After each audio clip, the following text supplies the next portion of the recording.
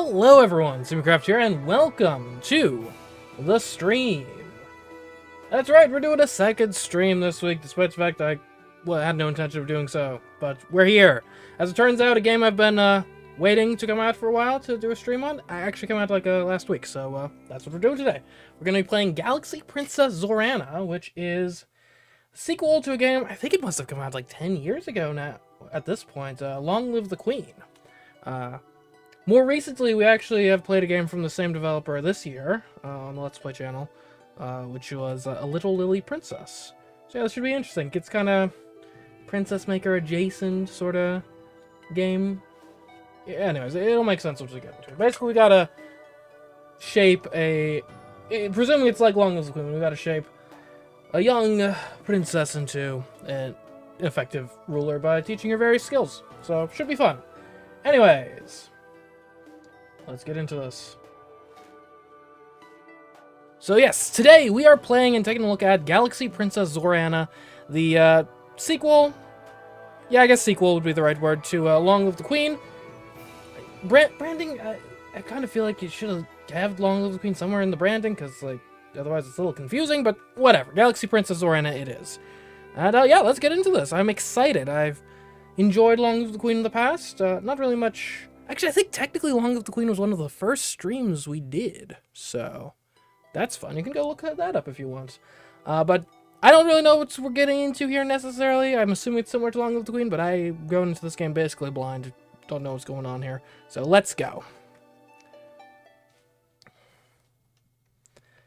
You lie in your curtained bed, trying to relax your mind into sleep. What a rotten, rotten day. Your mathematical drills made your head hurt, your soup was served far too cold, and the heel of your favorite damson purple shoe snapped completely off on your way back to your room, making you stumble in front of your guards. Embarrassing, sheesh. Even your beloved pets. A cunning bionic hawk, a sinuous golden viper, or an all-consuming black blob. Not a golden viper, that sounds fun. Hissed at you and didn't want to cuddle. Oh, cuddling with snakes is like my favorite thing, apparently. It's bad enough that you had to leave all your friends and be dragged off to this floating palace just because you're the heir now. What's the point of being an Imperial Princess if you can't have nice things? Your father, the Emperor, rules over all of civilized space. How dare your shoe betray you? This is not helping you get to sleep. Relax, relax. You can get another shoe in the morning. Suddenly, there's a loud chime at your door. You don't care. You're in bed. You're not answering it. To your surprise, your room lights turn on by themselves. Someone out there has the power to override your settings? Your Imperial Highness, Princess Zorana, we are here to escort you to the cabinet room. Please rise and dress at once. Okay, Sidio. Go away, I'm sleeping. It is an emergency, Your Highness. It's your father. Whatever my father wants, he can tell me in the morning. Princess, your father is gone. What? I'll be right there. Mood change to compliance. Okay. You make your way to a seat, still dazed. All around, government ministers, logothetes, and civil servants are shouting at each other in agitation. It doesn't seem real. Surely the real you is still lying safe in bed. Adrift and confused, you stare up at the imperial portraits that overhang the cabinet table. Father, Mother, I never really knew either of you. Codex updated, Imperial Consort Millennia. So we're like learning people, gotcha. Your mother died when you were very young. You barely remember her. You have only pictures and her name. Imperial Consort Millennia of Crystal Nova. A place outside the Empire which you have never visited. Emperor Dragosin was a busy man with no allowance for a child's demands. You were raised on the Merkin homeworlds by your governess and a series of boarding schools. You saw your father only at official functions from a distance. You've only been here in the Heavenly Palace for a season, learning at his side, and now... Speak one at a time, or we cannot hear ourselves think. Mazarin, you are His Majesty's shadow, sworn to defend him at all times. How can you not know what happened? Were you not at his side? A male Mirau raises his head. The Emperor received a message from the science labs that one of his top secret projects had made some kind of breakthrough. We went down to see it at once. One of the cabinet ministers, your father's... Is that... Logathets? Is that just Legates? That must be Legates. Of science immediately questions. What manner of project? The research was attempting to create short-range personal warp fields. The assembled ministers break out in shouts again, with cries of impossible and but the physics! You don't understand any of the technical babble. Note, this is a skill test. You'll see bubbles like this throughout the game when your current skills or mood affect the outcome of the story. If you'd rather not know, you can disable test bubbles in the settings menu. Any schoolchild knows the basics, though. Only very large ships and structures like this palace can travel through warp gates to distant parts of the galaxy. No single person can teleport from a bedroom to a boutique, even if it would be very convenient to avoid crowds. We went to view the equipment and speak with the researcher. Dragosin sent me to another lab to check on some readings. He is my first loyalty, so I obeyed without question. Then I heard the sound of an explosion. I returned to the lab to find that the equipment was destroyed, and the researcher and the Emperor had disappeared. So wait, have we not found the body? But there were no bodies! No. Were there any records of what tests were run, what the machine was trying to do, where it might have sent them? No, everything was destroyed. How can you know nothing? He doesn't answer. No bodies. Is it possible that the experiment worked and your father was transported somewhere in the Heavenly Palace? That he's just injured, maybe, or unconscious, and that's why he's not here? It's more likely that he was thrown out into space, or sucked into another dimension, or ripped into tiny pieces and scattered like confetti.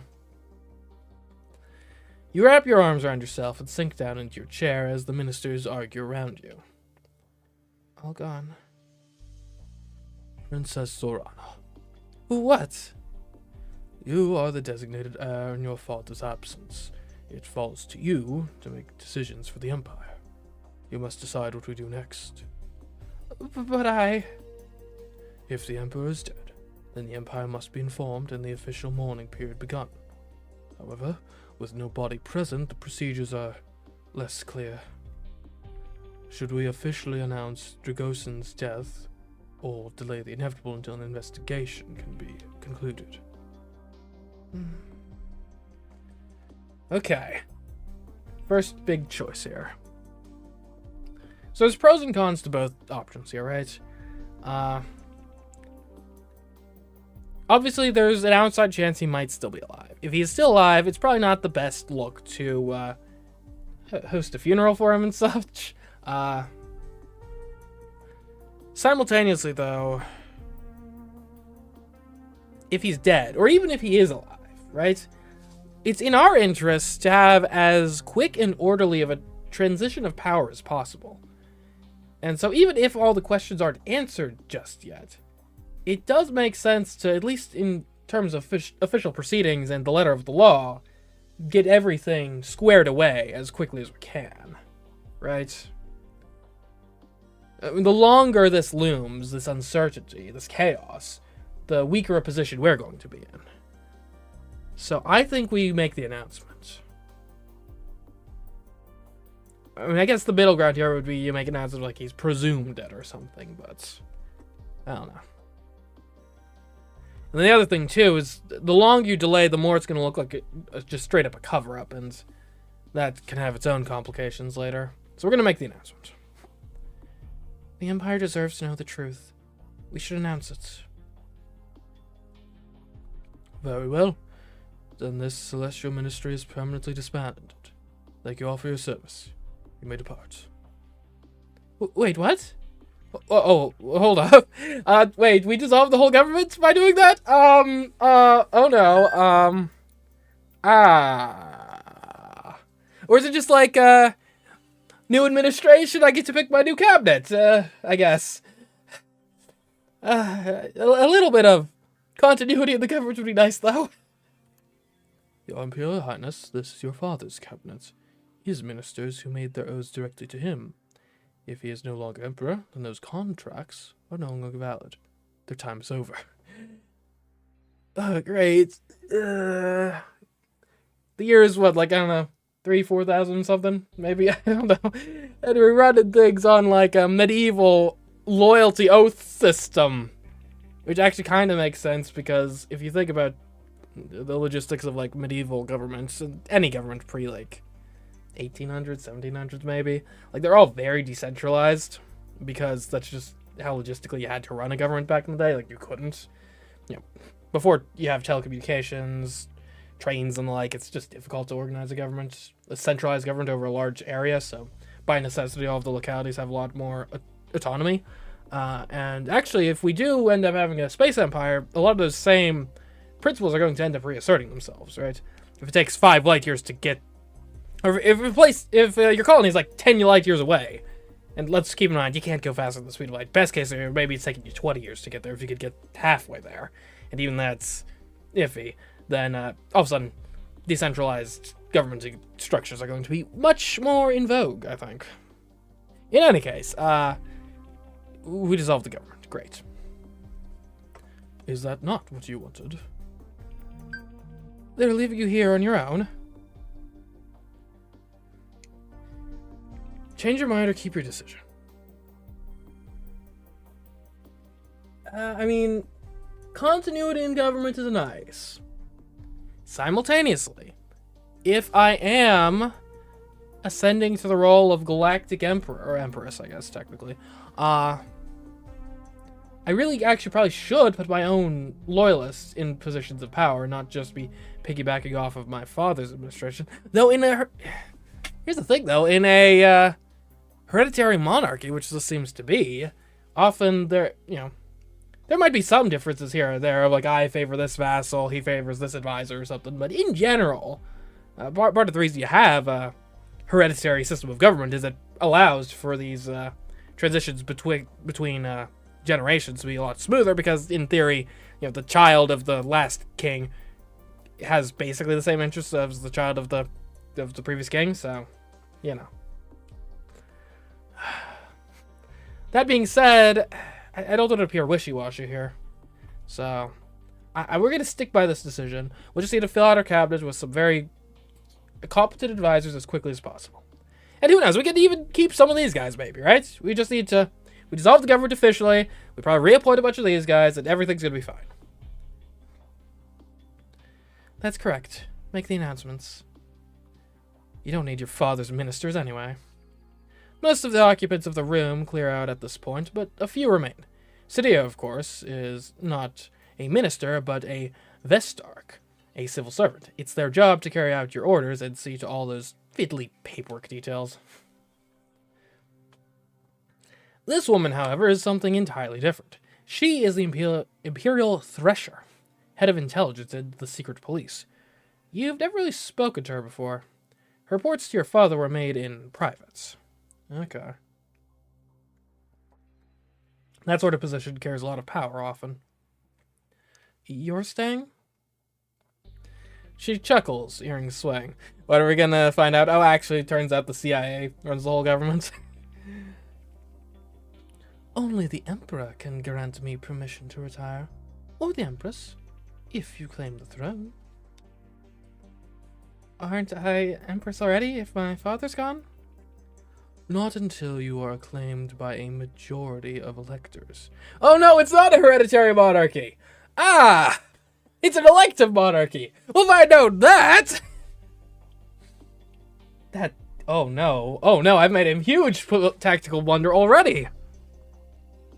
Because I assume, probably a lot of the advisor, probably a lot of the council, there's probably some overlap there between the electors, and I just dismissed them out of hand. Great. Okay. Lovely. You are Dragosin's designated successor, but you must stand for a formal election before you can be crowned. Which means our first priority is ensuring your safety. You don't have an oath-sworn bodyguard at this point, do you? No, just the regular guards. Then I volunteer to stand as your bodyguard until a proper rotation can be established. If you wish it, I will sleep in your quarters and keep you safe from harm. Well, how do I know you don't have interests? I mean, the last king, or the last emperor just, like, disappeared without a trace. So, you know, I'm not really thrilled about the quality of the bodyguarding that's been going on thus far. She wants to stay in your bedroom? Your private sanctum? She's a stranger, and a stranger's entire job is to snoop and spy. But it could be safer to have her present if you feel that you can trust her. If not, you'd be volunteering for your own execution. Can you truly trust anyone in this palace? Okay. Oh man, a lot of tough decisions right off the bat here. So, I do need protection. I'm probably going to be the de facto interim empress. And I'm the presumed successor as well. So there's probably going to be a lot of knives at my back. The question here is Karundi's hand wielding a blade as well? I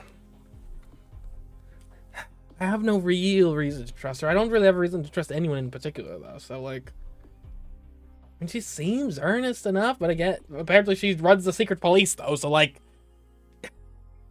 on the other hand, getting on the outs with the secret police, that's probably not a recipe for success either. Right? Because let's just think about it. If I'm the head of the secret police, I'm probably not going to be a direct claimant to the throne, right? I'm probably more so just want to have some leverage, a little bit of leverage on the emperor, and just kind of rule from my place in the shadows. Not necessarily rule, but just have my spot of influence, right? Away from the attention of the public. I'm just there. A word here, a whisper there, an assassination here, a threat there, and there you go. Legacy secured. So I think, let's give her that chance. Let's give her that chance to operate in the shadows and be maybe the power behind the throne, if that's what she's wanting. We're going to accept this protection. I accept your offer. She says nothing, only nods. It is probably best for you to sleep while you can. There'll be little time for it in the future. With the meeting broken up, you disperse into the hallway. Princess Zorana, I was bound by your father to give you a message in the event of his death. Yes? Focus on your studies. The skills you gain can never be taken from you, and they may mean the difference between life and death for yourself and the Empire. Build a pool of trusted advisors as quickly as possible to strengthen your power base, but always remember that your own knowledge is more valuable than what you hear from others. That's all? Nothing personal? No secrets? No final admission that he loved you? Nothing? Very practical, father. You have been a weak and spoiled flower, but you are Dragosin's child, and if you survive, you will be Empress. Spoiled? How dare! It is what your father told me to say. Well, whose fault is it if I'm spoiled? Then quickly, he walks away. Here you are, in complete control of your own life for the first time. What you choose to study will give you the skills you need to become Empress, or else doom you to a brutal fate. Mood change to determined, okay.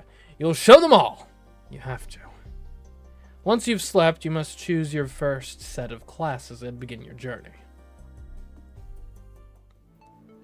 Zorana can learn many skills, some faster than others, depending on her current mood. Click the question mark next to the skill set for more information. Okay, so we got a lot of different skills here. What do we got? Interaction. Interaction, rhetoric, convincing someone to agree with a cause or value. Whipping up support for a war would involve rhetoric. Okay, so that's rhetoric. Etiquette. Understanding the nuances of formal manners in order to avoid or give offense as desired. Deception. Lying believably. The target may not agree with you, but they will believe that you mean it. Alright, so the bonus moods are compliant and social. Penalty moods, secretive. Unavailable moods, negative and daredevil. Setting any interaction skill this turn will gain 10 skill points. Because I'm determined right now. So let's look at the moods real quick. When you have actions you need to accomplish on another screen, that's screen's tab will be highlight with that. You can also return to the... Okay, cool. I see. So I haven't selected my skills yet, so it's got the little thing underneath. Gotcha. Okay. So I'm determined right now. Looks like there's a lot of different skills. There's excited, daredevil, bold, determined, secretive, negative, cautious, compliance, indulgence, social, and excited. Okay. Not really clear how we get between these at the moment. Because, I mean, it's set up like a wheel. I wonder if we can, like, move... And yeah, similar skills seem to be next to each other on the wheel, right? Cautious, compliance, those are cautious and negative, negative, secretive, bold, daredevil, right? So I wonder if, like, it seems there's an intensity, perhaps, and also we could probably shift, like, left and right.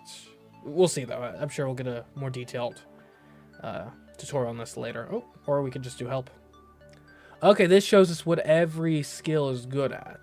Okay. Alright, that's useful. Okay, combat. Alright, we can learn blade, sharp weapons, starting with knives and moving on to sword techniques. After learning the skills, after learning this skill, you will tend to carry a knife. Good for self-defense purposes. Chain.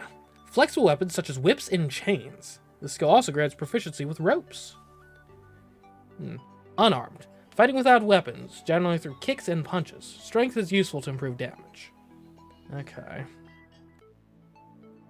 So, standard combat stuff. Very melee focused for the time period. Body control. Endurance. Resisting pain, staying conscious when injured, traveling long distances, being able to push your limits. Pressure points. Blocking or triggering pain and other sensations in a target's body. Knowing physical weak spots for effective blows. Contortion. Twisting your body flexibly. Can help you fit through small gaps or escape confinement. And we do have determined as a bonus mood, so we would get extra points if we studied body control this week, turn, whatever this is. Okay. Gunnery. Oh, guns got their own section. Okay. So do I already have a little bit of skill in contortion? I guess I must. Oh, maybe because I have a snake. Maybe that's why. Maybe I learned a bit of contortion from my snake. Alright, ray guns. Weapons that fire a beam whose power can be adjusted from gentle warmth to a deadly blast. Dart guns. Weapons which fire a projectile. Darts may be simple puncturing needles, but may also carry drugs or poisons. Big guns. Weapons too large to carry around, such as cannons or spaceship weapon systems. Very destructive, but rarely convenient. I can learn to pilot the Death Star. X arts. Or just arts, straight up. Why is it an X? Oh, I see. Okay. It's not an X. Okay. This is showing me if there's a plus, I have a bonus. If there's an X, I can't do it just straight up. And if there's a minus, I have a penalty, I assume. Okay, that makes sense. Alright, so the arts. Visual, painting, crafting, design, color theory, art history, and generally making things visually appealing. Musical, singing, playing an instrument, knowledge of musical history and cultural trends. Dramatic, acting, costume, disguise, knowledge of plays and theater. May sometimes substitute for deception. Okay. Interesting. Condition. Alright, tumbling, gymnastic skills, balance, falling without hurting yourself, jumps and flips may help you to climb with parkour techniques. Strength, muscles, physical strength, generally useful for fighting, pushing, or resisting force. Reflexes, speed, ability to respond to changes in your environment without freezing up, very useful in fights. Okay. Domination. Sports, playing and understanding official sports, throwing objects, swinging a bat, kicking a ball at a target. Hunting. Understanding animal habits. Tracking. Knowledge of traps and weapons used for catching game. Wrestling. Grappling, grabbing, pinning, twisting, and throwing an opponent. May be useful for combat. Strength is very useful. Spaceships. Piloting, navigation, and maneuvers with a spaceship. You will need some piloting skill to be able to take a ship out by yourself at all. Operations, using the systems of a ship, station, or computer in general. Diagnose onboard problems, or even hack into hidden files. Layout, understanding the design of ships and stations. Being able to find the bridge, the engine, or the nearest access panel. Okay. Emotion. Empathy, understanding the emotions of others and how they feel about you. May detect lies or hidden motivations. That seems pretty relevant. Allure, understanding what others find appealing. Useful for flirtation, friendships, fashion, and marketing. Menace, intimidation, presenting a believable threat. Useful to command obedience, but may make enemies. Okay. Got a penalty for emotion right now. Stealth. Hiding, concealing yourself or moving without being seen. May also help you find hidden secrets. Intrusion, picking locks, climbing walls, entering buildings, and otherwise getting into things that want to keep you out. Sleight of hand, magic tricks, pickpocketing, distracting attention, and anything that requires nimble fingers. Okay. Environment. Survival, finding food and water, constructing shelter, identifying hazards in the wild. Knowledge of poisonous plants, dealing with heat and cold. Scouting, ability to navigate a planet's surface, keeping track of directions and distances. Terrain, understanding how to move safely through water, swamps, sand, rockfall, mountains, and other natural obstacles. Okay. And engineering. Repair, being able to fix problems with devices, connect them together, or improve their performance. Invention, building something completely from scratch, designing a new tool for a task. Demolition, using explosives, identifying weak spots to destroy objects and buildings, and understanding forces enough to keep a safe distance. Okay. So right now we are determined. So it would likely behoove us to do either body control, conditioning, or engineering right now. I guess the tough thing here is figure out what skills are actually relevant to being the Empress of the Galaxy. And obviously some of the obvious ones, like, I think you're gonna want some interaction skills. That seems key. Maybe some, like, allure, empathy, menace, like, interaction and emotion, because, I mean, a lot of this is going to probably be maintaining relations with our advisors, our vassals, and the like, so you don't want to have nothing of that, for sure. I mean, environment is going to be useful, specifically if we get stranded on, like, an undeveloped planet. Otherwise, it's going to be completely useless.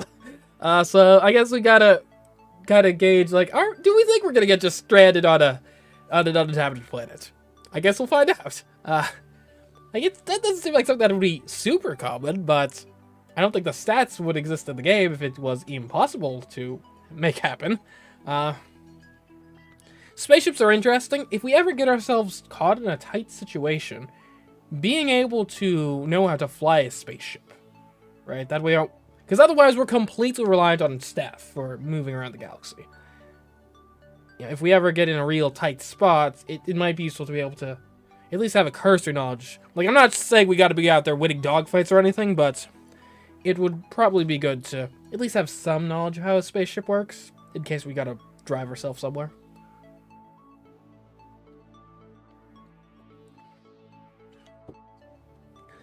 Obviously, there's some obvious utility to being able to win a fight, whether it be by these combat skills or gunnery. I do kind of like the idea of hit training blades, because it appears if we trade that enough, we'll just always have a blade on us, and that could be useful. Invention is really interesting. I kind of feel like invention, the way it's described, right? Building something completely from scratch, designing a new tool for a task. That kind of, to me, sounds like it could be a skill that could make up for a lot of our weak points, right? Right, we might be able to use invention to substitute for a lot of different skills, right? Maybe we can substitute intrusion for invention by, like, inventing a lockpicking device, right? We could go all, what's the guy's name? The show... I can't remember right now, but, MacGyver. We could go MacGyver on these guys. So I think right now, let's start with invention. And a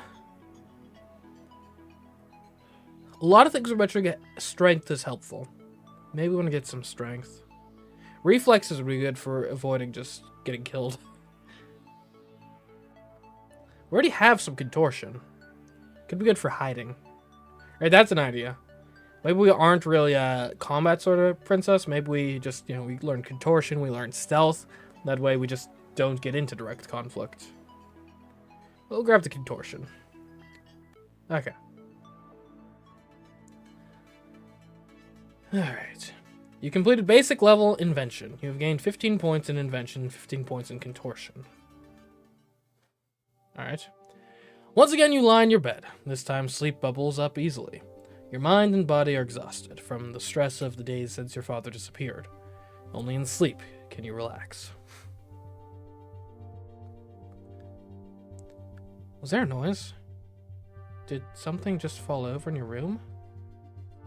You're so tired. Something bumps against your bed. What? It's like week 1. You hear a scuffle. And a scream? You activate the lights to find Kurundi crouched over the body of a Hyrcan woman, freshly dead. Her blood is smeared all over Kurundi's clothing. Oh my goodness, I'm so glad we have her as a bodyguard. The assassin has been dispatched, Your Imperial Highness. Thank you. We will remove the body and investigate her connections. I'll have someone clean the carpets in the morning. You watch in silence as Kurundi and the guards carry the mysterious woman away.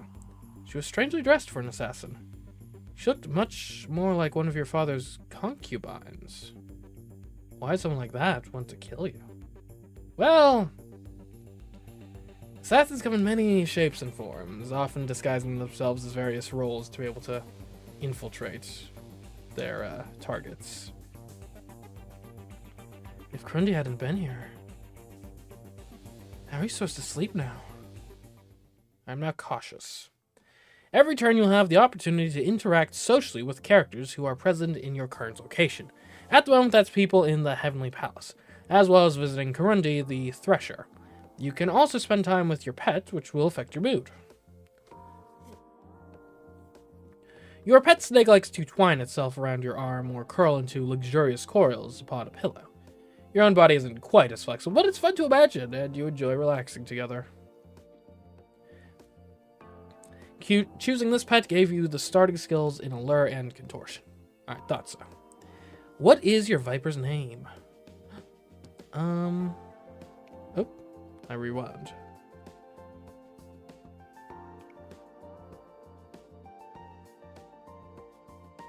Melania? Mojabi? I kind of like Melania. Melania. Look, there he is, Melania. Okay, what's my mood looking like? So I'm all the way over here. I'm cautious now.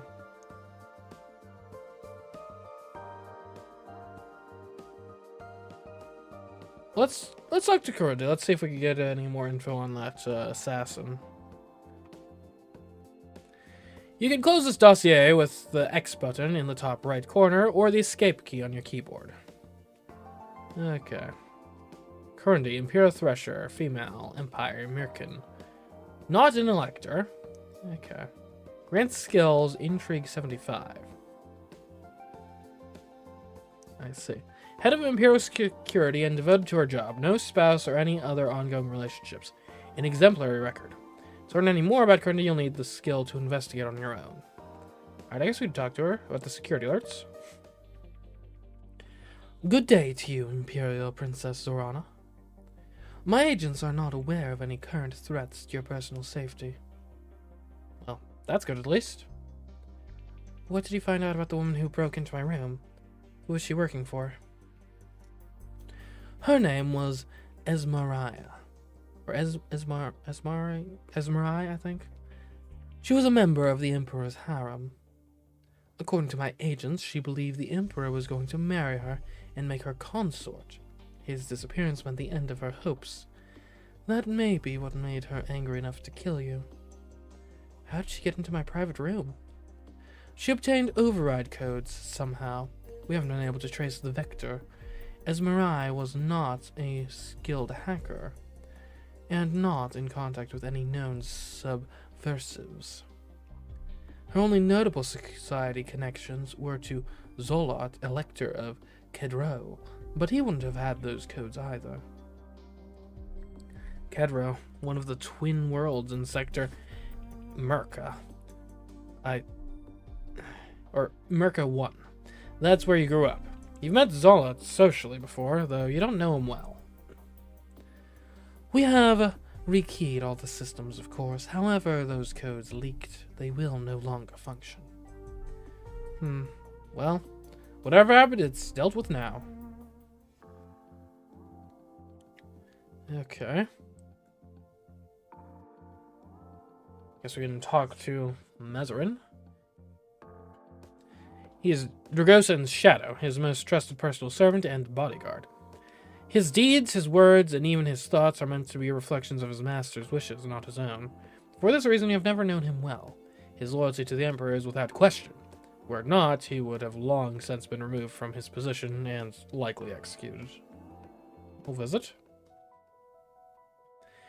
You arrange to meet your father's shadow outside his quarters.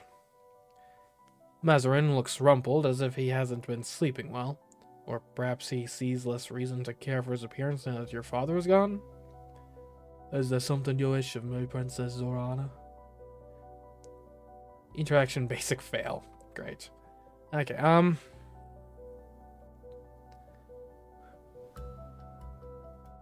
let's ask about Corundi. The Imperial Thresher. How well do you know her? How do I know that I can trust what she tells me?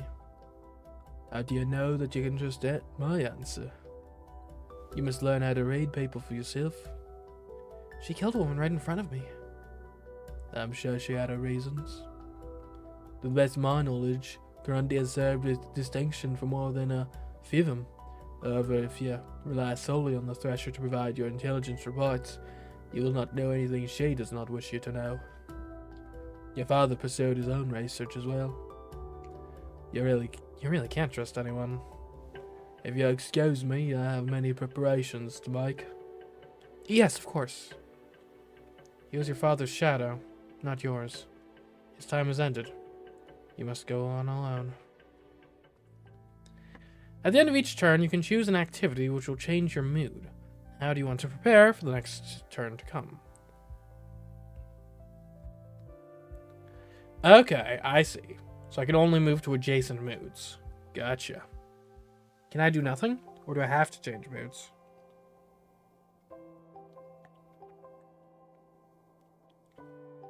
Compliance will help us get to some of those social skills, right? And gunnery. Huh. Yeah, interaction. That could be good. Negative would help with the arts and gunnery. Okay. Yeah, let's go compliance. I'm going to review my schedule. You visit all of the major palace departments, making sure you know what they and you need to do tomorrow.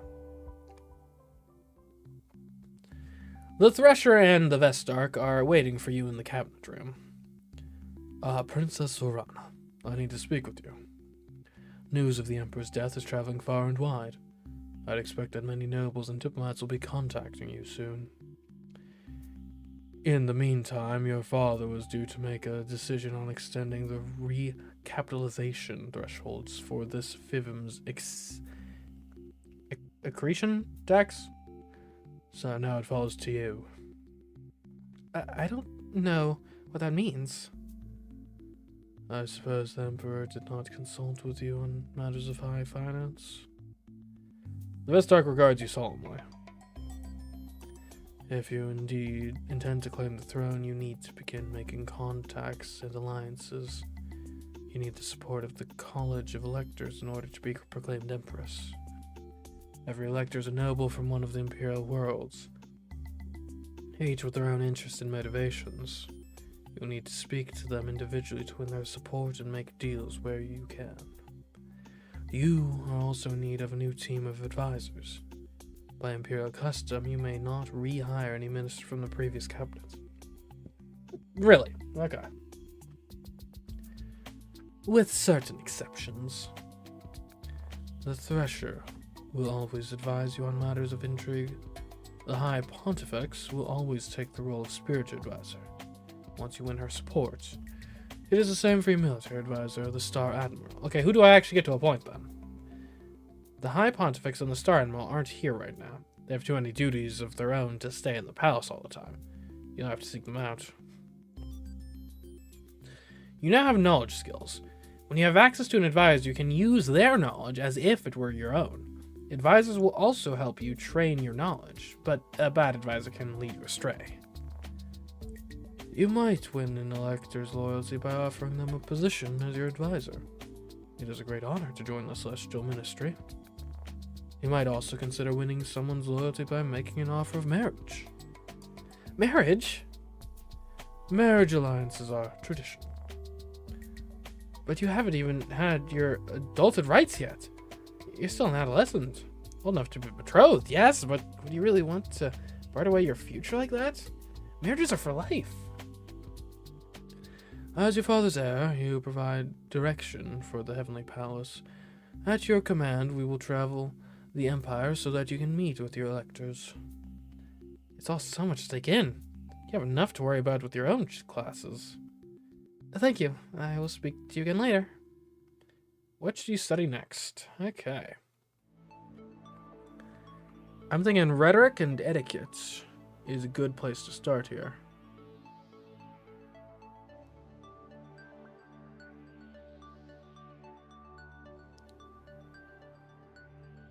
Oh, okay, hold up.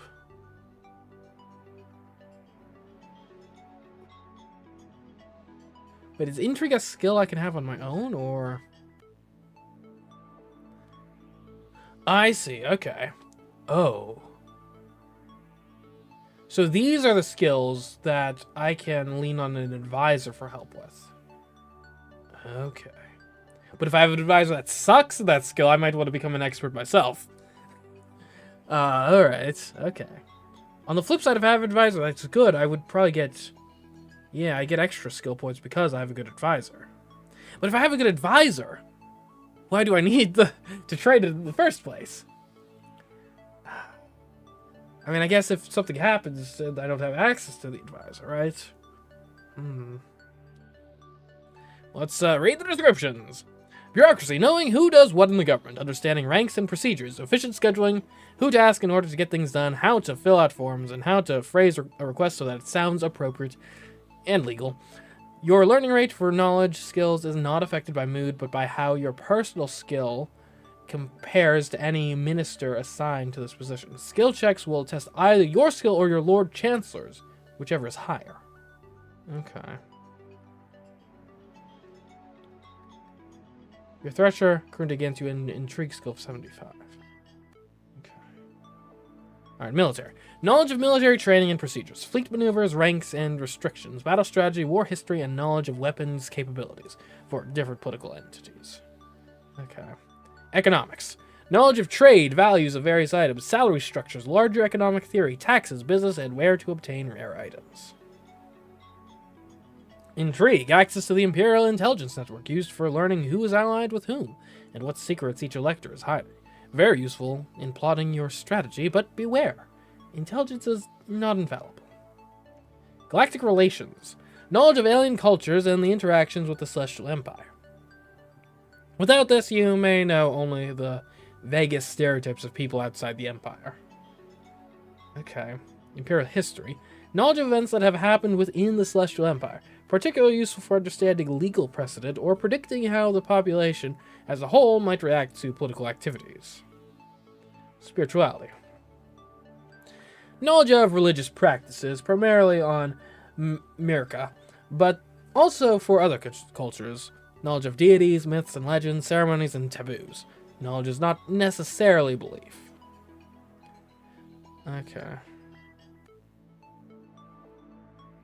Science. A wide range of knowledge, including physics, chemistry, and biology. You may not become an expert in all disciplines, but knowledge of science will tell you what is possible and who within the Palace labs might be able to help you. Scientific knowledge can improve performance in many aspects. If I'm going MacGyver playing inventions, some science knowledge is actually probably going to be a pretty good idea. Media. Knowledge of popular culture, the interconnections of galactic networks, and how to spread a message throughout the Empire. Knowledge of media is crucial in managing your image and delivering propaganda, as well as understanding how your messages are being received by the public. Alright. Well then. I still like the idea of going rhetoric and etiquette to start with. Do you want deception? Well, hold on. Cancel that. Deception. Lying believably. I think let's get the basics of rhetoric and etiquette first, and then we can worry about lying to people. Alright, I've got basic level rhetoric and basic level etiquette. Awesome. Ah, Princess Zorana. Here are the regular status reports. Oh, I quick saved. Okay. You eye the stack of papers with some dismay. The Imperial harem has been cleared. All of your father's former concubines have been sent on their way with appropriate gifts and thanks. Fair enough. I don't think I'd be interested in taking part in my father's harem. That doesn't sound fun. Some will no doubt wish to return for the official funeral, but for now, it's safe to keep them away from the palace. We don't need any further disruption. That's probably for the best. When is the official funeral? Certain ceremonies to bless the Emperor's passage have been carried out already, but the full state funeral will not take place until a new ruler holds the throne. Until then, the Empire is guided by his spirit. This brings us to an issue which requires your attention. Mazarin, your late father's shadow, has not yet carried out the ceremony to end his life as honor requires. Okay, it wasn't his fault, it was an accident. There was nothing he could have done. That does not matter. The Emperor's shadow must follow him into death. Have you spoken to Mazarin? He has confined himself to his quarters, fasting in vigil. He claims that he is waiting for the Emperor's body to be found before holding the ceremony. Fair enough. Hard to cut your throat at your master's feet when the feet are missing. Was that supposed to be a joke? Mazarin's loyalty is not in question, but the Emperor's physical form may be forever beyond our reach. What are your commands, your highness? He must perform the ceremony, or it can wait for now.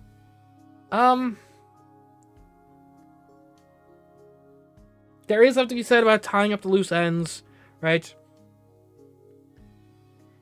As long as he's around, there's the hanging question of like, well, like his presence just constantly begs the question: is the Emperor actually dead? Who knows?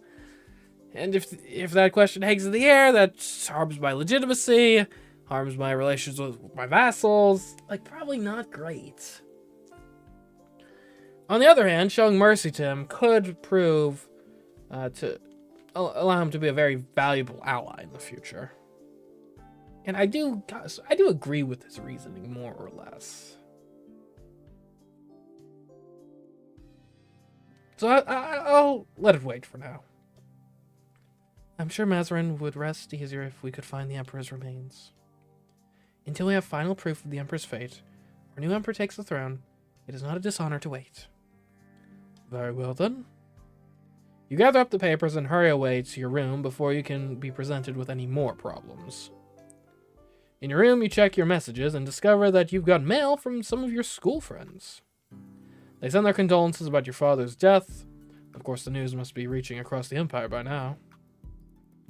It's been a season since you've seen any of your old friends, since your father called you away to the Heavenly Palace and named you heir in your brother's place. Oh, what happened to him? Is he just, like, disinherited? Did he die? What? At school, your two dearest friends were... How are you supposed to pronounce this? It's a K followed by an X. Kazina? Kazina. And Vasily. Kazina loves gauzy dresses that blow in the wind and make her look like a dramatic heroine. She's fascinated by rumors of magic and alien powers and knows more about your Novan heritage than you do. Oh, Novan. Interesting. Nova was the name of the kingdom from the original game. Casina was also a far better student than you were, especially when it came to computers. She loves finding out secrets and insists that the crystal she keeps by her keyboard gives her special hacking insights. She's enthusiastic, bubbly, and a bundle of energy. Vasily, on the other hand, is much more laid back. He's handsome, artistic, and prefers to charm his way out of situations rather than do any actual work. He's quite intelligent when he puts his mind to things, but he'd rather use that intelligence to have a good time. Wesley always had devoted fans following him in his wake, and he was kind to all of them, but never seriously in love. As far as romance went, you had a crush on... Wesley seems a little more interesting. Both of them, no, neither of them. I mean, it could be better for it to be just neither. Less complicated. We'll say Wesley, why not? His smile always made you feel warm. You really miss him. Also, I think he'd probably be the more useful advisor if I can maybe reach out again. For now, though, your social interactions are limited to the palace.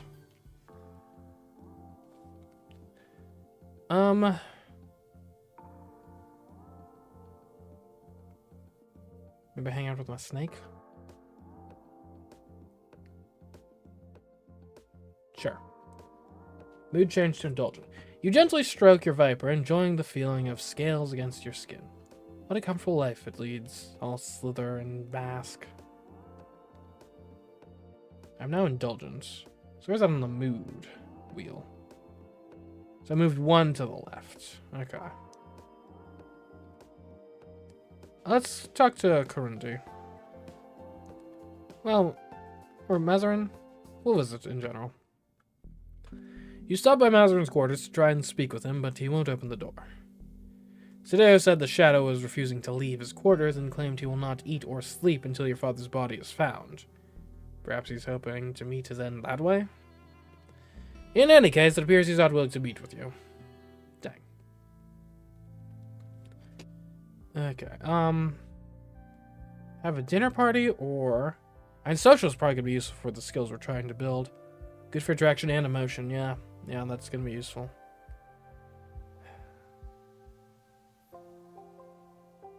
And the engineering is it anything good for... Cautious is good for engineering. Interesting. Oh, so in that case, maybe you want to go back to compliant to get to the cautious?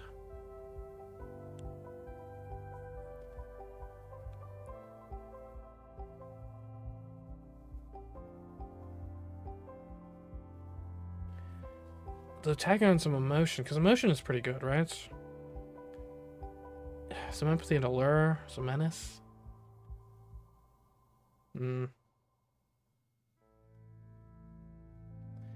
Okay, let's go have a dinner party. You invite some of those residents in the palace to join you for an evening of food and entertainment. Oh. At the end of the turn, you can direct the Heavenly Palace to warp to a new location in the Celestial Empire. You must travel to each location to interact with their local electors during the social phase. Under each pinned location, you can see the votes up for grabs in that sector. A dot indicates an unassigned vote. A check shows a vote supporting you, and an X shows a vote opposing you. Right now, the Heavenly Palace can move only one warp gate jump per turn. You can travel to any of the 4 points directly connected to your current location. Additional movement can be unlocked with science. Alright, you can view more of the map by dragging with the mouse or by using the compass arrows and zoom buttons on the side. If you choose to stay put in a location instead of moving, you receive a bonus social action on the following turn, so you can talk to more people in your location. However, there aren't many people to talk to in deep space, so you should probably pick a new destination. Okay. Oh, I see, so there's a lot of deep spaces just kind of littered about. Alright, so this is my empire. I mean, America 1 has several votes up for grab. That seems like the obvious place to go. The sense it's so obvious, maybe.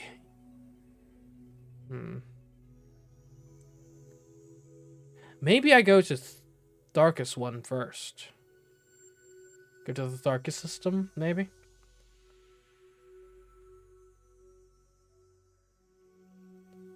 I don't think I would head over to Huru. It's too far away to get to with any speed. Yeah. Because here's the deal. We have very bad skills right now, so I'm not sure I want to go to Merca 1 yet. Because it's going to be high stakes there, right? And there's 7 votes up for grab in the Merca system. 8 if you count the one in Merca 2. I think let's get our feet wet in Tharkas. That way, if everything falls apart and we turn everyone against us, we only turn 3 people against us, okay? And then we can refine ourselves, and we use Tharkas as a chance to practice before then returning and going to the Imperial Core in Merca and making a proper entrance there. I think that makes a lot of sense. So let's go to Tharkas 1. Tharkas Prime is crisscrossed with canals. Great. He who controls the food controls the army, and he who controls the army controls the empire. We have a problem. There's always a problem. Mazarin has disappeared. What? Oops, that is the menu. He stopped responding to messages when we overrode the security lockout on his quarters to see if he'd done his duty. We found them empty. How can an important political person, the Emperor's own shadow, just disappear out of the palace? Weren't you watching him? You never ordered surveillance on Mazarin. You said he was completely loyal. Your Highness, my agents have been more concerned with your safety and with the safety of a shadow who is due to enter eternity in the near future anyway. Fair. Well, did he die somehow? Did he make another warp portal to follow my father? On the last reported sighting, he was headed for the hangar decks. It seems likely that he smuggled himself out of the palace on a spaceship. Great. As the Emperor's shadow, Mazarin was trained in a variety of techniques. Stealth, surveillance, infiltration, hacking. He's quite hard to track. Has he gone rogue to save his own life? Or is there more to the story? Maybe he killed the Emperor, maybe he's looking for the Emperor, maybe he doesn't want to die. He might be looking. We'll see. Maybe he found something out about the experiments. Maybe he's trying to throw himself through a warp gate to join the Emperor. If he took a one-man shuttle and flew into a warp gate, he would be obliterated without causing any harm to the palace. Speculation. Princess Zorana, it falls to you to make decisions in Dragosin's place. What is your official response to this situation? Hunt him down, claim he performed the ceremony, or do nothing. We can't just claim he performed the ceremony, because then when he shows up, that's a scandal. If he turns up somewhere, that's going to be a scandal. That's out of the question. I think we got it. Hunt him down. The issue there is that could be... I do like it in theory. The problem is that could be a waste of resources. Right? How much manpower do we have, and how much do we want to dedicate to hunting this guy down? I think you got to do it, though. I think it has to be done. Yeah. He can't get away with disrespecting my father like this. I want him hunted down and brought back to the palace in chains. Very well. I'll lastly leave you alone to plan your class schedule. Okay. So we have... Give me some empathy.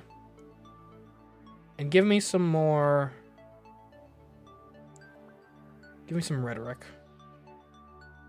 Because empathy is good, because then I can... understand the emotions of others and how they feel about you. May detect lies. That seems really useful. Let us begin. I have basic level empathy. I have student level rhetoric. Awesome. I do kind of miss the flavor text I had in the previous game whenever you were learning skills. There are more messages of sympathy waiting for you in your mail queue.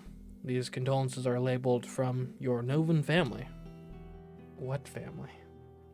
You don't know anything about your mother's relatives on Crystal Nova. Since she died, they've never visited or reached out to you in any way, as far as you know. They might have sent something for her funeral, but you were very young and you don't remember the details. Are her parents still living? Did she have siblings? Do you have cousins? You wonder for a moment, and then decide that it doesn't matter. Crystal Nova is no part of your life. You are dedicated to the Celestial Empire. It's almost an insult that they would reach out to you now, considering. And then it hits you. This message isn't from some unknown cousin. It's from your brother. Prince Voshkot, your older brother, like you, half American, half Novan.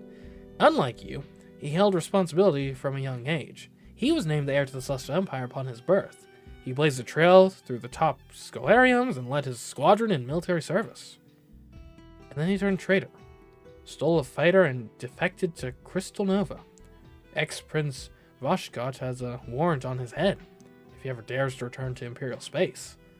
You haven't heard from him since. Ooh. What would drive someone to do that? You're in line to be the next emperor of the Galactic Empire. And you betray the Empire for Nova? Why? And he must have a reason, but it must have been a really compelling reason. I do miss him, though. Your ages and different upbringings meant that you weren't as close as some siblings, but he was still your brother. He used to visit you on Kedro and tell you stories. He escorted you to balls when you were too little for a proper partner. More importantly, if he were here now, then you wouldn't have to deal with all of these politics. Voshkot was supposed to be the heir, not you. But he betrayed the Empire and ran away. You don't even know why. You don't have time to think about this now. You're an Imperial Princess. You're busy. When you enter a new inhabited sector for the first time, that turn's social phase will be a reception to allow you to meet the local electors. Sarkis Prime, the still beating heart of a culture far older than the American Empire, a world that died and yet was reborn from its own dust. The first great global Tharkan civilization reached for the stars and almost achieved them, but their hunger for glory outstripped their planet's resources. Their thirst for technology drained the seas and burned the skies. As the planet's heat grew, so did wars and plagues, but it was the famine that finally decimated the population. What remained of the Tharkan race descended into barbarism, scrambling for survival among the ruins. It took many hundreds of their cycles for rebuilding to begin. The second Tharkan civilization is slow, cautious, a careful shepherd of its resources and excessively proud of its accomplishments. That self-importance creates difficulties with the reception arrangements. As you are not yet Empress, the Tharkan elite refuse to flock to the palace on your command. Not without Tressons of notice and participation that you have no time for. Okay, where's my codex? Files? Nope, that's just save files. Map. Codex. So FIVM is presumably just... Timekeeping can be difficult for a galactic empire containing many planets with different orbits and rotation speeds. Every planet has its own days and years that do not align with any others, and trying to use another culture's day would make no sense because the periods of light and dark can't be changed by decree. Small amounts of time can be measured in splits and hours, which remain consistent, though days may contain different numbers of hours from planet to planet. The Imperial standard for larger periods of time is the FIVM, which is slightly less than 5 Novan years. American reaches adulthood after they have completed their 4th FIVM. Okay, and what was the Tresson? A standard period of time in Imperial culture equivalent to 13 days on the original Mercan homeworld. This is the usual amount of time for a basic vacation or for carrying out any new experiments in one's life.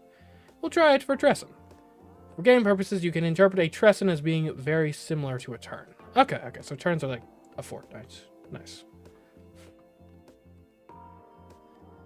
Okay, not without Tressons of notice, and... Okay, so, I was thinking like Tresson would be like a type of letter. What they're saying is they need like 2 or 3 weeks notice, basically. Or 3 or 4 or 5, yeah. The Tharkan government is willing to host you as a guest planetside, but you are not willing to look like a petitioner, nor to see the advantage of familiar terrain. At least in the Heavenly Palace, you have some idea what dangers you face. As a compromise, the 3 electors of Tharkus Prime have come in person to make themselves known to you, but without entourages. There will be no entertainment, no formal meal, no crowd, and nowhere to hide. Your guests are waiting for you in a small parlor, standing in a semicircle. All eyes are on you as you enter.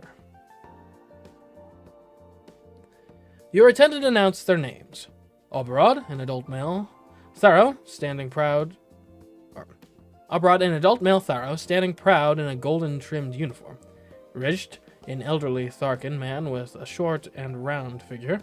And Ozara, a no-nonsense-looking woman with Theron scales and wings.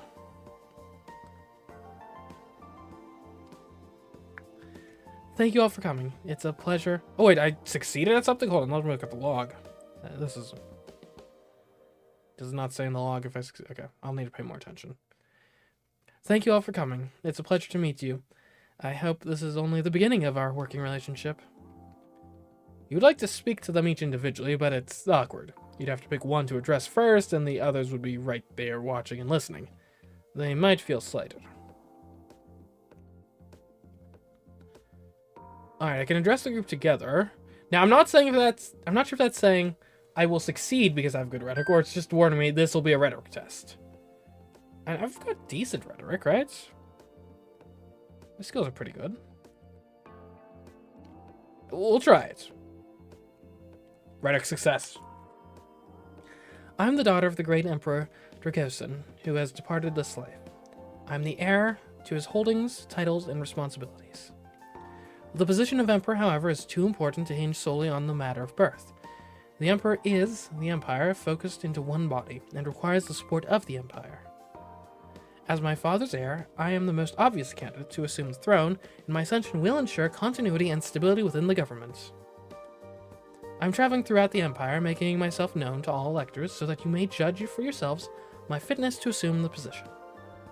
I will speak with each of you privately later, but for now, do you have any questions? Now you've turned the spotlight back onto them. Any point they raise in your own favor will be heard by the others. The woman's wings twitch.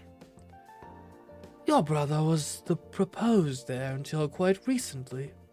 You are very young, and you have not been active in galactic politics. What are your credentials? How are you qualified to rule an empire? Okay, my father shared his secrets with me. Deception. I'm a student. I have natural advantages. I don't think I've got the skills in Deception or Imperial History to try either of these, so... Let's just... Better to play it safe than to take a swing and fail, right? Seems sensible to me. Look, moods. Okay, stats, there we go. Yeah. Because I have got Rhetoric. I don't think I've got any Deception. And I do not have any knowledge of history either. So, well, I'm just students. I've not taken an active role in politics up until this point, no. That is because I've been prioritizing my education at the finest academies on Kedro as my father wished. Learning is a lifelong goal, not something to be completed and set aside. My priorities have changed with the situation, and now I have tutors and advisors to learn from. I promise you I am not idle. Azara sniffs, visibly unimpressed. Fair. Oberod puffs up his chest and metals on his uniform glinting. Tell me, what is your experience with the military? Have you served a tour of duty? Surely he knows that you haven't. You're too young for official service. Is this meant to be a trick question or simply an embarrassment? Your brother joined the fleet and that didn't end well. Okay, I was planning to join the Fleet Academy. I don't have the skills. I leave the military to the experts.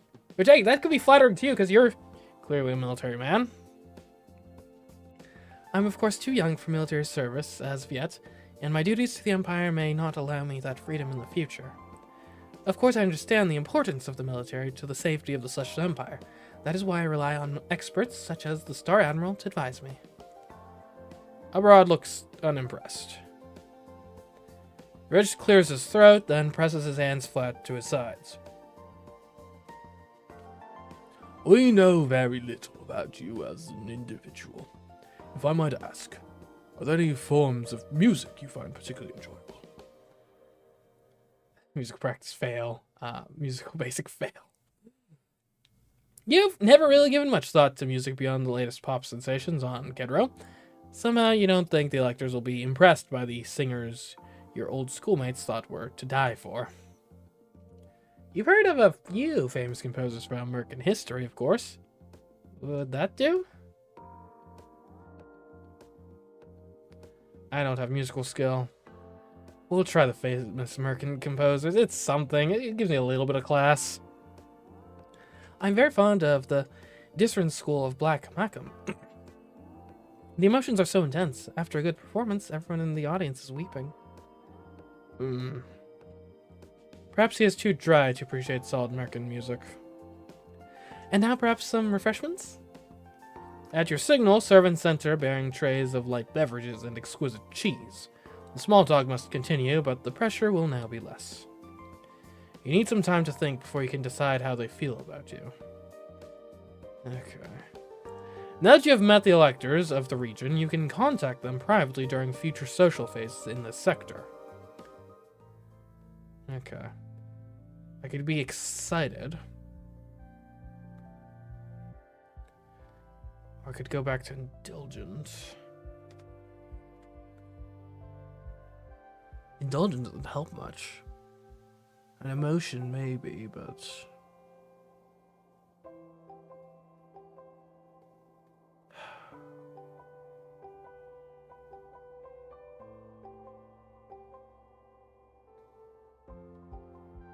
We'll go dancing. I could use some conditioning.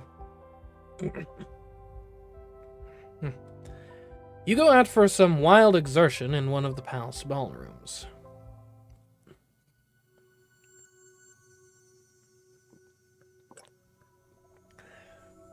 Okay, do we stay put here? And obviously, we haven't made a great impression on the delegates.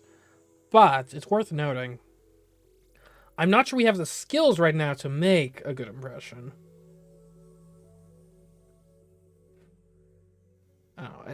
Let's stay put at least once, get a lay of the land first. And then maybe we'll move on to Tharkis 2 and 3.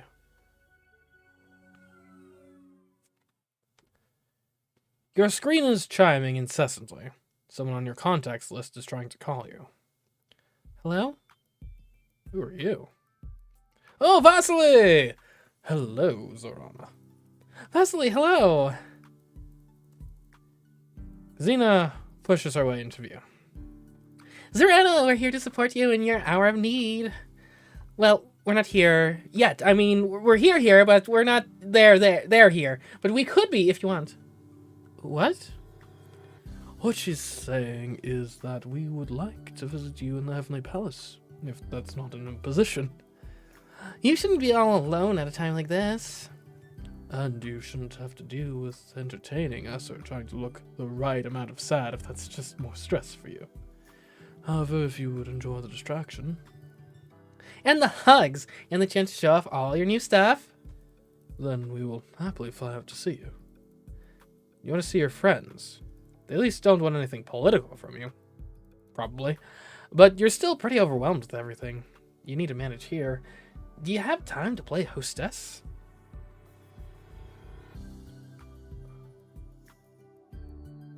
I don't think we do a big party, but quiet visit. That would be nice. Stay grounded, you know? I'd love to have you visit, but it may not be that exciting. Everything's in turmoil around here. That's fine. We're happy just to be with you. Thank you. We'll see you soon. Okay, I'm excited. Why did I want to get excited?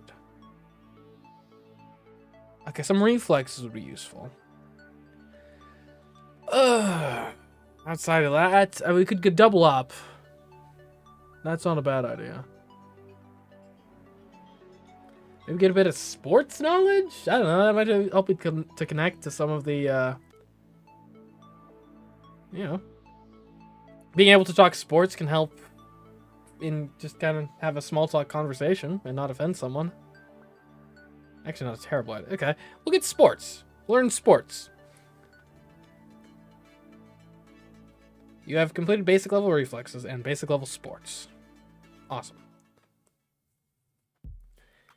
Now, obviously, like, we don't have to only learn things that we have bonuses in, but it does seem like a decent idea to focus that way, because, you know, just math. You wait eagerly for your friends to disembark. Zorana! She runs up and throws her arms around you in a hug of greeting. Vasily follows more sedately, not laying a hand on you in this very public environment. How are you? Have you been sleeping okay? You look tired. What have they done to you? She fusses over your hair while you try to explain about the election and the need to assemble a team of advisors. That must be very difficult, putting your fate in the hands of strangers you cannot trust. Yeah, hey, that's a marvelous idea. What is? We could be your advisors. I know a lot about other galactic cultures, and Vasily knows all about art and stuff. And then you'd have people on your team that you trusted. Also, if you appoint us to your cabinet, then we'd be assigned quarters in the palace, and we could stay here longer. Others can only visit for a Tresson. I don't know. Don't decide anything right away. We would be happy to help, even if it's only for a little while, but you have many responsibilities. If you want to make those plans, we can talk later. That's right, that's right. For now, you need to show us around your palace. Okay. Denounce. Survey. Okay. What is that? I don't know what the question marks mean. Okay,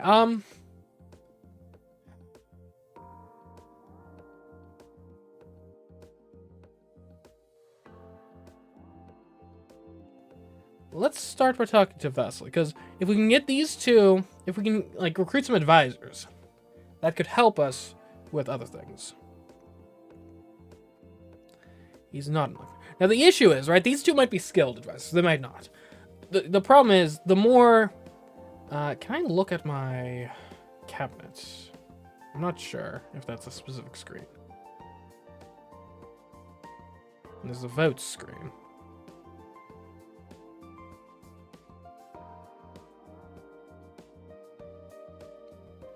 But so, one way we can secure votes is by giving positions in the cabinet. If we give positions in the cabinet to people who are not electors, that's arguably a waste of what otherwise could have been a political favor, right? But getting skilled people in the cabinet can be useful in its own right, so it's a balancing act. We'll talk to Vasily. One of your best friends from school, he comes from a wealthy family, but not related to any electors. Vasily is handsome, artistic, and very popular with your fellow students. He's always had a crowd of admirers, male and female, both, and treats them kindly, but has never been involved in a serious romance. You're not even sure what he prefers. He's intelligent, but doesn't like to put in extra effort. He doesn't, if he doesn't have to, and charms his way out of most responsibilities. Still, he's always been there for you when you needed him. And I've got something of a crush on him.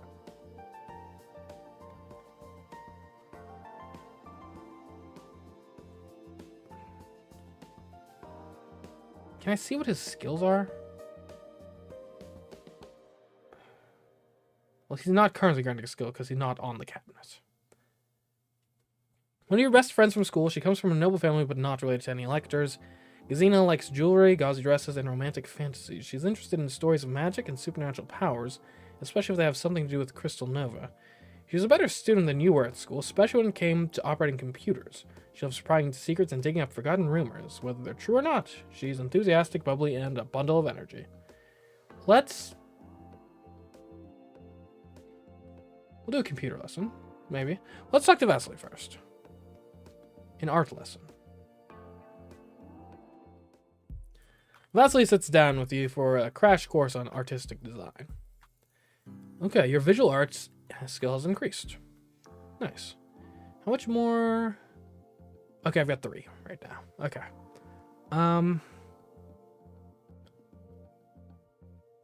So he's good with the arts. She's good with computers. She seems maybe a little more useful, actually. Let's do the computer lesson. Kazina sits down with you for a crash course on computer handling. Your operations skill increases. Nice. We're going to offer her a cabinet position. I'm not sure if Chief Hacker is a position, but if it is, that'd be great.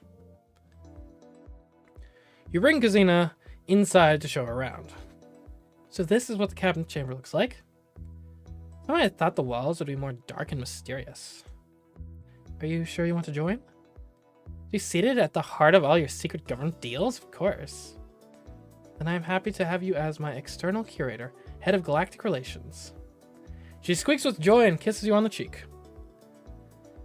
You have elevated Kazina to the position of external curator. She will now travel with the palace. She grants Zorana a galactic relations skill of 30. 30, that's it?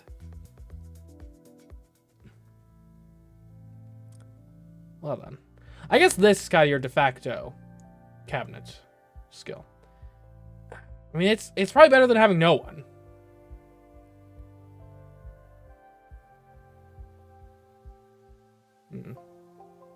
Okay, anyways. Do we go Daredevil?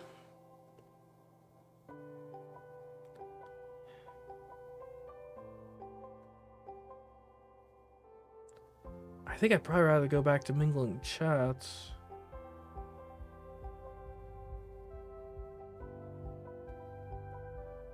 Just unsure environment. What's that gonna be?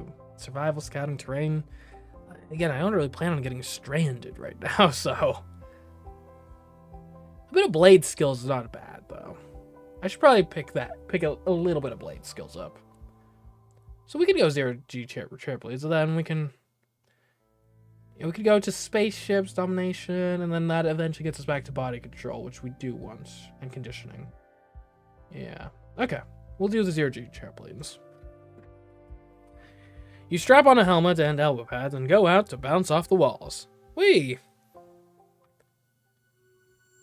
Okay, we'll stay put at Darkest One. We didn't even actually talk to our dudes. You make your way to the cabinet room, yawning. Vasily left late last night, but Sidio, dragged you out of bed first thing in the morning for an important meeting. We have received a message from the Star Admiral. All right, you need to meet with him to discuss your candidacy for the throne. He doesn't have an official electoral vote, but as the head of the Imperial military, his support or lack of it will affect how others see you. He reports that an Iskvatel has been sighted far past the Draug system in unaffiliated space. Okay. Ooh, Xenite success. Perfect. Iskvatel are something like a giant space moths. They cluster around stars to feed, blocking out the light. A swarm of them plunged the Novan homeworld into an ice age, nearly wiping out their civilization. That was a long, long time ago, but it's hard to forget. Unfortunately, as space-dwelling organisms, they're impervious to most damage and nearly impossible to kill. The creature is not currently on a direct course for Imperial space, but their movement patterns are unpredictable. It could approach Draug. It's a single Iskvatel, and the Draug system has no planets to threaten. The danger is not high. Admiral Yaku awaits your instructions. What do you want the Star Admiral and his flagship to do? Attack it, take up position in Draug, or rendezvous with the palace? This doesn't seem like it's that big of a concern. Let's just rendezvous. The longer General is out, left to his own devices, the more worried I get. The studying Roman history will do that to you.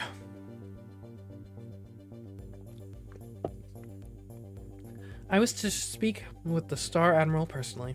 Tell him to return to the Heavenly Palace. Very well. Okay. We're doing blade training. Just blade training. How good would I get? I would get 15 skill points on Galactic Relations. Yo, she's not very good, but she could help me train it. That's an idea.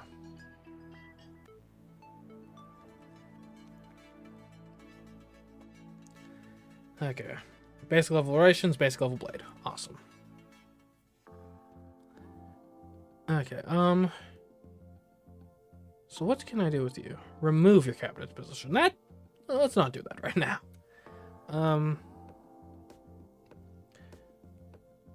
We can talk to Aberod actually probably once our military advisor gets back. That'd probably help.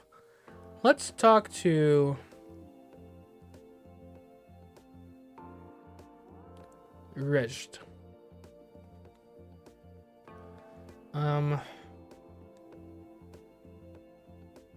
We could investigate his background.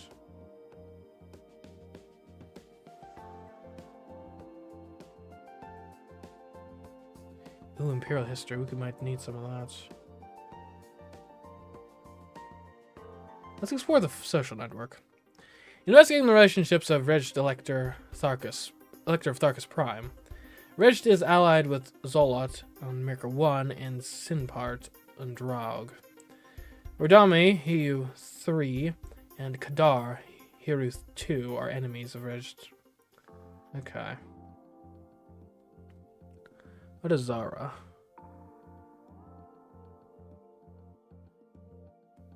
We'll investigate your background.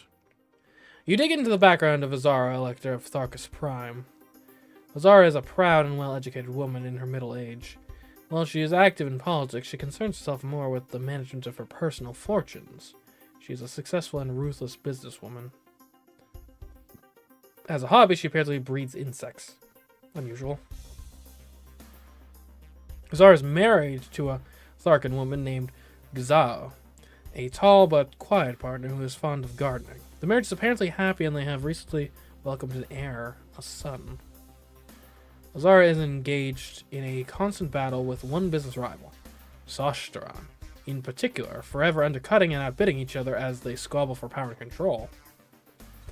So if we could sabotage Sashtaran a bit, maybe we could earn her favor. While many of her business tactics might be unethical or mildly illegal, none are scandalous enough to outrage the public. You could, however, threaten to support her rival over her.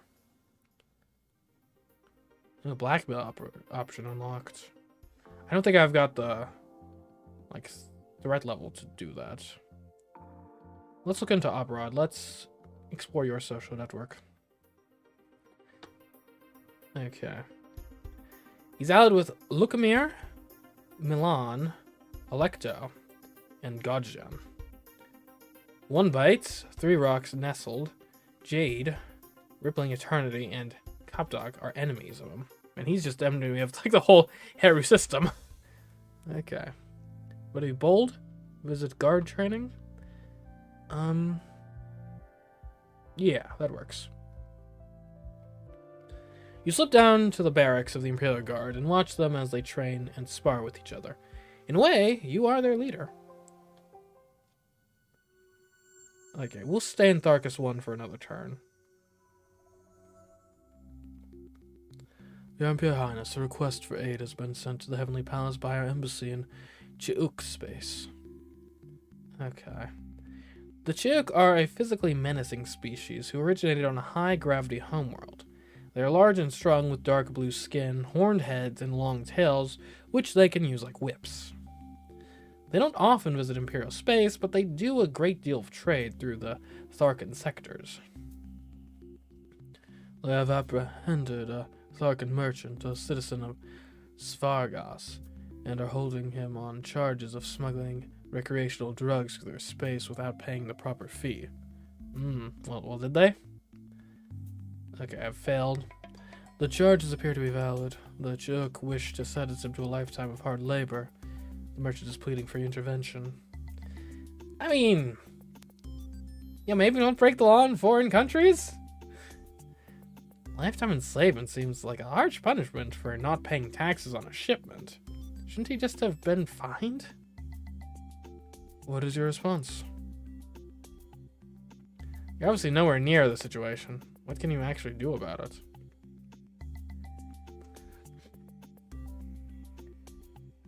I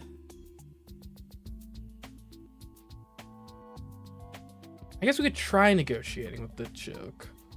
You can get him a slightly lighter sentence, right? I mean, like again, like, you know, don't break foreign countries' laws if you don't want to end up in a foreign country's jail, but he's our citizen, so like we should at least make like a like a little attempt to help him out a bit. We'll negotiate. Can you arrange for a communications channel with the Chioke authorities? Perhaps we can work out some sort of deal for a lesser sentence? Very well. Have a good day. Okay. Let's go Blade Sports again. Ooh, operations for spaceship. We'll go Blade. I do actually want a little bit of piloting skill. Let's get at least some piloting skill. I'd be able to fly slightly. Alright, I'm a student level at the Blade and basic piloting.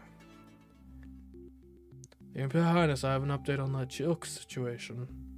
Out of respect for your personal interest in the matter, the Chioke have offered to reduce the merchant sentence to 3 seasons in the mines in exchange for 10 cases of Kedrovian ice wine from the Imperial suppliers.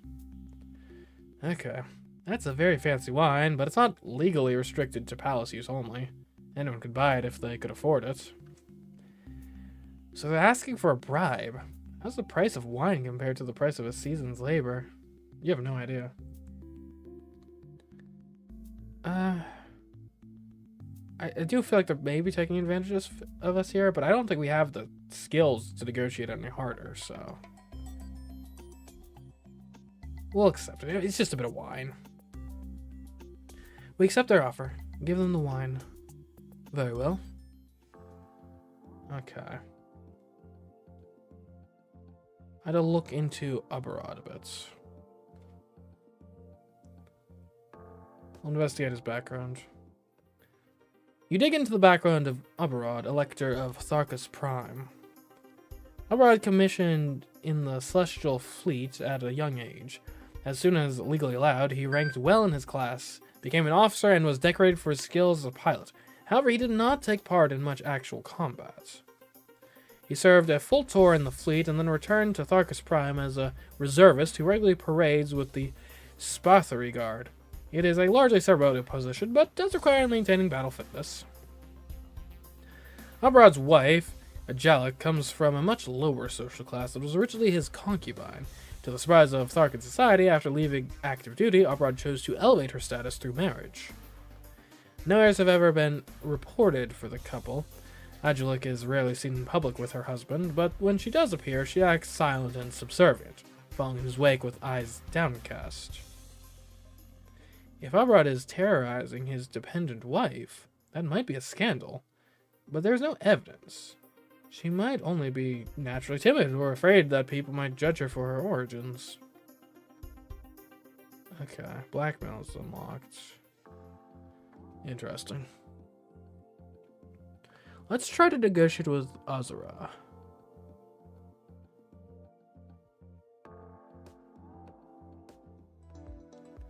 You arrange for a private conversation with Azura. Azura scarcely looks up from the notes she is consulting when your call comes through. I need the support of my electors in order to formally become Empress. Will you pledge your loyalty to me? No. When the time for the election comes, I will judge the fitness of every candidate as I see fit. Is there anything I can do to improve your judgment of me? Yes. Be competent. What qualifies as competent in your eyes? Educated, for one thing. A child without degree or accomplishment is not fit to rule. Nor one who pleads for acceptance and approval. I'm not pleading, I'm negotiating. I'm here to make a deal. I'm listening. Alright, do you want me to show you that I'm educated? Give me a test, let me prove myself. I have no time to design your curriculum. If you want a test, try passing the Tharkan Civil Service exam. The bare minimum you would expect for your employees. Okay. I don't expect you'll manage it. Now, if you'll excuse me, I need to talk to someone about the Tiniel line. She ends the connection. Okay. I have basic empathy. You can't tell how she feels about you. Well, that was useful. Azura, Elector of Tharkus Prime, has assigned you the quest, the Civil Service exam. Okay. Where can I see my quests?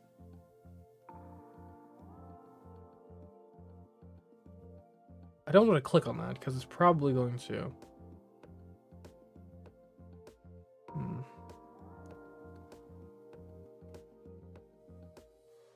'Cause I don't think I'm ready to try that.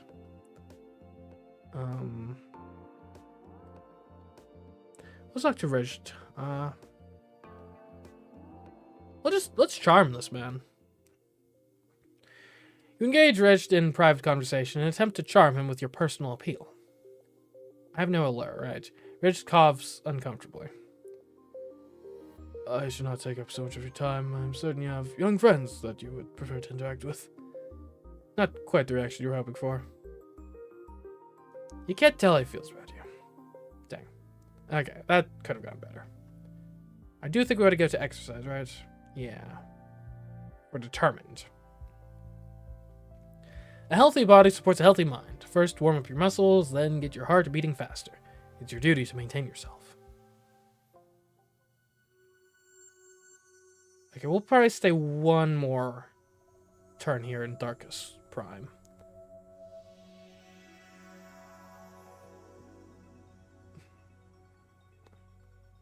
Okay.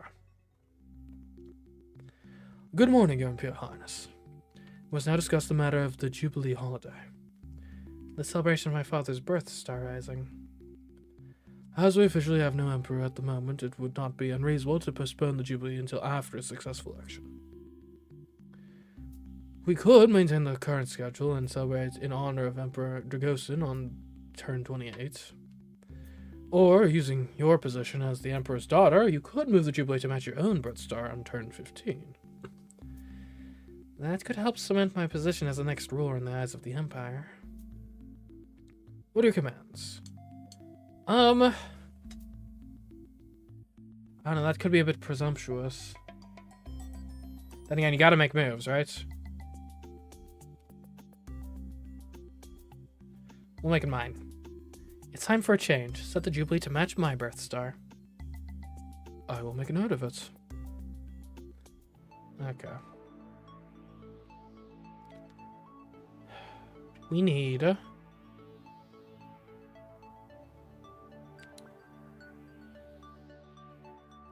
I do want an invention, right? And a little more contortion.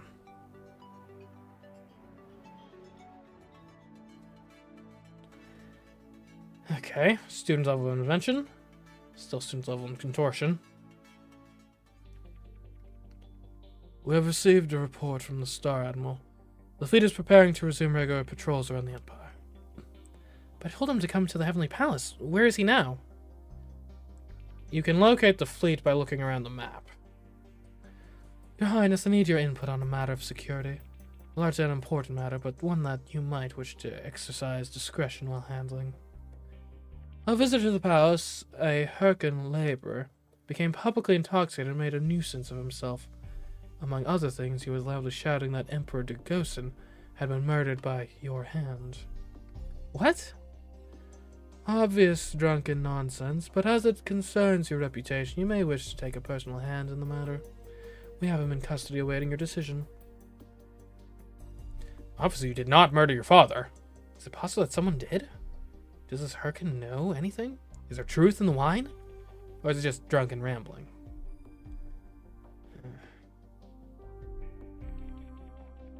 And he probably doesn't know anything. Maybe he knows just enough to be wrong.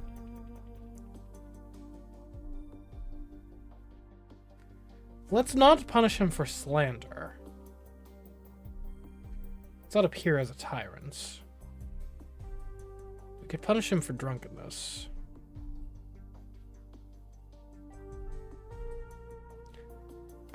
Let's interrogate him.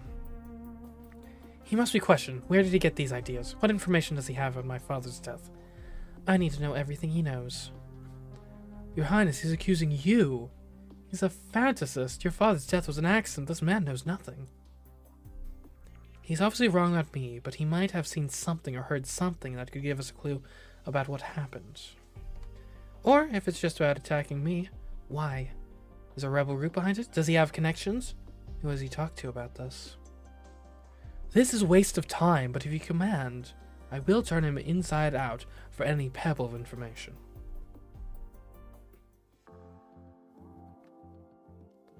Okay, let's talk to Abroad. We'll negotiate. You arrange for a private conversation with Aberrod.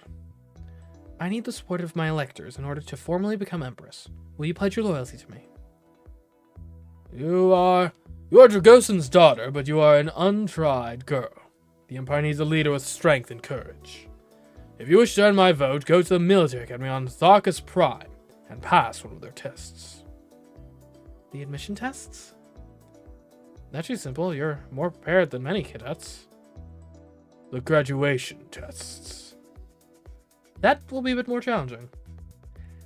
It shouldn't be dangerous. Well, not very dangerous. Surely the failed cadets don't usually die. Not all of them, right? You don't know any details about Tharkan military practices, so you're not really sure what to prepare for. You can only hope the tests come with instructions. Do you understand? Yes. You'll need to prove yourself if you want his vote. Okay. I need more empathy. Military exam. Okay, let's get to your request.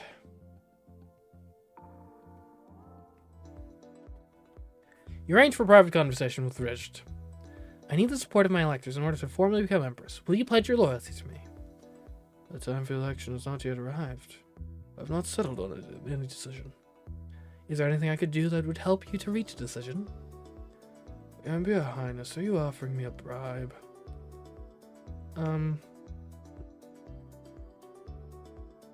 Absolutely not. Say no, but politely imply the possibility. I want to know if you can be bought. I mean, I've got not bad interaction. I failed. Of course not. I would never expect someone of your stature to accept a bribe. But you know, if there was something you wanted and I could arrange for it to just happen to show up for you, then... He makes a disgusted noise and breaks the connection. That was apparently not the right approach. You can't tell how he feels. I think I can tell. Okay.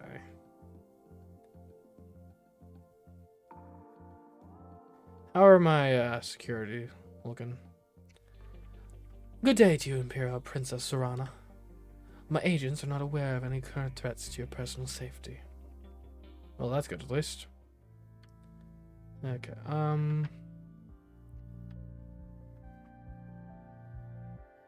is condition what we've been going for? Body control. We've been doing body control. Condition also works, too.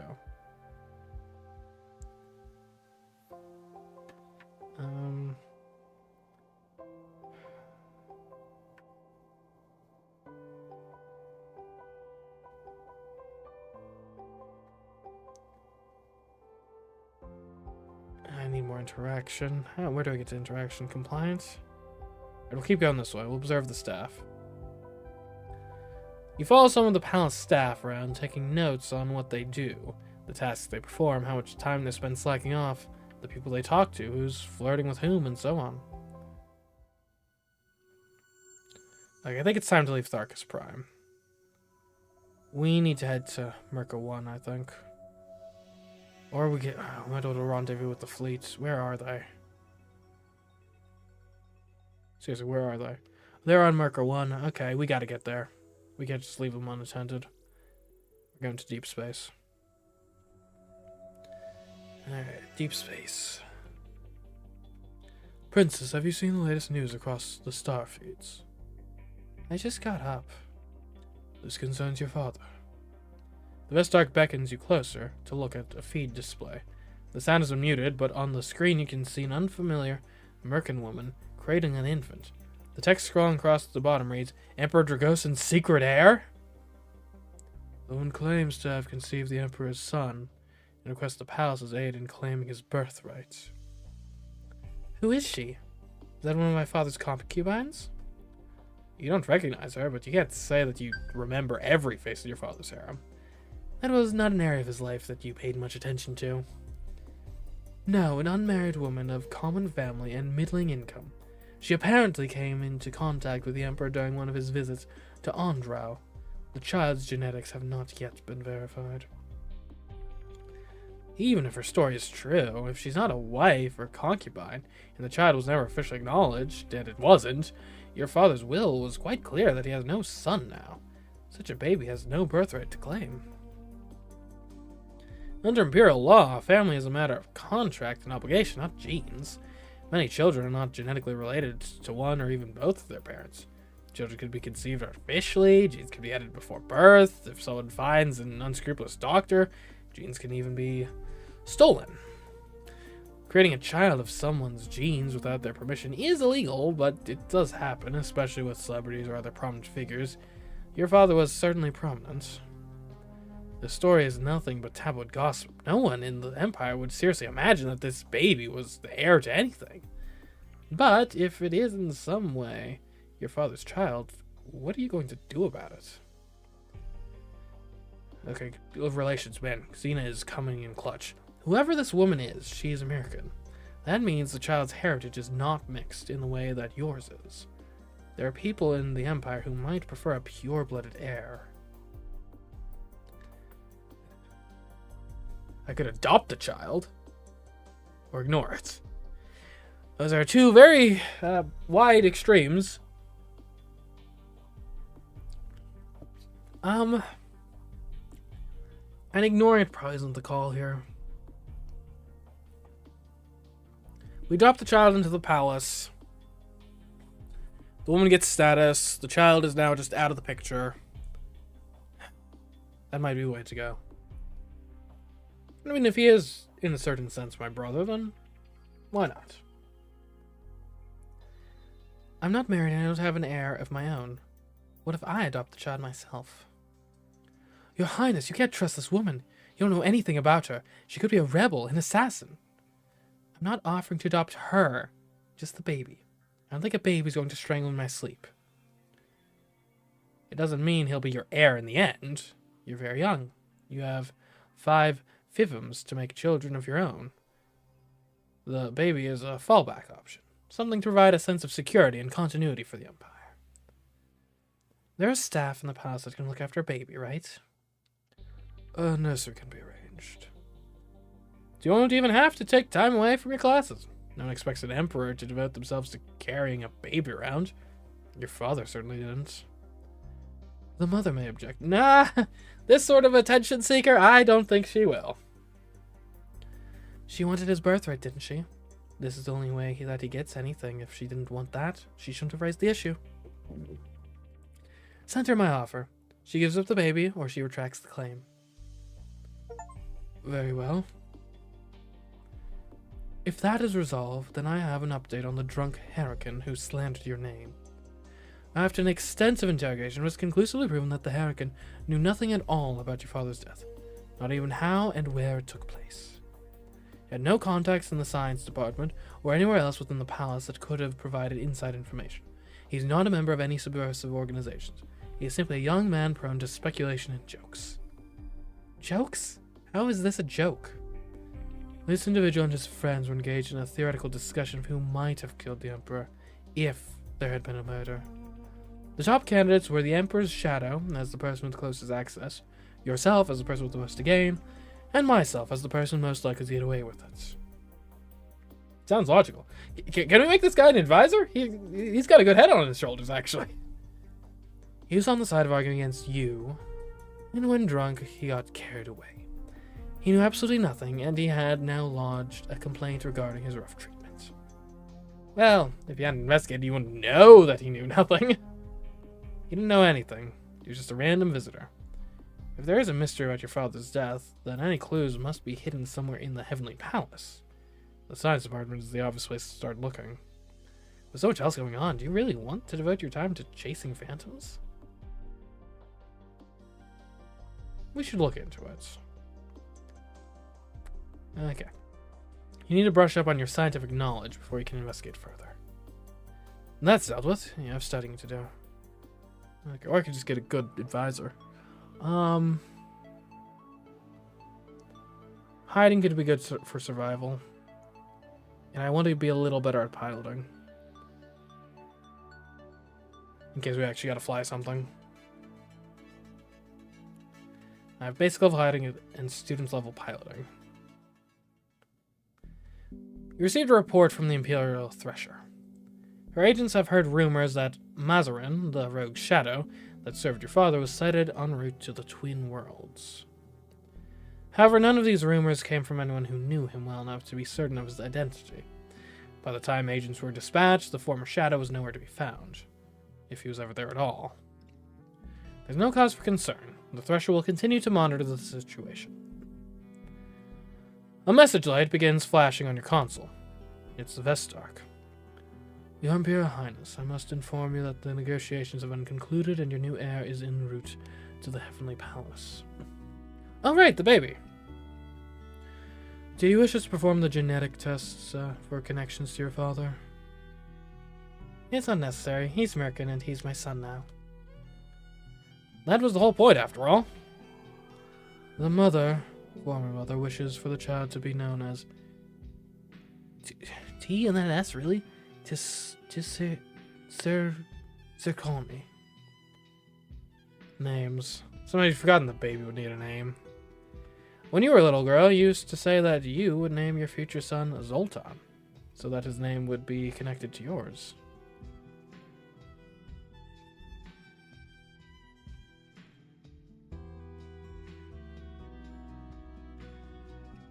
Respect the original mother's wishes, or really bring him into the family by giving him a proper name. Honestly, I'm going to call him... Yeah, I think we'll go with Zoltan. It's also easier to pronounce. My son shall be known as Zoltan. Prince Zoltan. Very well, I will send out the announcements. Alright, you have adopted Prince Zoltan as your heir. Oh, look at him! Look at him, my little boy! We'll visit him. You walk down to the nursery and spend some time cooing lullabies over baby Zoltan. His origins are complicated, but interacting with him still makes you feel soft and warm inside.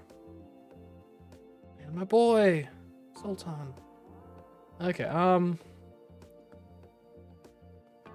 compliant mood is actually pretty good, so let's go to Kurundi and just check on the security alerts. Good day to you, Imperial Princess Zorana. Agents are not aware of any current threats to your personal safety. That's good. Okay, compliant. Oh, I wanted to stay compliant. I guess we could go cautious. That might be fine too. Stealth and environment. I really want more interaction. We'll go cautious though. We'll search for problems. It is the duty of a good leader to find and solve problems before they blow up into emergencies.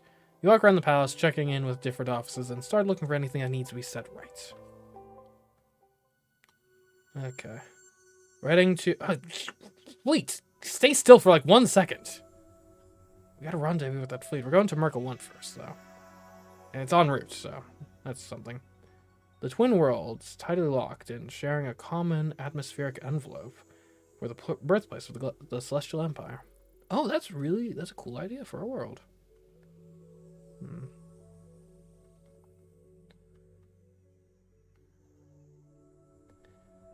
Entering Merca 1. Or Merca Prime, I guess. When you wake, you find a message waiting from the Vestark, flagged important, not urgent, or someone would probably have insisted on getting you out of bed at once. You read through the message and immediately feel your pulse rate increase. A major starfeed producer has requested access to do an interview with you for a biographical special. You can't afford to say no to this. It's a chance to make a positive impression across the entire empire. This could shape the course of the election. Unfortunately, you don't have long to prepare. The report will arrive after this turn's classes. There's also a message begging you to call Xena as soon as you get up. You punch in her code and the call is answered immediately. Zorana, I can't believe you have a baby! Well, I didn't have a baby. Yes, I know, but still a baby. Can I see it? Can I play with it? You can visit him if you want to. Yes! But no fortune telling. I don't want a prophecy hanging over his cradle. Oh. You know, destiny will find you whether you're prepared for it or not. I have enough problems with my own destiny. You close the connection and shake your head. Are babies really that interesting? You really can't think about Prince Zoltan right now. Okay. At the end of this turn. Okay, we might need some media training, maybe?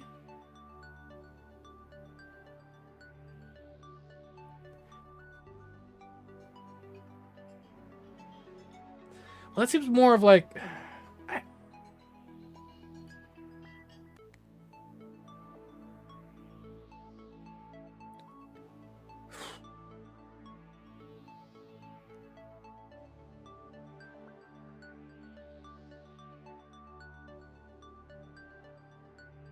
Allure, too, maybe.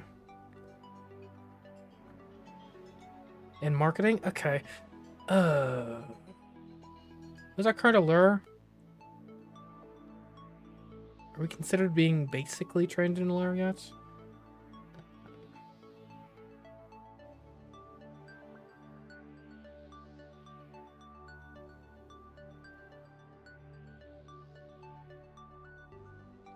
Give me at least a bit of media training and some rhetoric.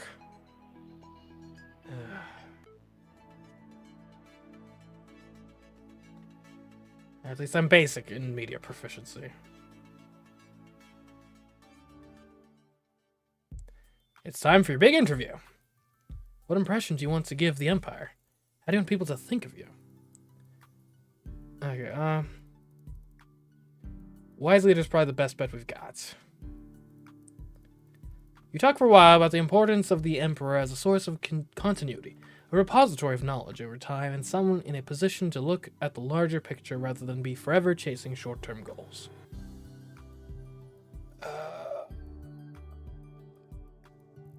Unfortunately, you fumble when asked for examples to demonstrate your point. Being wise and calm is just obviously a good thing, isn't it?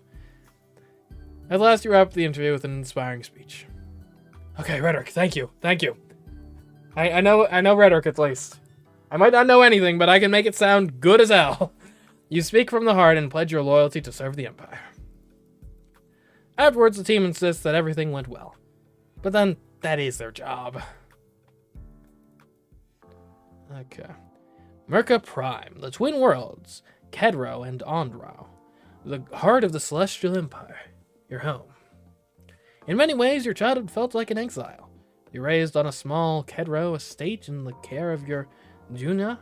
While your brother was heir, you were never called on to attend your illustrious father in the Heavenly Palace. You were the second-string child, unnecessary, out of sight.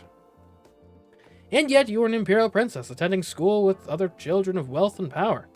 Every Tresson you received invitations to anything from ritual sacrifices to operatic competitions.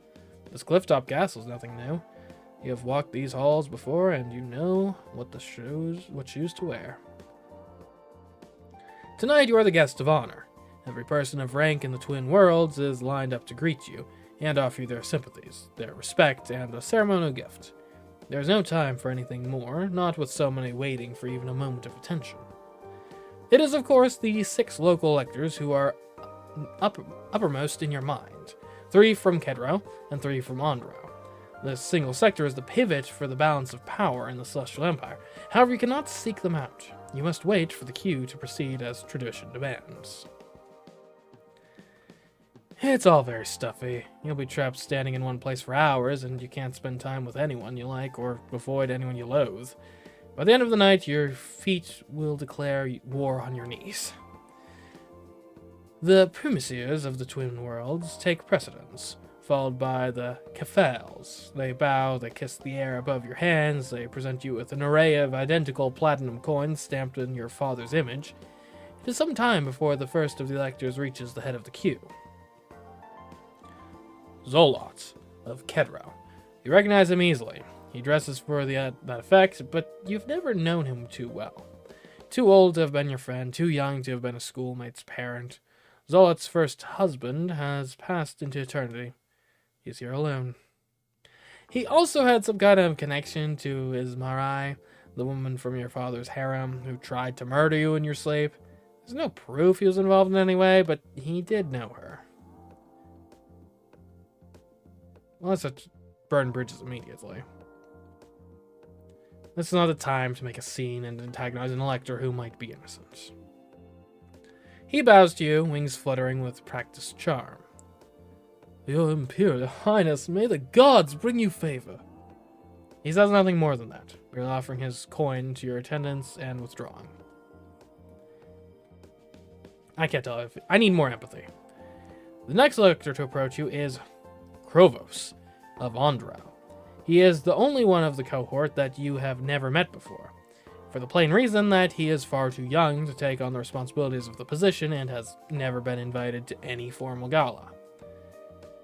You vaguely heard about the death of the regent of Ondrau's child elector last season, but shouldn't someone else have been appointed to the position? For Krovos to be here alone implies that he has stepped into the full role. There is precedent for allowing adolescent heirs to take up positions when necessary. You yourself have not had your adulthood rights, but Krovos is only a child. It's more unusual. Hello, Your Highness. How are you? His manners might be acceptable at a child's party, but they're totally wrong for this occasion. He ought to be addressing you as Imperial Highness.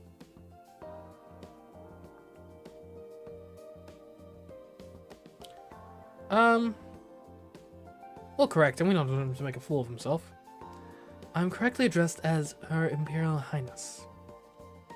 Okay. He grins and hands over his coin. Happy birth, Star? It's not my... Oh, never mind. The little boy wanders off, his task complete. I can't tell how it feels.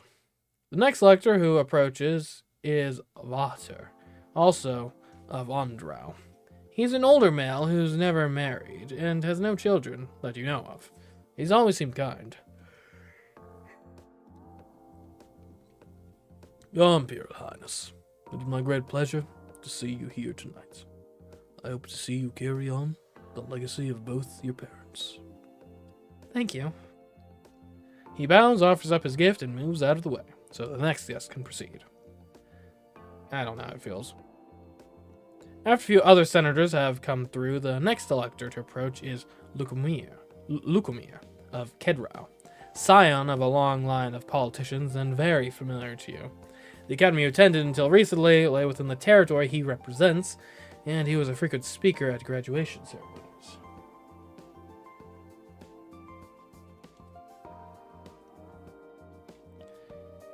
Lukomir is in attendance with his wife, both impeccably dressed, save for his ever uncontrollable hair. Imperial history and bureaucracy seems to be coming up often. Yeah. The thing is, if this game works similar to How Long Lives the Queen works, likely what I'm missing out on by failing those tests is a bunch of flavor text of, like, her knowing, like, oh, this is this person who did this, and they've been doing this recently. Which is helpful for sure, but that's not the sort of thing we're going to get necessarily a pass-fail on of, like, I'm gonna die or something, so. Definitely good to know. Not urgent, though. Anyways, he looks at you stiffly, then bows, offers up his coin, and withdraws without speaking a word. That's worrying. You sense that he is hostile towards you. The next lecturer to appear before you is Ixil of Ondrau. She is notable in Twin World society for her large number of acknowledged children, one of whom attended your academy a few forms ahead of you. You were hoping Faye would be here tonight, but there's no sign of her or her siblings. But then these are the guests of the highest prestige. Heirs and offspring rank lower and might be further back in the queue. Ixil stands by her husband's side, smiling at you.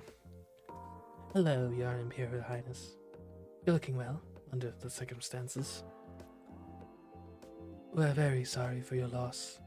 I know this time may be very difficult for you. Please call on my household if you have any need.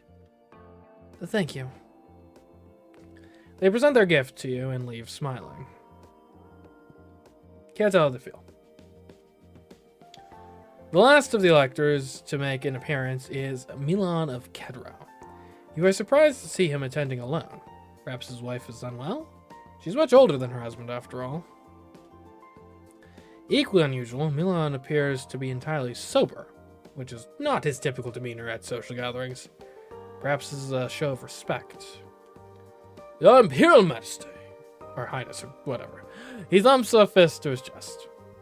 Glory to your line. You nod in acknowledgement, and he hands over his ceremonial coin.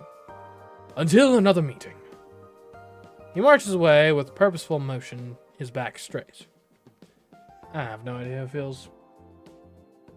That is the last of the electors, but certainly not the last of the guests. A long evening stretches ahead of you.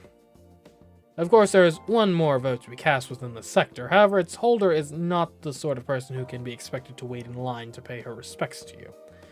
If you wish an audience with the High Pontifex, you will have to approach her as a supplicant. For now, you must raise your chin and look regal. Okay. Lots of new players. Okay, let's go compliance. Definitely. I'm going to review my schedule. You visit all of the major palace departments, making sure you know what they and you need to do tomorrow. I will stay here in Micro 1 for a bit.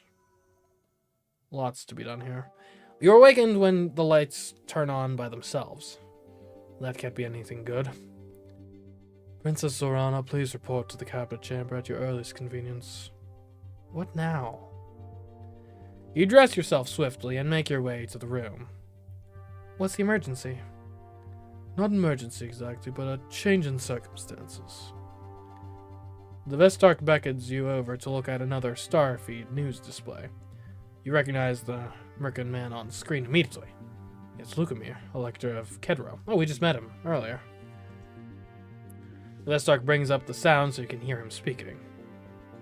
Descendant of the Empress Platina the Great, I formally announce my candidacy for the Celestial Throne. He's entering the election? It's more of a confirmation than a question. Of course that's what he's doing. You knew his family had Imperial ties. You're distant cousins multiple times over, thanks to the interconnections of Merkin politics. Imperial blood isn't even a legal requirement to stand for election, although it certainly helps to gather support. You are your father's designated heir, but you're still a young and untried girl. Lukamir is an adult, with friends across the Empire. Is it possible that he could defeat you? How bad is this? Bad? It's neither bad nor good. It simply is. What I meant was, how much support do you think he has? That is what the election will determine. Well, yeah! You don't say! Don't you care about who wins? I serve the Empire. As a civil servant, it is my duty to remind you that only a sitting emperor or empress can appoint or dismiss an elector. The Comitia as a whole may rule an elector ineligible to vote, but only in extreme situations such as complete loss of mental capacity or a proven attempt to assassinate a candidate. You cannot remove him. Wait, does that mean he gets to vote for himself? Yes. Well, that's one vote you won't be winning. You need to step up your game. If you can secure binding pledges from electors to vote for you, then they won't be able to support any other candidates. Do I need to win with a majority or plurality? That could become relevant.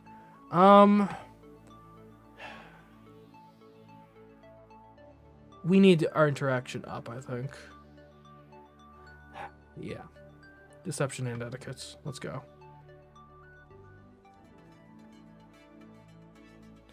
I've completed basic deception, and I'm student level in etiquette. Nice. You return to your room to find an important message light flashing. What is it now? When you pull up the message, the sender's name appears to be a sequence of random glyphs. How did this get past your security filters? Are these symbols an abbreviation for an obscure government department? There's a short video attached to the message. Something about Lukamir's candidacy, maybe? You open the file and freeze. Those figures on your screen, they're your parents. This is not a loving message to their future daughter. He's recording an argument. They're in the palace. You recognize your father's rooms, though the decorations have changed a little. This was clearly Fivms ago, and they're talking about you. Your father speaks. Now that your daughter has been born, and your mother cuts him off angrily in a way you've never seen her in any photograph before, that thing is not my daughter. It is your creature, and I refuse to have any part in it. And there, the file cuts off. As your daughter's been born.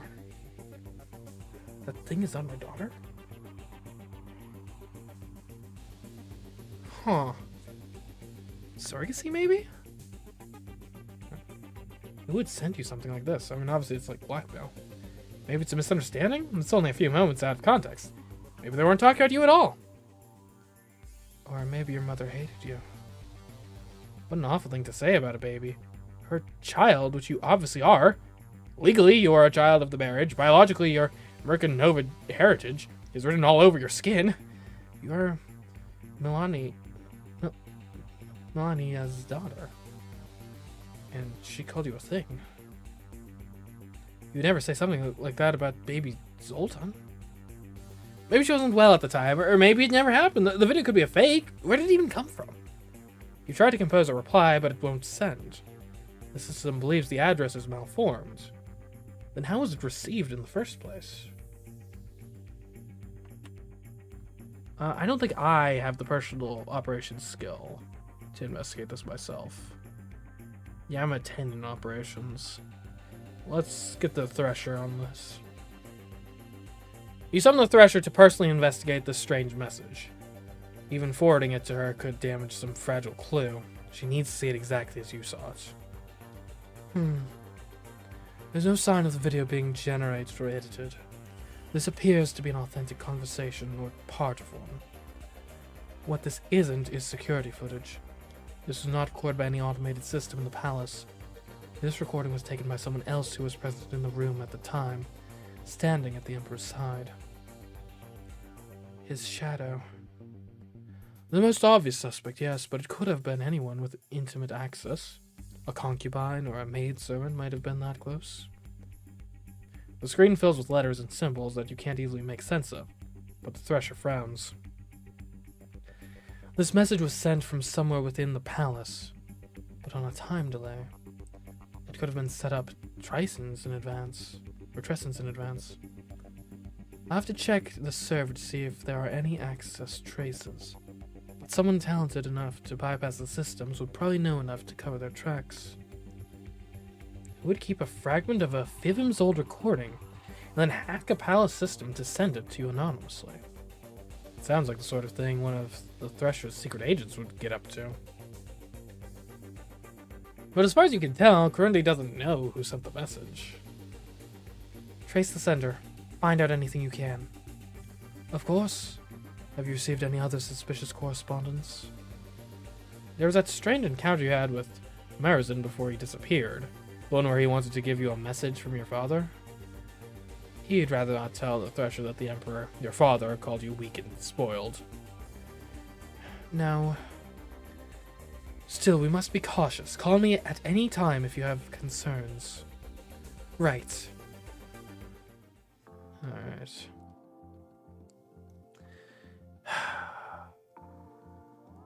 We look into him. Let's investigate his background, see if there's any dirt we can dig up on our opponents. That is a very good move one, I think. You dig into the background of Lukamir, Elector of Kedro. Lukamir has lived a life of wealth and privilege, not so much as an imperial heir, of course, but then much of your childhood much more resembled an exile than a political education. Lukamir's family have excellent connections. He has been embedded in Twin World society since before he could walk. You're actually distant cousins multiple times by some number of directions. Just enough for his family to be said to have imperial ties. Not enough for it to count for anything. Most nobility is connected somehow if you go back far enough. Lukamir attended the finest academies, but his grades were haphazard. He excelled at languages, literature, and debate, but not so much at science or calculation. And he was known for skipping classes and handing in late assignments. His talent with words always smoothed over any difficulties. At Master Order, then. At Scholarium, he was known to be part of an exclusive secret society known as the Brotherhood of Bones. Their practices remain largely hidden from non-members, but they were reported for both wild parties and heretical experimentation. Heretical? Okay. During Lukamir's student seasons, a young scholar from a lower-class family died mysteriously on campus. It was rumored that he had perished while attempting to carry out a sequence of dangerous tasks in order to win admittance to the Brotherhood, but they denied having any such entry rituals. As an adult, Lukamir is now respectably married. He and his wife are patrons of many worthy causes, and he is a motivational speaker for schools and businesses. They have no children so far. Lukamir is known to be a flirt and an admirer of many, but has never been caught in any scandalous affairs. Okay, blackmail option unlocked. What did I... Okay.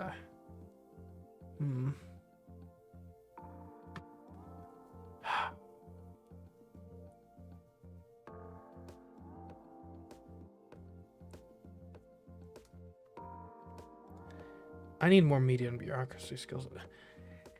We need to figure out... We need more advisors.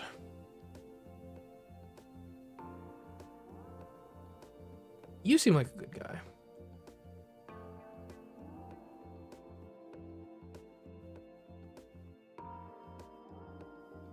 We'll investigate his background.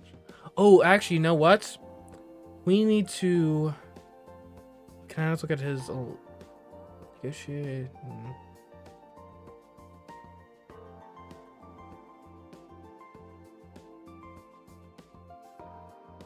We'll investigate your background. You take it into the background of Vater Elector Ondrau. Vater is an older male with a reputation for calmness, wisdom, and common sense. He's often regarded as a mediating influence capable of helping different factions reach agreement on issues. He is never married and has no acknowledged children. Vater does have a long-term romantic partner, a male Myrthan who is neither spouse nor concubine. Private records show that they once investigated a marriage license, but were determined to be genetically incompatible and unable to produce legitimate children together. Despite these difficulties, they have remained together for many Fivms, and neither has been seen to take on any other romantic involvements. Vater once borrowed a large sum from his district's tax funds to use for personal home redevelopment. When questions were raised about this, he apologized and paid back the money. No charges were ever filed, but there are hints that a few bribes may have been paid to avoid closer scrutiny. Okay. I'd learn a bit about Ixil. What is your social network? Alright, Ixil. She's aligned with Erliot and Vater. Krovos, Miriel, Lorcas, Sola, and Sinpart are enemies.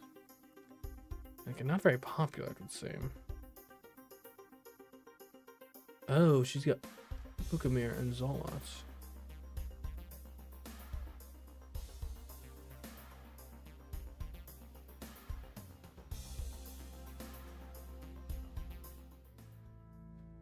Okay. I'll review my schedule again. You visit all the major palace departments, making sure you know what they and you need to do tomorrow. Like, we already have 2 people that are completely against me. Where's the fleet gone? Fleet! It's so difficult to catch up to them. We're gonna stay in Merca 1 for a bit. You wanted to see me? Yes, Your Highness. This is largely a formality, but it requires your approval and signature. The most recent Logathete of Science, who was your father's minister, has been offered a research directorship in the Heru 2 sector. Heru 2? You haven't visited there yet, but by reputation there's practically no there to visit. No habitable planets, no major population centers. Having been so recently a member of the Celestial Ministry with privileged information means that this individual must seek Imperial approval before accepting any such position. It is a matter of security. Fair enough. You don't know anything about what the past Logathete of Science did. Apparently not much, considering the lack of information about your father's foolish experiments. You have no idea what top secret plans might have been brought before the Ministry, or how this appointment could affect your future. You have to take a guess? And we can't just have a mad scientist out there with no job prospects, and a personal vendetta against us, so we'll approve it. Fine, I'll sign it. Very well. Is there any news about Lukamir's campaign? A new interview for the feeds.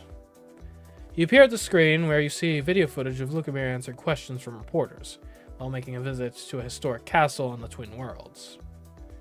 I already held an event there and mine was better. You can't waste your time worrying about what he's doing. You need to focus on your own schedule. Okay. Etiquette and deception.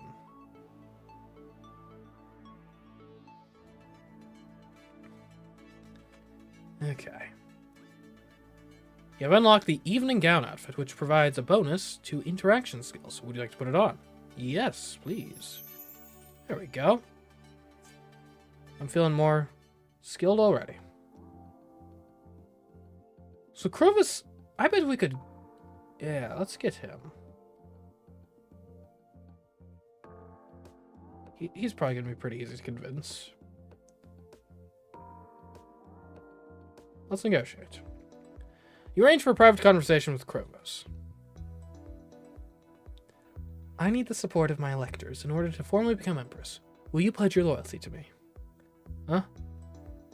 Apparently you're being too formal for him to understand. I don't know if you made up your mind to vote for me in the election.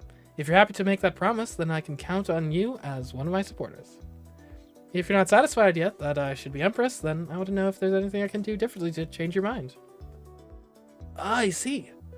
He thinks for a split. To prove yourself worthy of becoming Empress, you must seek the blessing of death. What? You must come to Andru, to my holding on the edge of the Drakian jungle, and carry out a ritual of devotion. What sort of ritual? It is a sacred mystery. You cannot know what the test is until you face it. Is he just making this up as he goes along? If you survive the ritual, then I will know that you have been chosen. Survive? You must gaze into the face of death without flinching. So he has to claim that you could die, otherwise it wouldn't count as you facing death? Call me when you're ready to pass the gauntlet. He waves his hand in front of his face, then quickly cuts the connection. You can't tell how it feels. Okay. The gauntlets. Facing death, huh? A little worrying.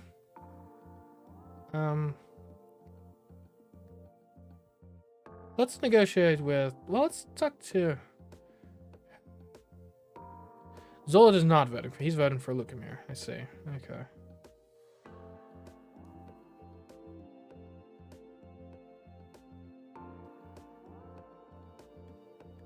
Milan. Let's negotiate with you. You arrange for a private conversation with Milan. I need the support of my electors in order to formally become Empress. Will you pledge your loyalty to me? He shakes his head. Your father was the wickedest bastard ever born. He kissed death and shed lightning. He'd eat a newborn's heart raw to savor the taste. He's definitely had a few drinks. You're pretty sure your father has never eaten a baby's heart. You want my vote? You have to earn it. You have to challenge me. A duel? See foot of your ad, poking for points. A real challenge, a man's challenge. You are obviously not a man. What's his point? Strength to strength. Best in my strengths. Surprise me. Show me you're worthy of your father's throne. Alright, what strengths do you want to compete in? He holds up a fist, peeling up fingers one at a time. Wrestling, fishing, singing, drinking. Somehow the last item, he has all 5 fingers raised, even though that was only 4 options. He punctuates the list by swigging from a nearby bottle. Talk to me when you're ready to fight. He closes the connection. Okay. Okay, these people are ridiculous.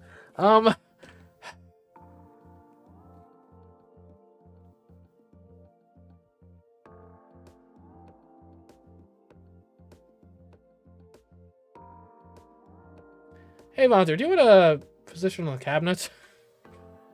Well, I would actually know what your social connections are.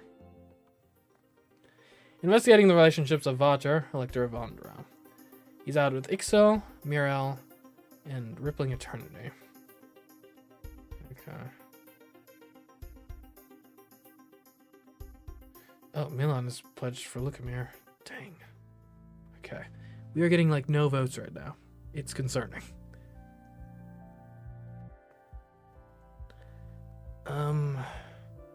Actually, I would love to get some relaxation by the pool. You enjoy yourself lounging beside and then splashing around in your own private pool. I think the longer we stay here, the less votes we're getting. We'll stay here one more turn. You're hurrying through the halls, late for a meeting when... Rounding a corner, you see a servant directly in your path, his attention focused on dusting a delicate platinum sculpture of birds in flight. Look out! It's too late to stop. You thump into the servant's side, his arms fly up by instinct, trying to prevent himself from falling over, and jostles the sculpture, which tilts, falls, and crashes onto the floor, cracking a wing right off one of the birds. The servant stares at you in horror. I can fix it? I don't think I can fix it. Yeah. I can't fix it. I'm gonna punish him. Nah, I'm gonna apologize. I'm sorry, it was my fault. I wasn't looking where I was going. Just pick it up and, I don't know, I'll tell someone to deal with it. Sorry. You shrug helplessly and then hurry on your way. You have things to do. Okay, I need more empathy. I need more allure. Yes.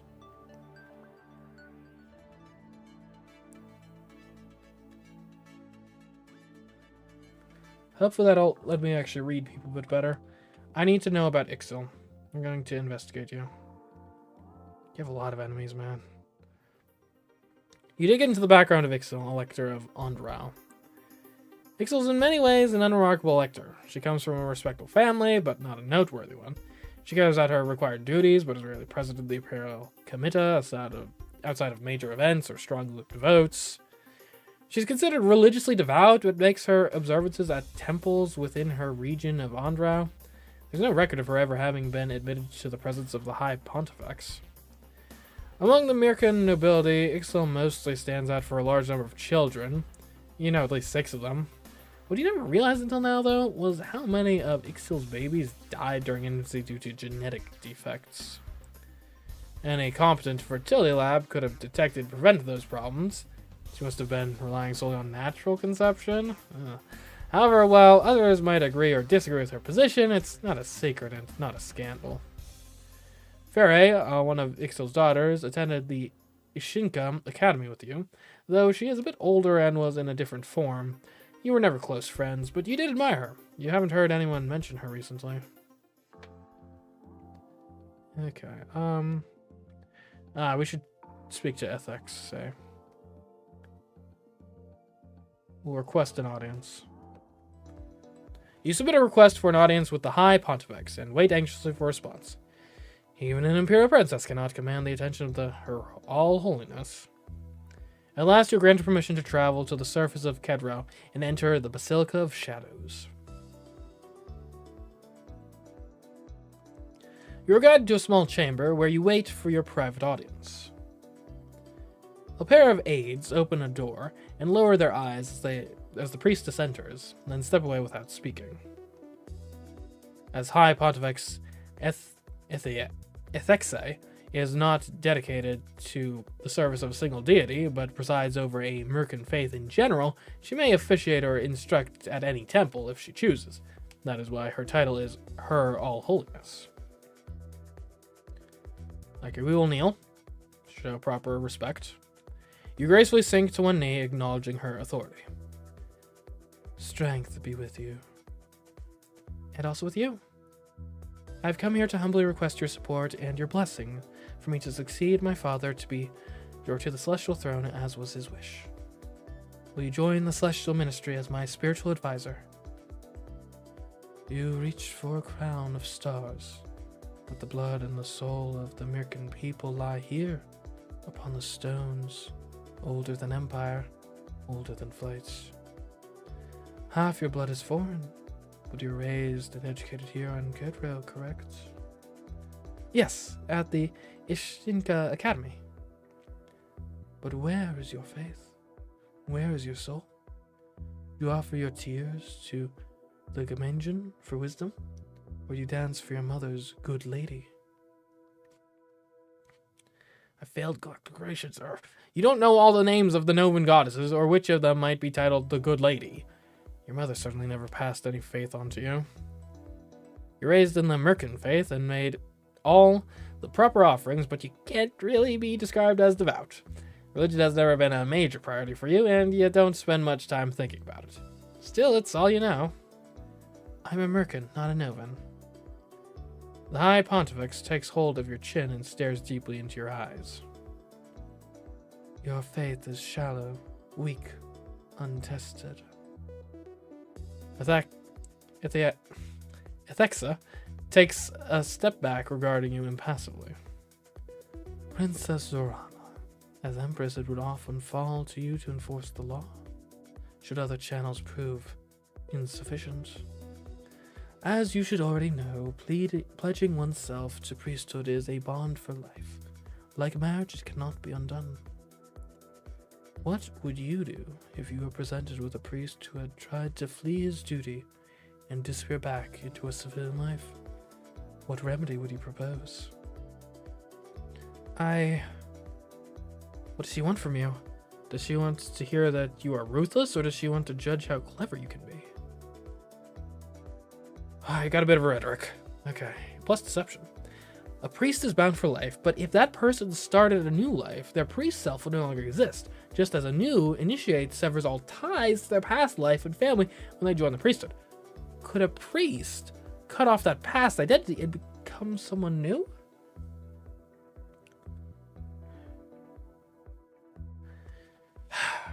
The priest should be killed, flogged, or the priest must be reborn. Oh, this seems like it's a bit of a legal technicality, but it's got like religious undertones. The priest has betrayed their vows and therefore must cease to exist. They must give up everything, including their name, and be cast out as anathema to begin a new life. As simple as that. They wish to leave, so they leave? Well, I mean, when you put it that way, it's not simple at all. Birth is complicated and painful. There would be a gauntlet they'd have to pass through, a trial of fire and knives. Not all would survive. One has to face death to win a chance at a new life. You don't really know what goes on in the temples behind closed doors, but it sounds like the kind of spectacle they'd enjoy. So you value freedom. She falls into silent contemplation. You are young. Your path is uncertain. You must seek a sign of favor from the gods. How do I do that? I will give you dispensation to enter into a ritual starfall match. We will see which direction fortune's blades will slice. Starfall is a popular sport among Merkins, but quite rough. Star-tipped javelins are thrown from a player to player along the length of a field to reach the goal. A player holding a spear may not run, but must quickly sight and throw the star to a teammate. There is an exception. Any player who is pierced by the falling star is allowed to run with the spear still driven into their body.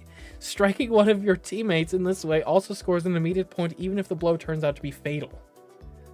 Professional Starfall players are highly paid and have legions of screaming followers, but they all know that every match might be their last. The sport is also played religiously for divination purposes, and there the injury rate is even higher.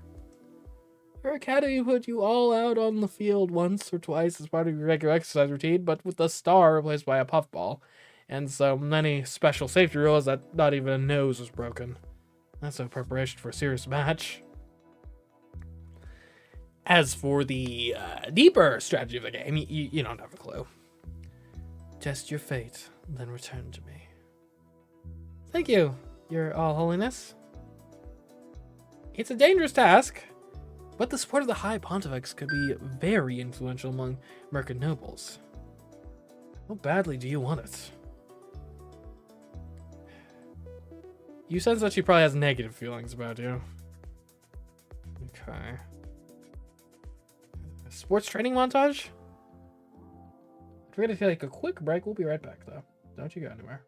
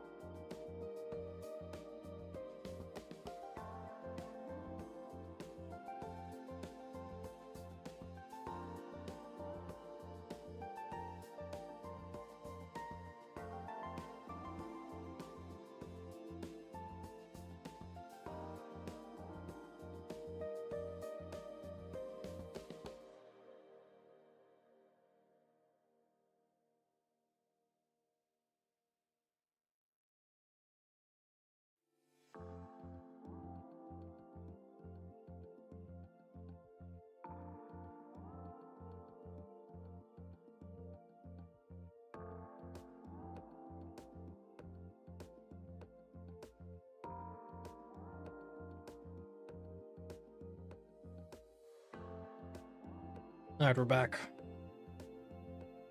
Okay, so that's rough. That's definitely rough.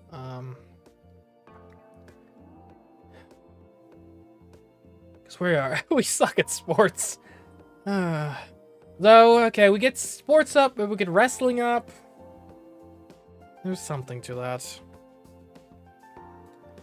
How are the votes looking? Horrible. Horrible. Okay, we need to get our cabinets built better, too.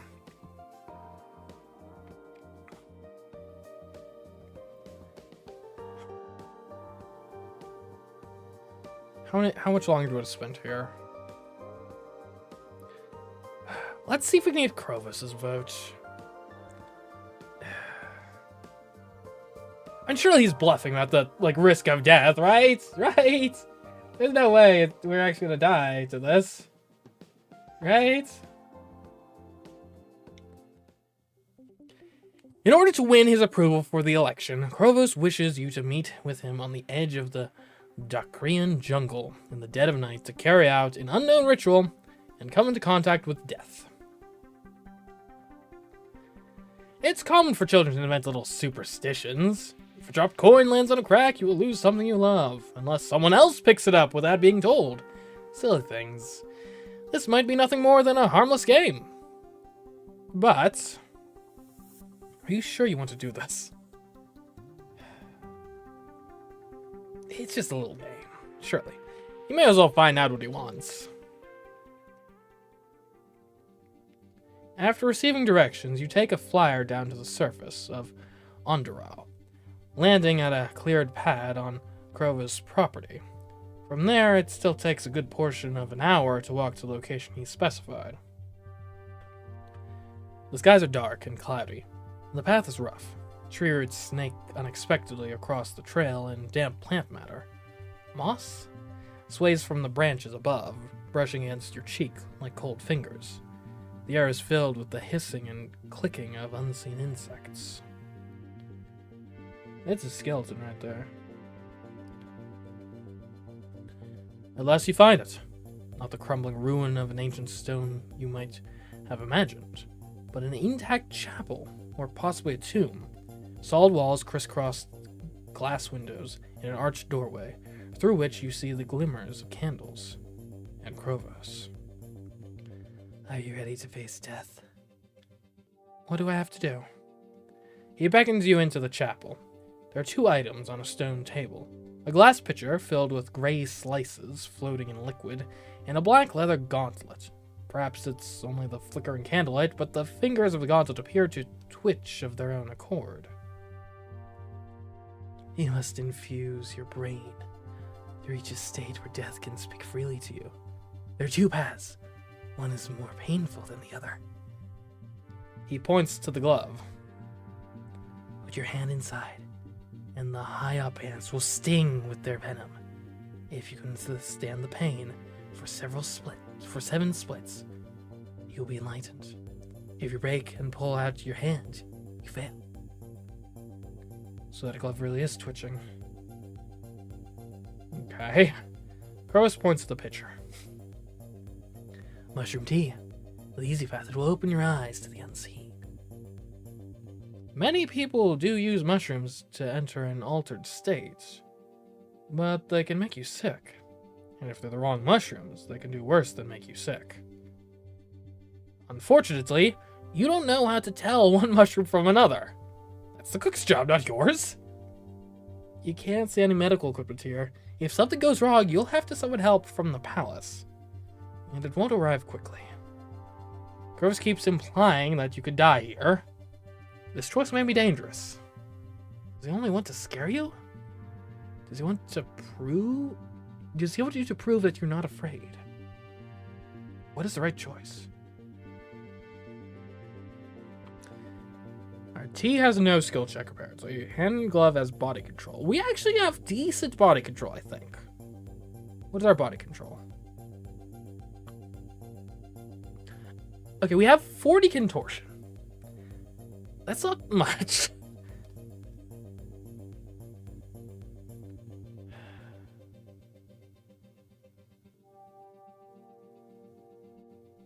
And honestly, it's probably going to be asking for endurance more so, right? I don't think contortion's gonna help us much here.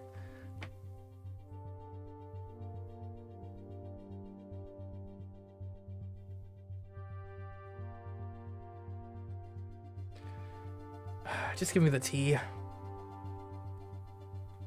You look uneasily at the pitcher of tea. Great chunks of fungal matter hang suspended in the liquid like decaying flesh. The smell reminds you of a dead rodent found wedged under the bed of one of the girls at school. Nothing about this is pleasant. Should I drink out of the pitcher, or... Ooh, I forgot the cup. He reaches behind the table. You almost expect him to produce a skull for a mug, but instead he holds up something black and lumpy. A potter's mistake. He pours off some of the liquid and hands it to you. Steeling yourself, you gulp the liquid down. The less said about the experience, the better. We wait for the effect. Your stomach clenches uncomfortably. You hope it's just nerves. Splits pass. Your head spins and you worry that you might be sick all over Krovos' feet. But before you can decide what to do about that, you find yourself yawning. You belch long and loud. It's unbefitting of a princess, but so what? Who's to care? So that's some little boy. He probably loves that sort of thing.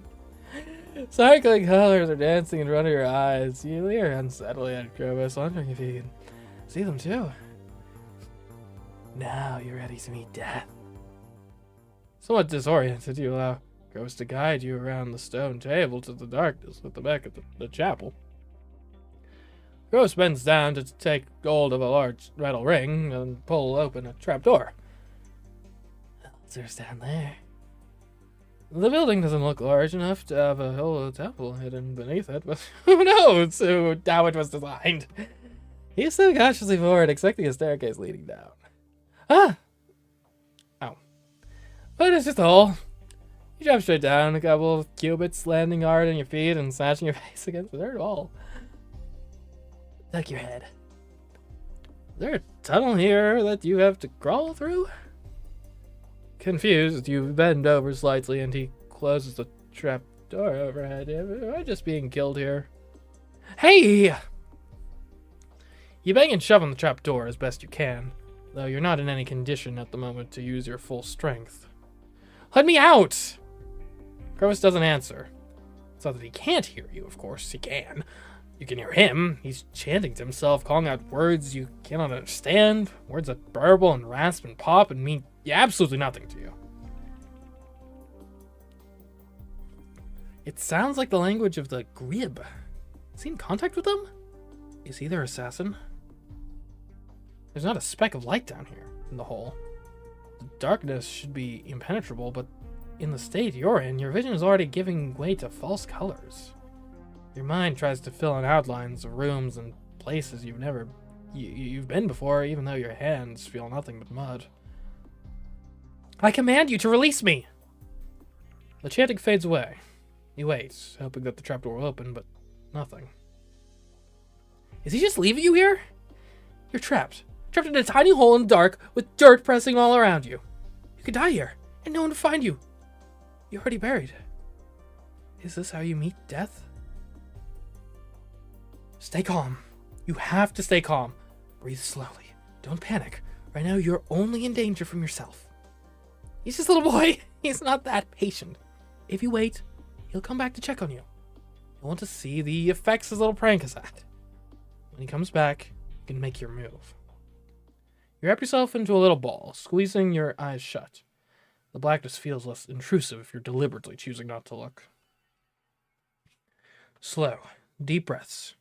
You don't know how long you'll be down here. You need to be as comfortable as possible, while still staying awake. It's funny. Life as a princess has never given you much experience with patience or boredom. Even when you weren't there, you were always busy. You've certainly heard of meditation, but you could never imagine actually practicing it. There are always far more important or exciting things to do. Well, you're a smart girl with a knack for picking up skills, aren't you? Maybe now's the time to start practicing. You have no idea how much time passes while you are lost inside your thoughts. I thought the whole point of meditation was to, like, empty your thoughts. No, I've never really done it. At some point you hear a creaking noise, but you don't react immediately. It doesn't yet seem important. But then you hear Crovis' voice, choked and stammering. You are chosen! You open your eyes, and for the first time, you can clearly see the rough dirt walls of the hole you have been placed inside. You can see them clearly because your entire body is radiating light. Whoa. This seems like it should mean something. Something very important. But between fear and pain and poison and trance, you can't really put your thoughts together. You have met death and been blessed. You will usher in the power of destruction that will change the galaxy. And I will be your left hand. Servant, I will pledge my death to you. Anything you need, ask for it. You lick your lips, trying to remember how to form words. I want to go home. I will help you. Which is good, because you're probably going to need some assistance to climb out of this hole, as weak and strange as you feel. You're not sure what else you've gained along with his loyalty, but you're certain now that you have his vote. Crovis Lecter of Andra has pledged his vote to Imperial Princess Zorana. There we go. Vote acquired. Okay, what do we need skills-wise? We need sports to convince our religious leader somehow. And that's domination. What moods help with domination?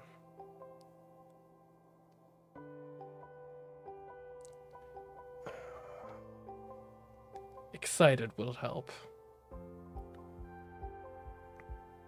We can head that way. We can head towards social and then get to excited. Yeah, this whole zone helps with domination. Okay. We'll have a dinner party. You might summon those residents in the palace to join you for an evening of food and entertainment. Okay, we have a vote. Lovely.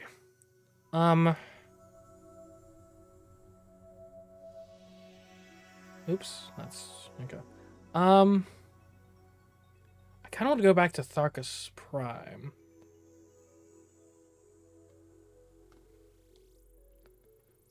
And maybe we can intercept the fleet along the way.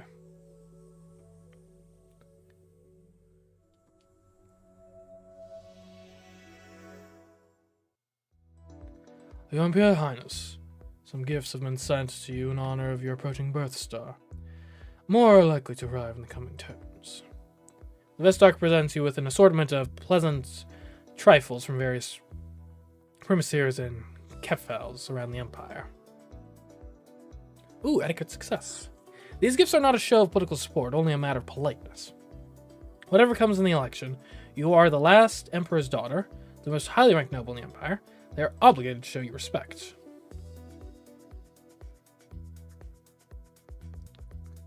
Send the usual letters of appreciation. There are also some more unusual items. This, for example, is delivered on behalf of the Oozga. The Oozga, a species commonly referred to as the spindly walkers because of the long-legged exoskeletons that they use to move around. Their natural bodies are small, round, and squishy, with short tentacles that can barely drag their bulk over ground. They do a good deal of trade with the Empire and other galactic powers, but they have a reputation for seeming distant and emotionless. Steady, dedicated workers who are welcomed in many ports, but rarely make personal ties. The labs show no sign of explosives or other obvious dangers, but they are not certain what it's meant to be. The object appears to be a large sphere of glass or clear crystal, which is hollow, containing mostly air and a small pile of metallic-looking flakes. Is it like a snow globe? You rotate the sphere and the flakes fall to the new bottom, but with an oddly chaotic motion, almost as if they were squirming. Once they fall into place, however, they are still. It must be art, but it doesn't look attractive or even interesting to you. I'll put it in the vaults. It may be valuable, but I have no use for it. Put it in the vaults with the other gifts. Very well. There's a much more momentous gift on offer from the Grib, if gift is the correct description. The Grib are the most alien of all the Celestial Empire's neighbors, resembling nothing so much as enormous ugly mushrooms.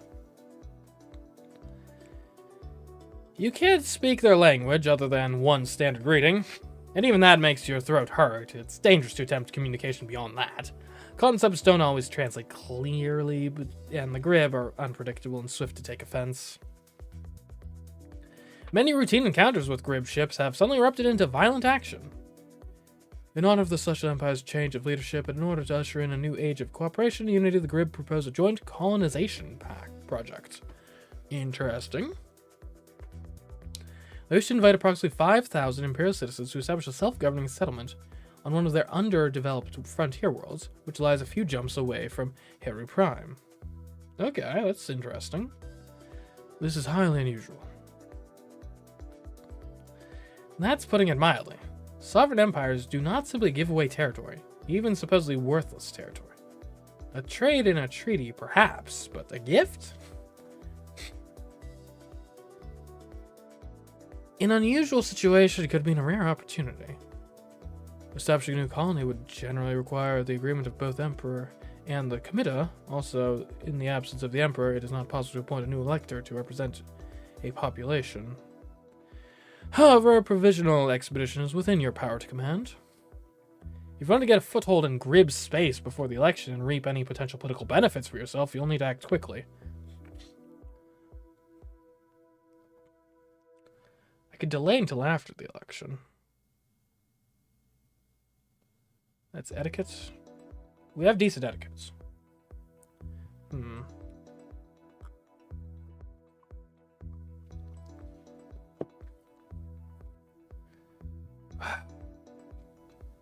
And territorial gains, that's got to be good for my hopes in the election, right? We'll accept it. This is an opportunity we can't afford to miss. We should arrange an expedition to lay groundwork for a future colony. It will require time and resources to make any progress in that department. There's also the question of what people you would send. Many Imperial citizens would be interested in exploring the frontier if they are promised the right to own land and generous Imperial funding to provide homes quickly. An expensive endeavor, but potentially rewarding.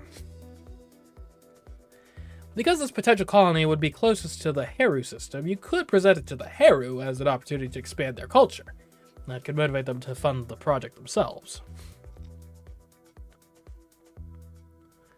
How much representation do the Heru have?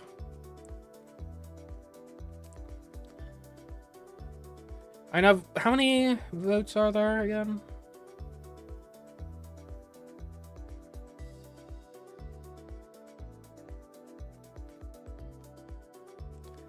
I think there's like 40 or so.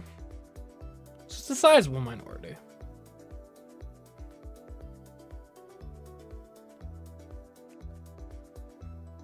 It would help save our resources for later. And I bet we could be really popular in the Heru system if we do that. Like, maybe we could get a base of power here.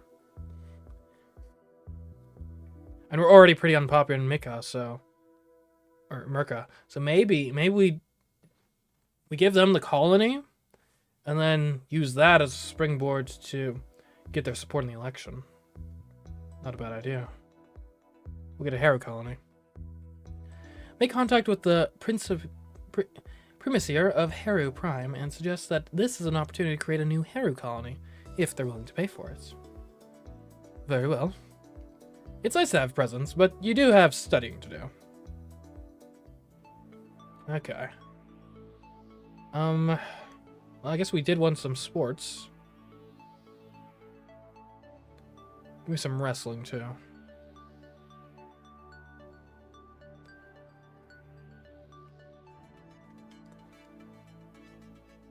Alright, I'm a student in sports now. You swipe absently through myths and legends of the ancient Novan people, your distant ancestors.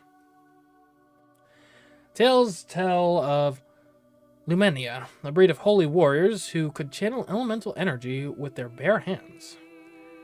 They called down fire and lightning on their foes or buried armies with floods and earthquakes. It was said their powers could blot out the light of the sun. They probably made up these stories to explain natural disasters that happened throughout their history. Primitive people can't understand a solar eclipse, so they blame magic. According to legend, lumens would gain their powers from magical jewels held in their hands, which would fill them with crystal energy. Those stories must have inspired their cultural and technological development, which is why they now call themselves Crystal Nova. If a Novan crystal ray gun somehow traveled through time to the past, it probably would seem like magic to the natives who got their hands on it, but of course that's impossible. Many ancient kings and queens were supposedly lumens, with the affinity being passed down the noble line. On rare occasions, royal scions sometimes had gifts that showed they would be capable of becoming lumens. Gifts like breathing underwater, healing with a touch, or radiating lights. What? Radiating lights? Making lights. Glowing. Like what happened to you. Is it possible there's some truth in these lumen legends? Could you have inherited something magical with your mother's Novan blood? But it can't be true. These are legends, stories from the ancient past. The very last reported lumen was before the Great Freeze, when Iskvatzel covered the Novan sun and their world was plunged into darkness and ice for generations. And that was millennia ago. There are no stories of modern Novans wielding elemental powers. Just be certain you close your eyes and concentrate, focusing your thoughts on light, light, light. You open your eyes to peek. Nothing. Nothing happened. It's all just silly stories and imagination. You must have misunderstood what happened before. There's nothing to worry about. Alright, back on the ship. I actually like being bold, I think. How are the votes looking? Could be better. Could be better. Grundy, hey, how's the security going? Good day to you, Imperial Princess Zorana. My agents are not aware of any current threats to your personal safety. Okay. We'll end the social turn early. Do I want to be determined or a daredevil? Some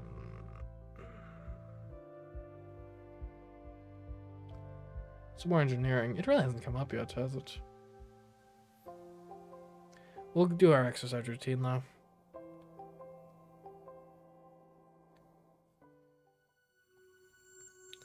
Alright, back to Tharkus 1. Tharkus Prime.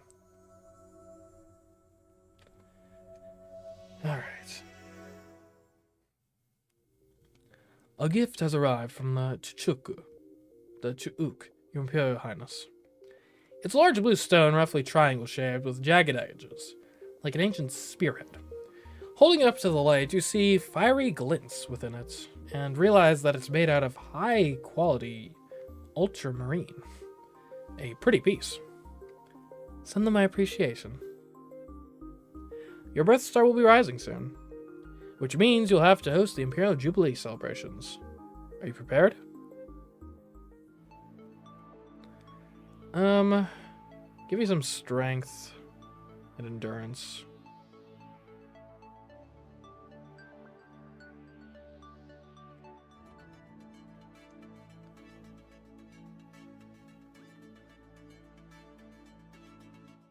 That'll help with the sports, maybe.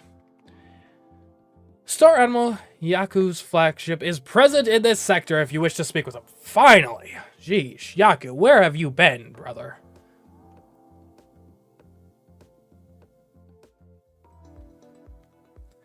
You arrange for a private conversation with Yaka. It is my intention to claim my father's throne. I'm trying to assemble a team of advisors, the future celestial ministry, to guide me, and I would like for you to be part of that. Can I count on your support? Lass, you may be the daughter of the Emperor, but you're the sister of a traitor. I have no way to know if you'll bend the break. You're too young to serve, and if you win this election now, you never will. Is there steel in your spine? Is there blood in your teeth? I survived an assassin, okay? Assassins have tried to kill me already, and I haven't let them stop me. So you don't crumple, at least. You hold your tongue. You've said enough. He contemplates your face. I said not myself, but the Empire. Whoever takes the throne, I will carry out their orders with my body and blood. It's not my job to take sides in this election. Politics, ha! He spits to the side. Is there anything I can do to change your mind and show you that I'm worth supporting? Prove your mettle! Will you take on one of my pilots in a strike fight or a challenge of space combat maneuvers? You can't afford to show any fear to this man. Yeah, I can fly. Challenge accepted. Tell me when you're ready to fly. He cuts the connection. Are your technical skills really good enough for that? Okay, he probably has negative feelings. Alright, Top Gun. And I know my way around a ship. Alright, I want to see if we can get Azara as an advisor. Let's offer a cabinet position. You arrange for a private dialogue with Azara and lay out your offer. In exchange for electoral vote, I am willing to grant you a role within the Celestial Ministry. You'll be one of my closest advisors with influence on Imperial policy. Alright, I'm listening. What's your offer? Look at that of commerce, for sure. Because she's a prominent businesswoman, yeah? Done. That was fast. Forward any necessary paperwork to my major domo, along with the specifications for the ministerial apartments so that my wife can plan her designs. Now, if you excuse me, Your Imperial Highness, I have other business to attend to. Well, at least I have her vote. You have elevated Azara, Elector of Tharkus Prime, to the position of Legate of Commerce. She will now travel with the palace. Economics is 75. I knew she'd be good at economics. Okay, perfect. There's 30 votes, okay. We're at 2. That's something. Alright, I'm a daredevil right now. I want to train my spaceship skills. So if I could be bold, that works for that. We'll visit guard training. You slip down into the barracks of the Imperial Guard and watch them as they train and spar with each other. In a way, you are their leader. Okay. We'll stay put in Tharkus for now. And then we'll probably be heading over to the Heru system. While Jubilee festivities are being held all across the Celestial Empire, you are personally obligated to host a celebration here at the Heavenly Palace and entertain a selection of dignitaries. As the representative of the Emperor's legacy, you are required to make a speech, but first you must acknowledge your guests by welcoming their delegations from the 4 primary Imperial races. And that means you have to choose what order to acknowledge them in, which is absolutely guaranteed to please some and enrage others. Which group do you welcome first? Well, we're going to be trying to reach out to the Heru, so we're going to actually reach out to the Heru. We're going to go with the Heru first.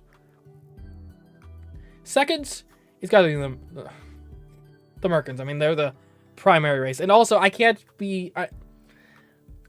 I'm only half them, so I can't afford my bona fides to slip. Third, it's going to be the Tharkins. And the Mao... Yeah, sorry, guys. Once everyone is assembled, you receive your cue to speak a few words. Etiquette. Perfect. I'd like to thank everyone throughout the Empire, our communities, friends, and neighbors, for coming together to celebrate this Jubilee. We are in a time of transition, and we all share sorrows, but we still have much to be thankful for. We do not forget the past, but we maintain our sense of hope and optimism for the future. We all come from different backgrounds, but this is an event that brings us all together. Please, everyone, step forward and enjoy. The music swells and guests begin to circulate. Everything is going smoothly. At one point, a military drill squad in crisp dress uniforms demonstrates a sequence of synchronized rifle tossing and spinning, demonstrating their precision and skill. However, as the hours play on, your energy flags. You have so many other things that you need to be thinking about, and keeping a smile on your face is becoming exhausting. You wonder if you can casually slide off your dancing slippers and step into more supportive shoes. Your feet are launching a rebellion. Okay, that went reasonably well.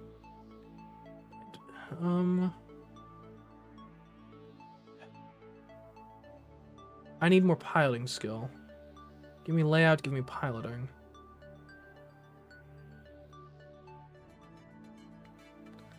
I probably don't need to be an expert in ships, but yeah, I gotta be decent. If we can get the outfit for that skill set, I think we should have enough, hopefully. There is a sound at the door. Come in. The Vestarch enters, carrying a white box. Your Imperial Highness, I'm tasked on behalf of on behalf of your father with bringing you this gift. He ordered in advance so that it would be ready for you today. Oh. Will it be another message of disappointment? Another upsetting video? You open the box to reveal a pair of gleaming silver shoes, covered over with intricate designs. They are beautiful. And stronger than they look. Perhaps your father didn't totally dismiss you after all. I should also inform you that the Cadet Lukamir has given a speech to the media criticizing your presumption in claiming the Imperial Jubilee when you're not yet Empress. He says that it is an insult to your father's memory. I figured someone would attack around those lines. Well, of course he doesn't approve. He wants to be Emperor. You're just going to have to work harder at winning favor. Okay.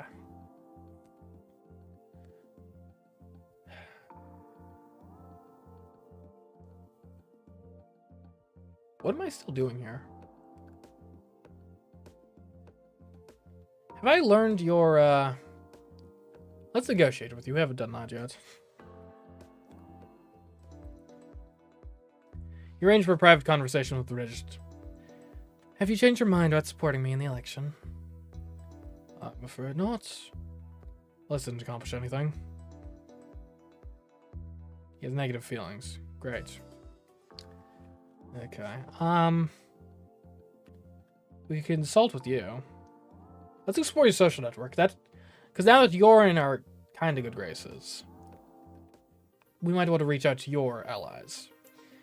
Investigating the relationships of Azara, Elector of Tharkus Prime. Elliot, Aleto, Jade. Okay. I'm gonna hang out with Amania. Indulgence. You gently strike your viper, enjoying the feeling of scales against your skin. What a comfortable life it leads, all slither and bask. Alright, we're indulgent, jeez. We're far away from anything piloting related, aren't we? We could get gunnery. Ooh.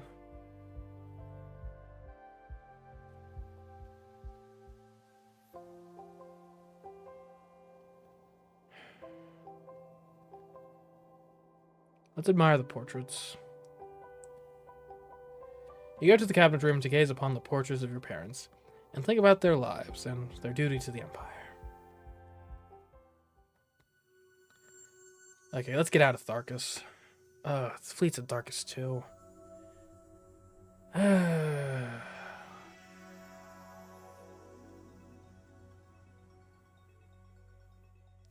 We need time to train up our piloting anyway. Alright, let's go to deep space.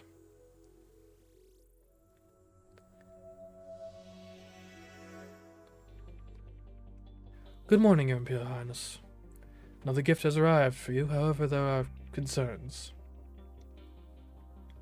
This gift has been sent from Crystal Nova. Oh, your family. What is it? The Vestarch brings out a wood box made up of many separate pieces connected in strange shapes. You can't immediately see how to open it. Is that a puzzle box? What's inside? Nothing, as far as our scans can tell. This is a puzzle box, a challenge for the mind. The act of finding a way inside is itself the gift, though it can be used to store trinkets. I recommend destroying the box. This gift by its nature is not fully understood. It could contain hidden dangers. Can you trust such a gift? Do you even want a gift from your Novan relatives? Yeah, I'll solve it. Sounds fun. A puzzle could be interesting. I'll take it back to my room. You can work on solving it when you're not busy with classes. You'll need a good eye and a knack for opening mechanisms, or else a friend who's very good at puzzles. Okay, and some more interaction would not be... Big guns, actually. Let's get to big guns. Those might help with our piloting endeavors.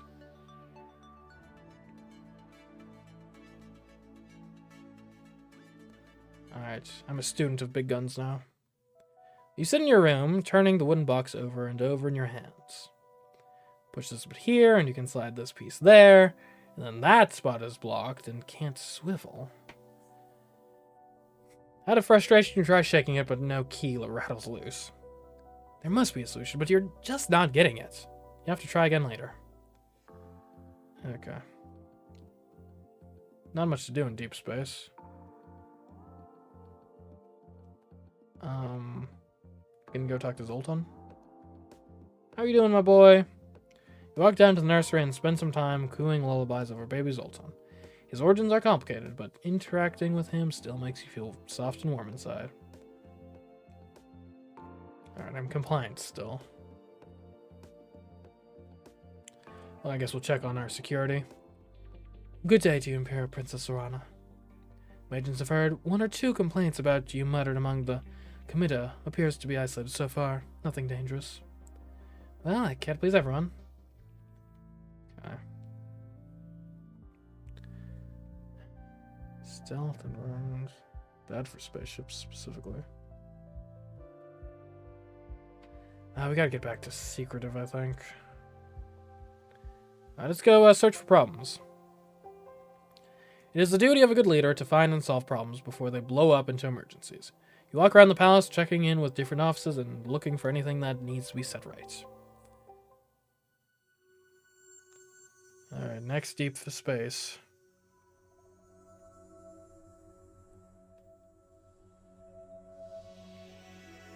Hopefully this trip to outer space is fruitful.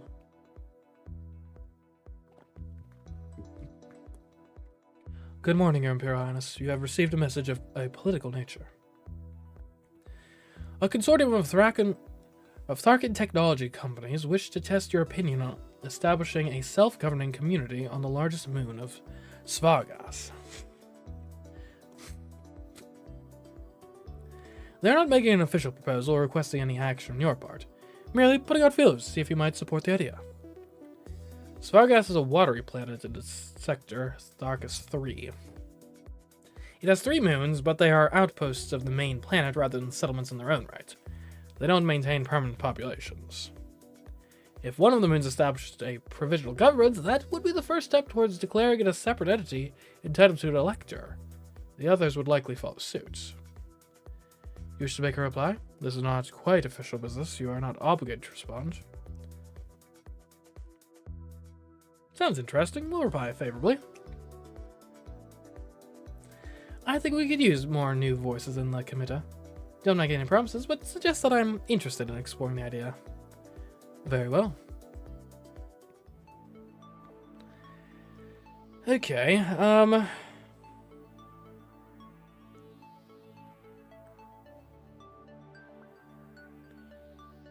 more hiding would be nice, or maybe a bit of intrusion for our puzzle box, actually. Yeah.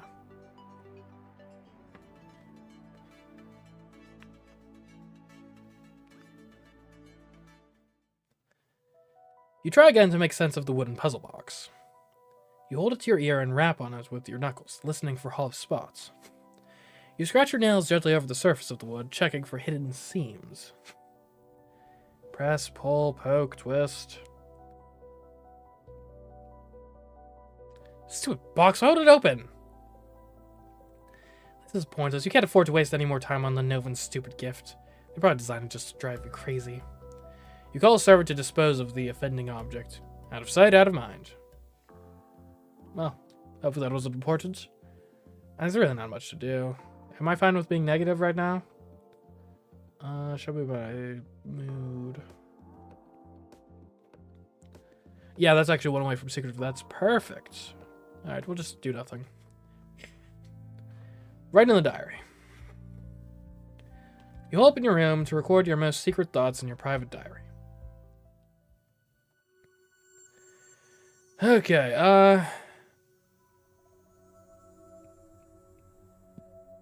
well, let's start with Heru Prime.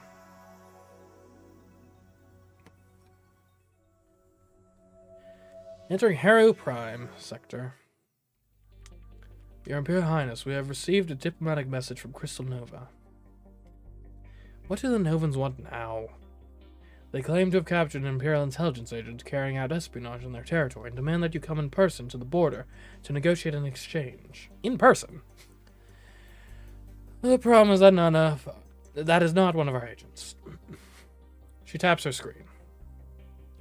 This individual is a common Imperial citizen doing business on Crystal Nova. He's not an agent. He's not even an informant. He has no classified value. If this is an innocent citizen, then he might be condemned to a Novan prison through no fault of his own. Better to lose some unimportant businessman than to put the Imperial Princess at risk. Why do you think they're insisting on her personal presence? It must be a trap. The Novans have designated a neutral sector just outside of the Imperial space to make the exchange if you wish to negotiate. You'll need to be at this location by turn 22. It is, of course, your decision.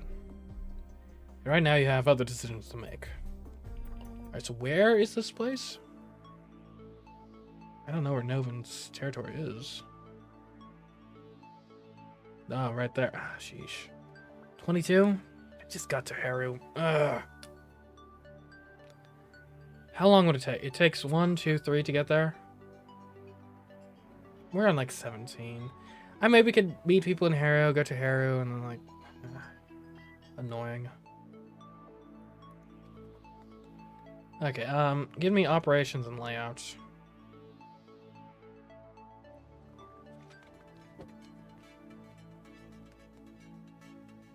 I've unlocked the spaceship outfit. I feel like the etiquette outfit is probably more generally applicable, but we'll definitely have that ready for when we face the fleet again.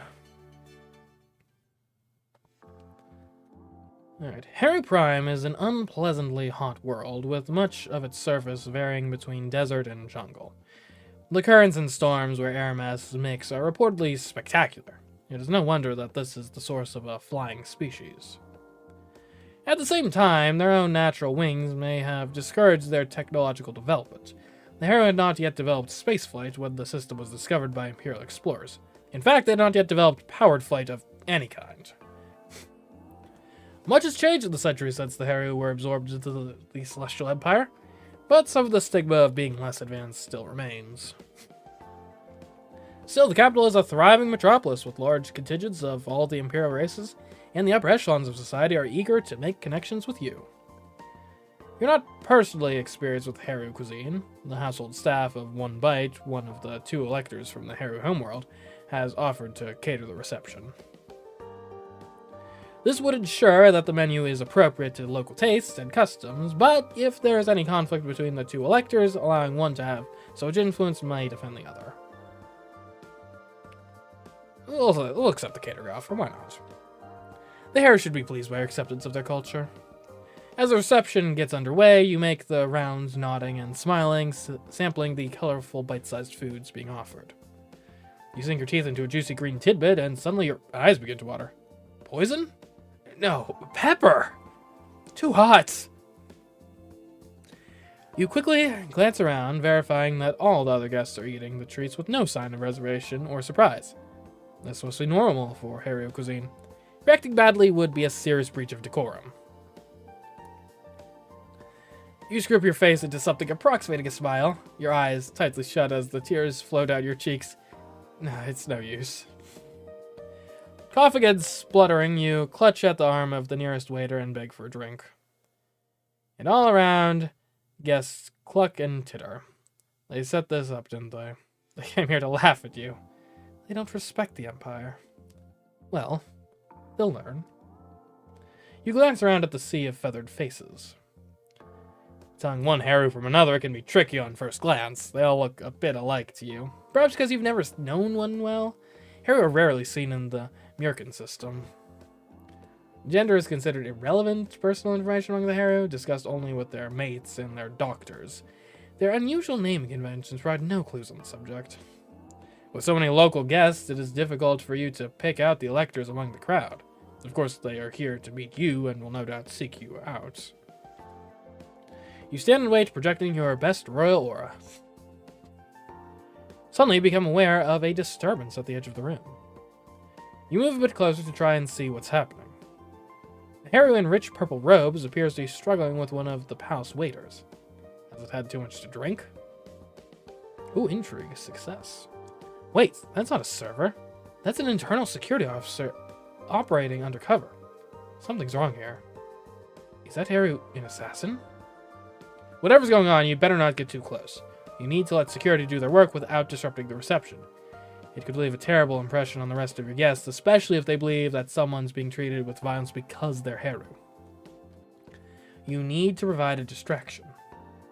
Quickly, you move to the front of the room, picking up a silver handbell and ringing it to draw everyone's attention to you. Thank you all so much for attending tonight. This is my first time visiting Heru Prime, and I'm excited to see so many new faces.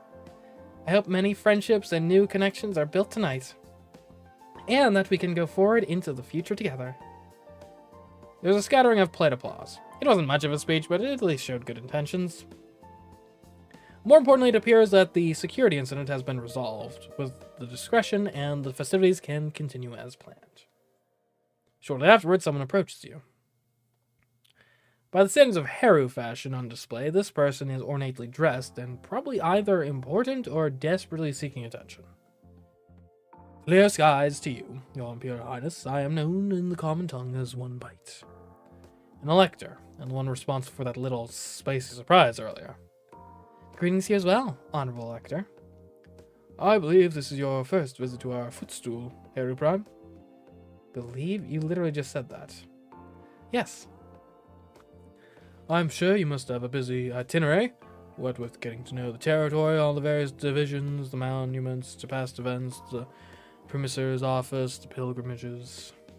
It is a pity you were not able to make yourself better known to our people before finding yourself in these tragic circumstances. However, we look forward to building a fresh Imperial relationship with no priors. The words sound friendly, but there is no warmth behind them. You sense that it disapproves of you somehow. Thank you.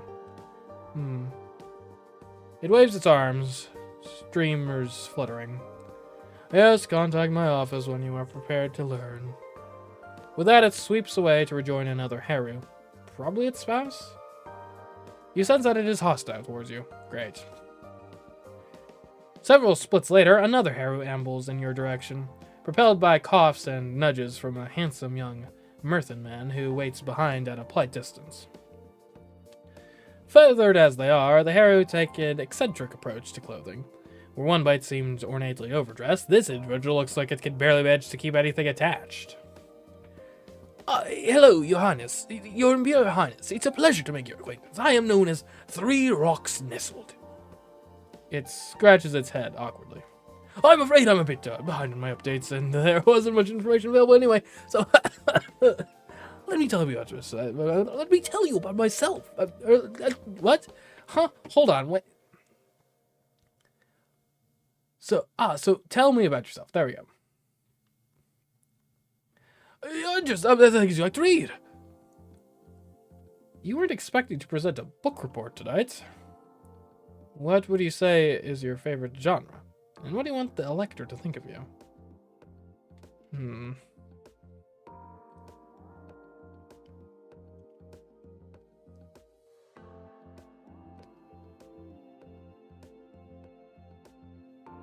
Romance, thriller, drama, mystery, or fantasy.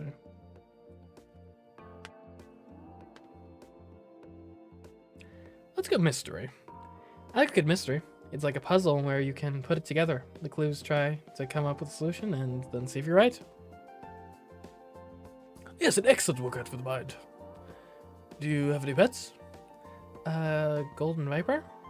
Excellent. It pulls up its little notebook and scribbles something. Yes, we'll talk again. It walks away still writing. The Myrthan you noticed earlier looks exasperated and takes a few rapid steps to catch up with the Elector. What an odd bird. You sense that it probably has positive feelings about you. Perfect. As the reception winds down, your security team draws you aside for a discreet update. The disruptive guest earlier was apparently a Heru separatist attempting to strike a blow against the Merkin overlords. They assure you that exactly the same thing would have happened if it had been your father holding a gathering. This attack was not about you personally, but what you represent. No connections to any electors or larger factions have been detected. This incident should have no further political consequences. Does that make it any better? Okay. Abroad.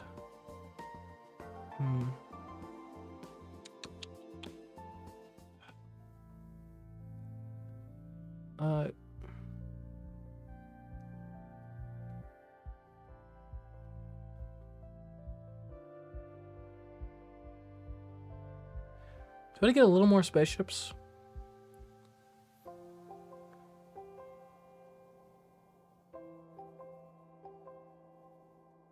A little more spaceships. You'll open your room to record your most secret thoughts in your private diary. Okay, we can stay here for a turn at least. For once, nothing urgent has summoned you from your bed. Just the usual pile of routine dispatches and updates. The Vestark has said to remind her that the Angalaka, a major religious festival including blood sacrifice, will take place on turn 24.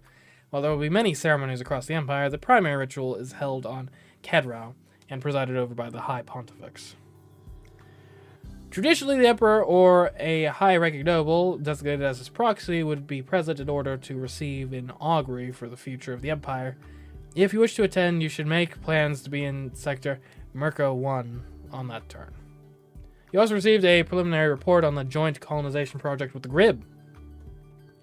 The first Imperial colonists have arrived safely and begun to set up basic accommodations. So far, the trade appears to be in line with the survey data. Everything is proceeding smoothly. On with your day. Okay.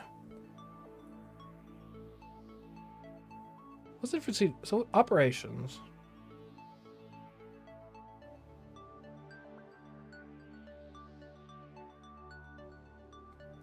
Give me some better piloting. And operations.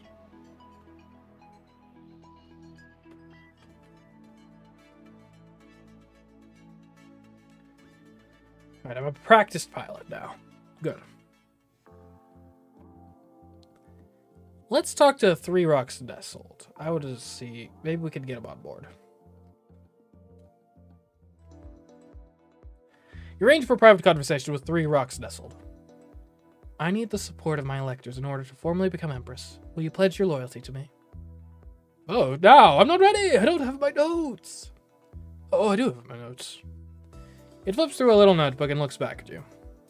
It seems that, I'm not certain that there is such a great difference, really. Whoever takes the throne will rule the Empire, and, I don't have much reason to choose one or the other.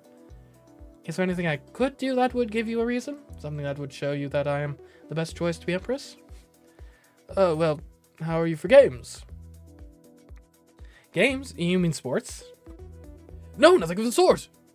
Challenges, puzzles, adventure, forays into fantasy. It's a hobby of mine, putting people into an imagined scenario that they must explore to uncover the true story and the way to escape. So let me get this straight. You'll vote for me if we play a game of D&D? Okay. It's so difficult to find people willing to help test these little creations. A game master needs players, and with your background, you are the perfect subject for my latest idea. Is it dangerous? It's just a game! Well, I suppose things could go a bit wrong. I mean, things could always go wrong. Fire, flood, earthquakes, books falls on your head. That happened once, so I can't say there's no danger, but that doesn't make it... Does that make it more exciting? Does your life need more excitement? It rubs its hands together. I'll need a bit of time to prepare the dungeon. The dungeon? Oh, it's a traditional to call any playing space a dungeon. It doesn't mean there will be monsters necessarily. So what does it involve? I can't tell you that. If you were prepared, it wouldn't be a fair test of my creation. I must see how you interact with the pieces when you don't know what they do, which clues you notice, and so on. But if you can play through my little adventure successfully, I'll give you my vote. Doesn't that sound like a fair reward? It's the reward you're after, but exactly what would you be getting yourself into? Contact me with your schedule to arrange a session. If you want to find out, you'll have to take the chance. And that should be pretty easy. It's just a game.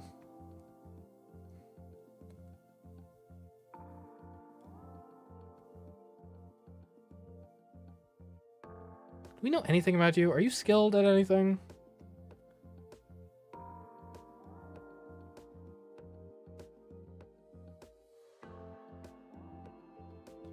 Well, let's do the game. The Elector Three Rocks Nestled wishes you to play a mysterious game somewhere on the planet's surface. It will not give you any details, only that it would be an adventure.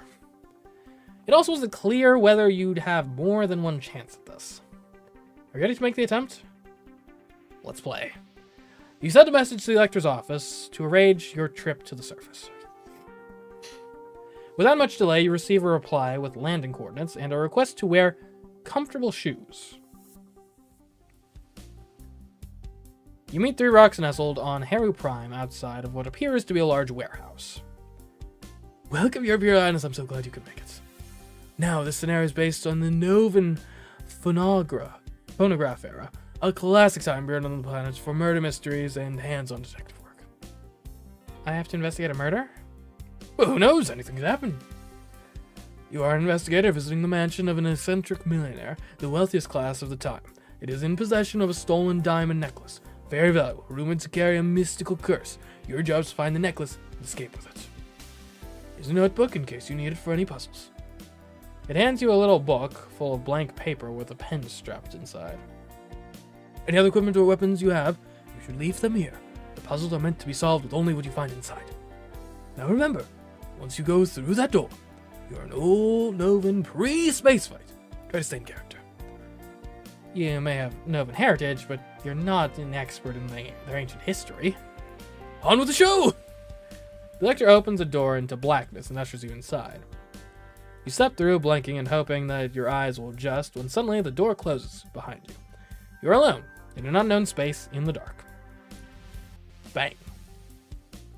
You hear the sound of thunder crashing and lights overhead flicker crazily, giving you a fragmentary glimpse of your environment. You're standing on a rough, plastery floor. Oddly in front of you is the facade of another building, an oddly fashioned house. The mansion that Three Rocks Nestle described. The sound of rain sweeps over you with a hiss, and panels to your sides begin to glow with streaks of blue. You're not actually getting wet, but the atmosphere is clear. You can almost smell it, and it makes you shiver. 2 glass lanterns in front of the house ignite, framing the large door that must be where you're supposed to go next. You approach the front door. It looks wooden, though it's hard to be certain in the dim light, and a gleaming metallic knocker is attached. There's also a small slot cut into the door, wide and tall enough for an envelope to pass through, but not a hand. Common courtesy would suggest that you should knock rather than attempt to barge into a strange home. On the other hand, you are apparently supposed to be stealing a necklace, so perhaps stealth is called for? We'll knock. I'm better at etiquette and stuff, talking my way out of a situation anyway. You lift the knocker and bring it down loudly against the door's surface. After a moment, you hear a voice from the other side. You have an invitation. What? Place hide your invitation through the door so that I may say who is calling. You don't have an invitation, just a notebook full of blank paper and a pen. Draw your own invitation, plead to be let in, or bluff your way in. Well, I mean, I've got similar. I've got pretty decent rhetoric. Draw your own. I've got horrible visual. And I think on balance, my etiquette is a little higher than my rhetoric, but my allure is a little higher than my arts, so.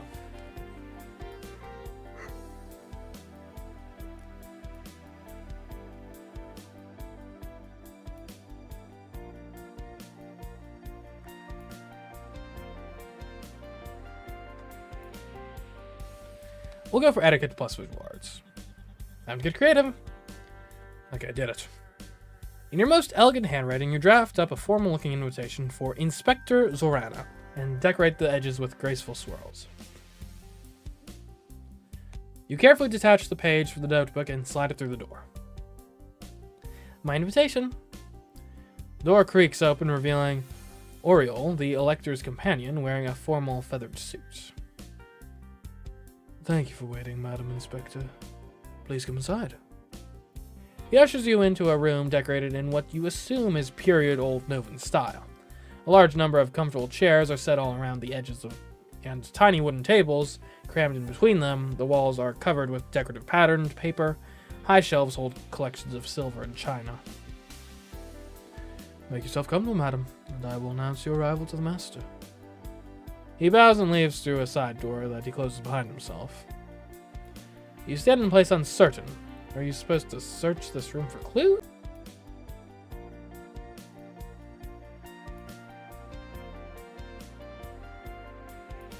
We back? I don't know. OBS cut out for a moment. I don't know why. It's weird. I think we're back though.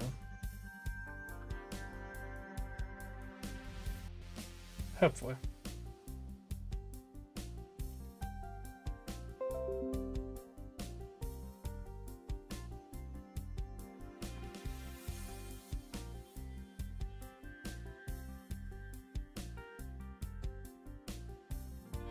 Okay, we're back. Sorry about that. Yeah, just sometimes OBS decides randomly to disconnect. I don't know why.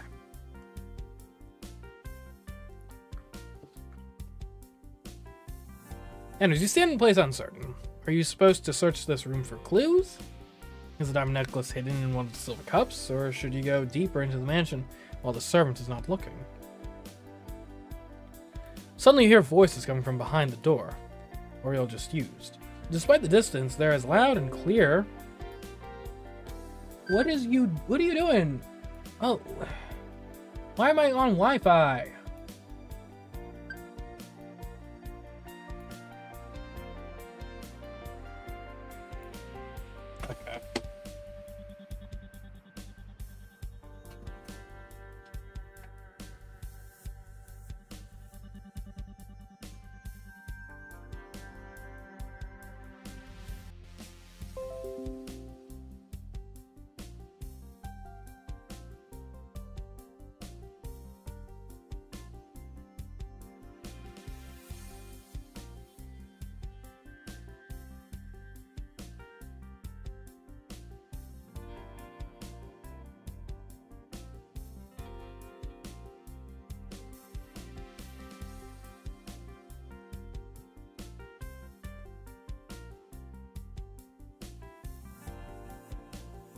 Okay, for some reason, it was trying to use Wi-Fi instead of Ethernet. I don't know why, but it should be fine now, hopefully. Suddenly you hear voices coming from behind the door Oriel just used. Despite the distance, they're as loud and clear as if you were standing in the same room. Inspectors here? They're into the house? It's a catastrophe. I expected better from my loyal butler. 1,000 apologies, Master. Should I send her away? No, that won't allow her suspicions. You must keep her occupied. Stall her, serve her tea and cakes. I'll use the secret passage to reach the diamond necklace and secure it safely. Yes, Master. Then oddly, you hear a little snippet of music, a distinct 4-note tune, followed by a dull grinding noise. As you blink in puzzlement, Oriel re-emerges, pulling the door behind him again so that you cannot see the room beyond, but not quite closing it. Please accept my apologies, madam. The master is deeply occupied with important business matters and cannot receive you at this moment. If you would be so kind as to have a seat, I will bring you tea and refreshments while you wait. He exits again through a different door. This time, this one closes solidly behind him. You walk over to peek through the first door. The room beyond appears to be a study containing a large desk, several bookshelves, a fireplace, and a keyboard. Perhaps a harpsichord? There's no one in the room and no sign of any other exit. The master must have exited via the secret passage that was mentioned. There's a little tune, so is the harpsichord the key? Unfortunately, you lack the musical ability to remember and replicate the tune, which you've only heard once, of course. What are you going to do? You flatten your hands across the keyboard, pressing multiple keys at once, hoping to get lucky. It creates an alarming jangle, but no secret door opens. Stupid thing. You kick sulkily at the base of the harpsichord, then again harder, just in case that jars anything loose. Stop! A bookcase on the wall swings open and 3 rocks nestled pops out, feathers ruffled. Please don't touch my pops. You don't need to use force to open any doors in this there. Well, the door's open now. Only because I ended the session. No need to reset everything. We can try this again some other day. Apparently you're playing the game wrong somehow. Well, it's like that you need to impress, so you'll have to play by its rules. These puzzles will apparently require a more delicate approach. We're gonna need music? We don't have music skill at all. We could maybe get repair. Like, repair is probably something we're going to get at some point.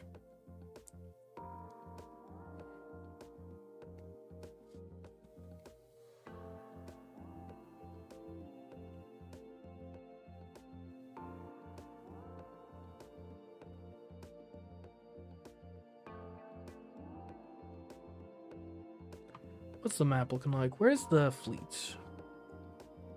Yeah. Oh, there's Yeesh. Okay.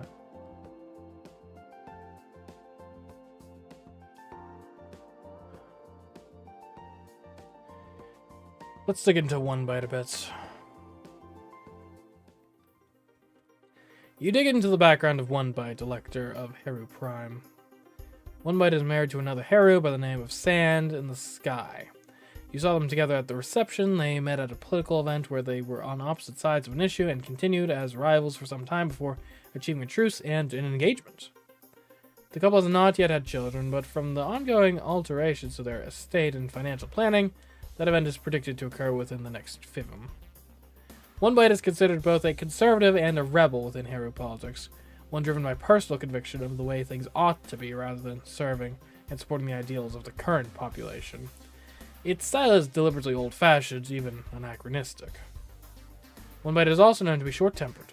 There have been complaints of bullying from the elector's staff, and once had an altercation with the Primaceur's guards, where it swore at them and called them churls for failing to get out of its way quickly enough. So far, those incidents have been handled quietly, and the complainers paid off, but they could become a scandal if they were more widely known. Okay. Interesting.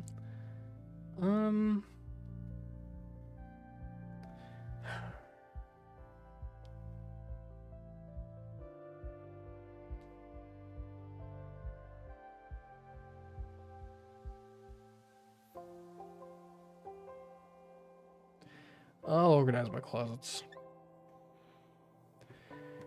You sort through your belongings, carrying some away to storage and organizing others to be more convenient for you to use. It helps to clear your head. If we want to make it to neutral space in time, we got to start moving now. Okay, here goes.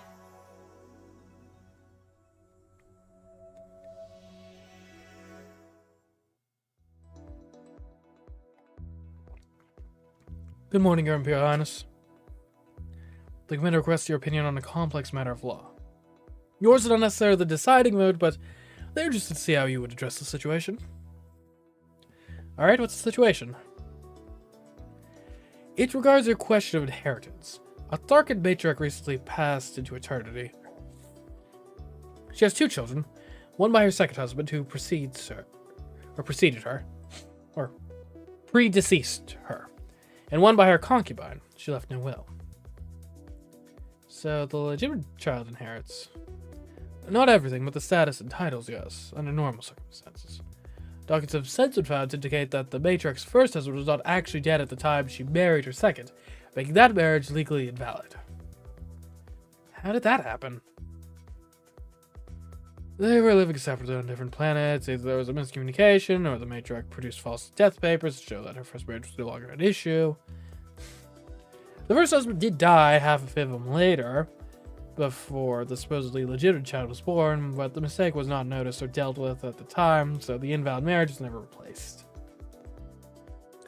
None of this would be an issue if the woman had left a will. As it stands, the person who was treated as the heir is technically neither the child of a marriage nor a registered concubinage.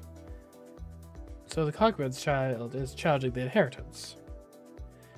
That's a mess. The people who broke the law in the first place are all dead and cannot be questioned. By one interpretation, the heir is now legally entitled to nothing, despite being raised all their life to expect it. Ooh, economics, nice. Is there some legal precedent that might apply? What is your recommendation? Treat the 2 children equally. Sure, why not? It's got history and economics. There's a concept in contract law called severability, where even if a part of the contract is invalid and struck down, the rest of the contract still stands. This woman intended to marry her second husband. She legally could not form a marriage bond with him, but she could have made him a concubine. Under the circumstances, it's reasonable to downgrade her marriage into the next most appropriate category. By that standard, they're both children of concubines and should inherit equally. Very well. Okay, I mean, that seems like a decent way to deal with that. Give me endurance and repair.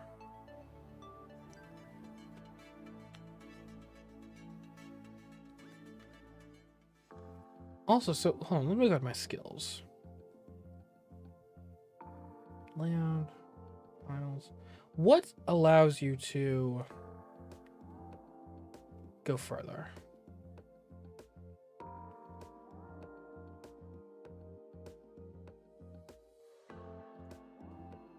Because one of these allows you to go further, right? I forget what it is.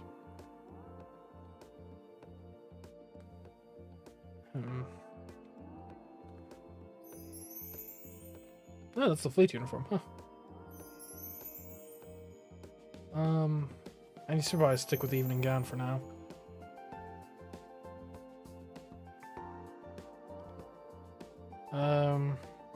Any alerts? Good day to you, Imperial Princess Zorana. My agents have heard 1 or 2 complaints about you muttered among the committee. Okay.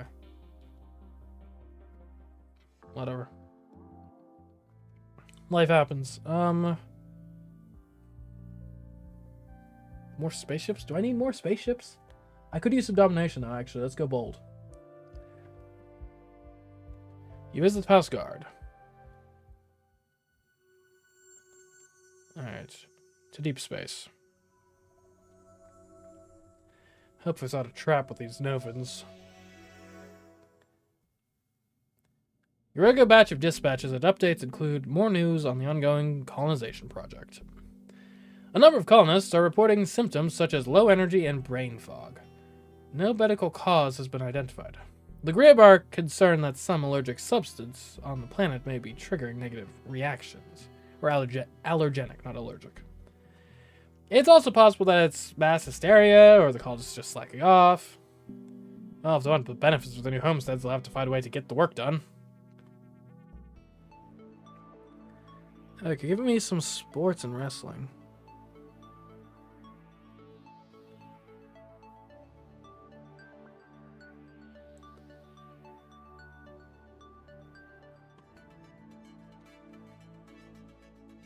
Okay. I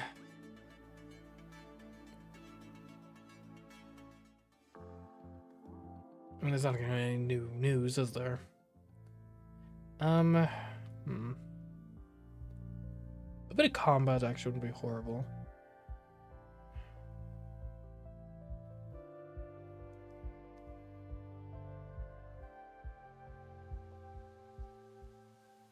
Just in case. Oh my goodness, what is wrong with you?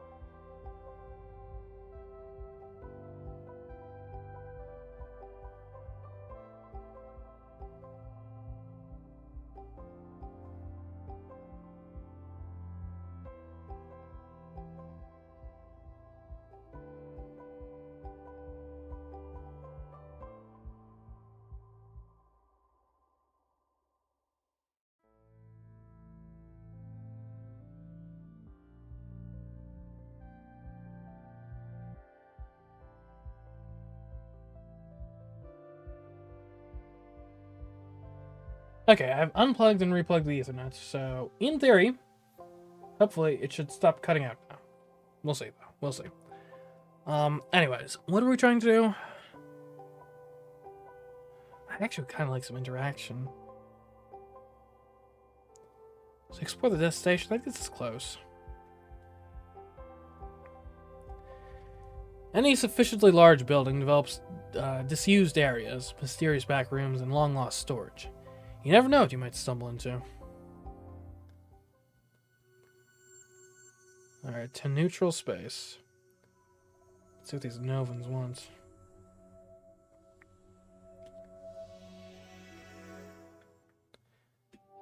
Your Imperial Highness, we appear to have urgent situation developing, but information is currently scarce. A distress call was received from the Grib Colony Project requesting immediate evacuation. At least that is the overly formal description. The message that was actually said was, get me out of here, now, there, and the transmission was cut off, followed by error signals. We're not sure who sent the message. The speaker did not identify themselves or provide any recognition codes. This may be an adolescent prank or an internal dispute between colonists. Since the colony is located in a region outside the Empire, past Teru Prime, we have no presence there beyond the colonists themselves and no further information available at this time. The matter will be forwarded to the Committee for debate. But you are entitled to exercise an Imperial privilege if you believe this is a genuine emergency.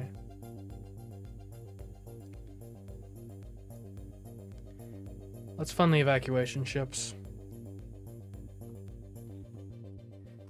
If, like, there was definitely something going on there that was bad, let's get them out. This is an emergency. We don't have time to wait for the Committee. Our people are in trouble. What do you mean, fail? Charter ship in my name and send it to the colony to help whoever needs rescuing. Very well.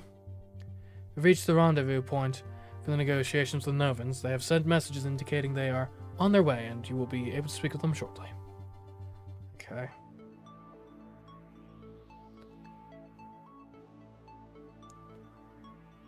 Blade skills.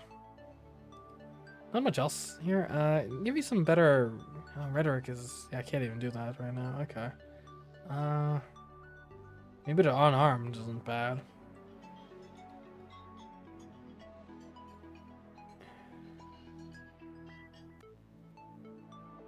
Maybe some reflexes. Reflexes, just in case they try something.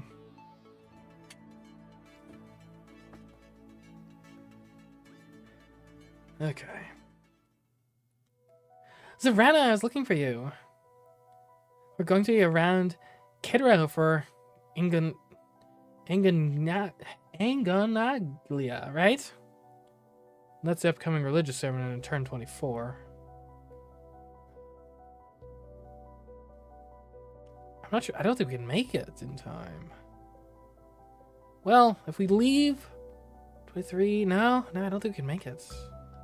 Let's say I haven't decided, but I don't know if we can manage to be in the right sector at the right time. There's a lot going on, you know. Oh, come on, central seats at the Basilica of Shadows, and as a member of Ancestral Ministry, I could even get a guaranteed ticket. Actually, since I'm not Empress yet, my ministers aren't entitled to those privileges this time around. Only after the election. Xena sighs. You know, if you don't go, Lugomir will take your place, and that's going to do great things for his image among the traditionalists. If he wins, you'll never get to be Empress.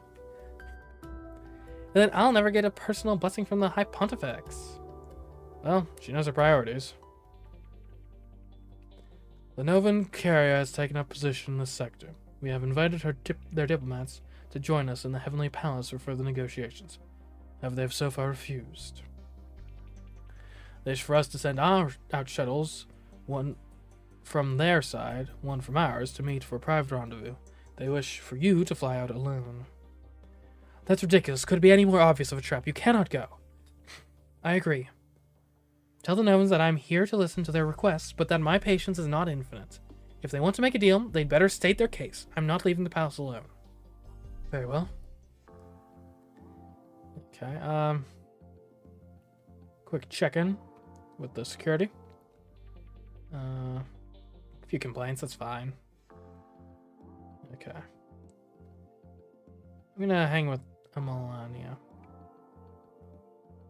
I'm indulgent now. So does it always make me indulgent? Maybe.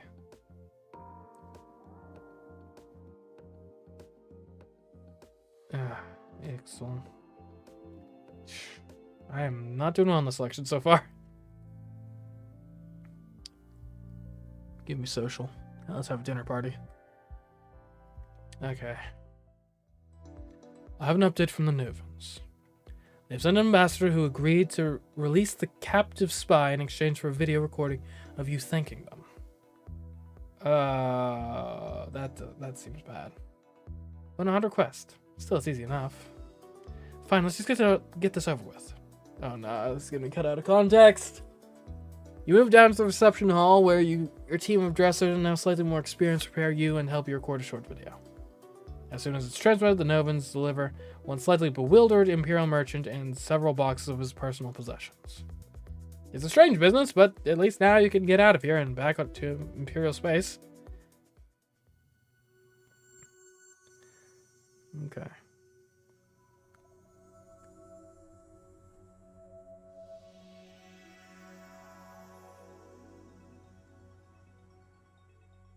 We might be able to make it if we really rush.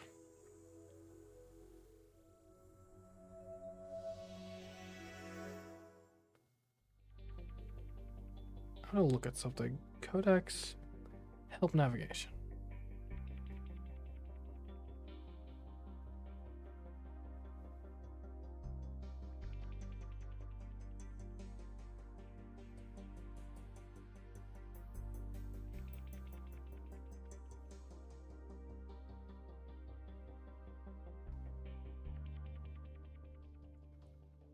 Yeah, is it helping? Okay.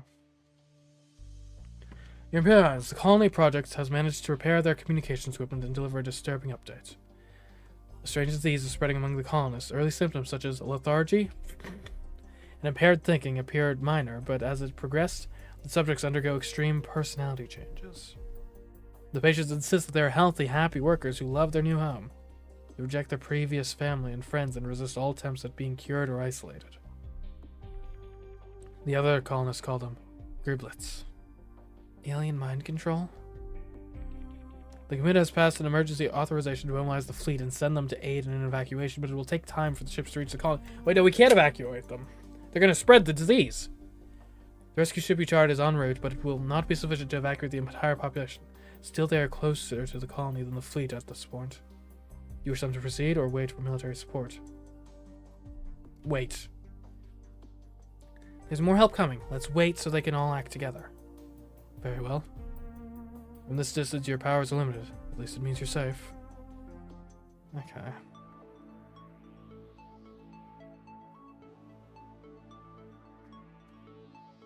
How to learn repairs.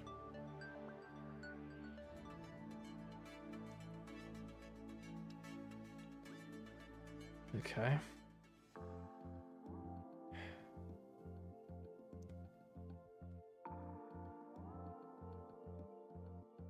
Oh, science is what lets you go further, right? Yeah. Make a list of enemies. Let's review the schedule. Okay.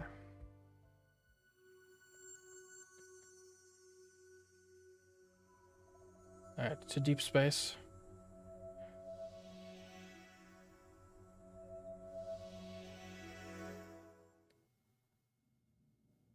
I have an update on the colony evacuation process.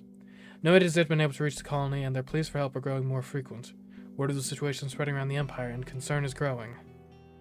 I can't make things move any faster. Only the fleet had been stationed close to Heru Prime. Okay. Give me more deception and rhetoric.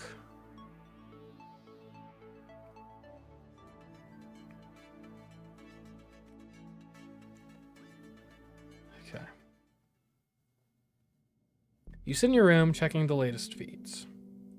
Recordings from the Angagalia writes on Kedro shows Lucamere standing tall and proud in front ranks as the High Pontifex lists the sacrificial bird. That position would have been yours if you'd been there. Okay, so we were too late for that. Great.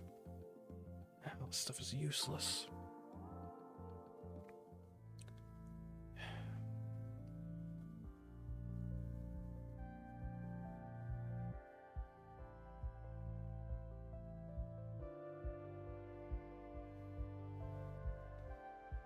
Be indulgent.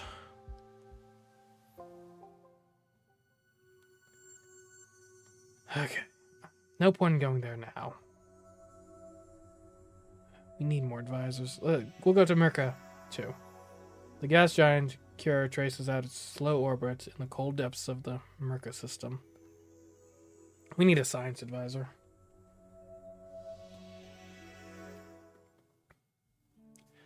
I have an update on the colony evacuation process. Fleet ships have arrived in the colony sector where they have encountered a triad of Grib warships. The Grib claim they are present only to protect their own citizens during this crisis. Unfortunately, they are now claiming the infected colonists as their citizens, saying that they have defected. Any attempt by a military vessel to forcibly extract them may be counted as an act of war, which you currently lack the authority to command. A small number of colonists who remained free of the condition barricade themselves away from the others and set up signal flares begging for rescue. One large troop shuttle was able to make a run to the surface. Those who boarded were saved. No further signals are forthcoming. One shuttle's worth out of 5,000 colonists. Tell the fleet to get out before the situation gets worse. This whole mess was clear a trap from the beginning.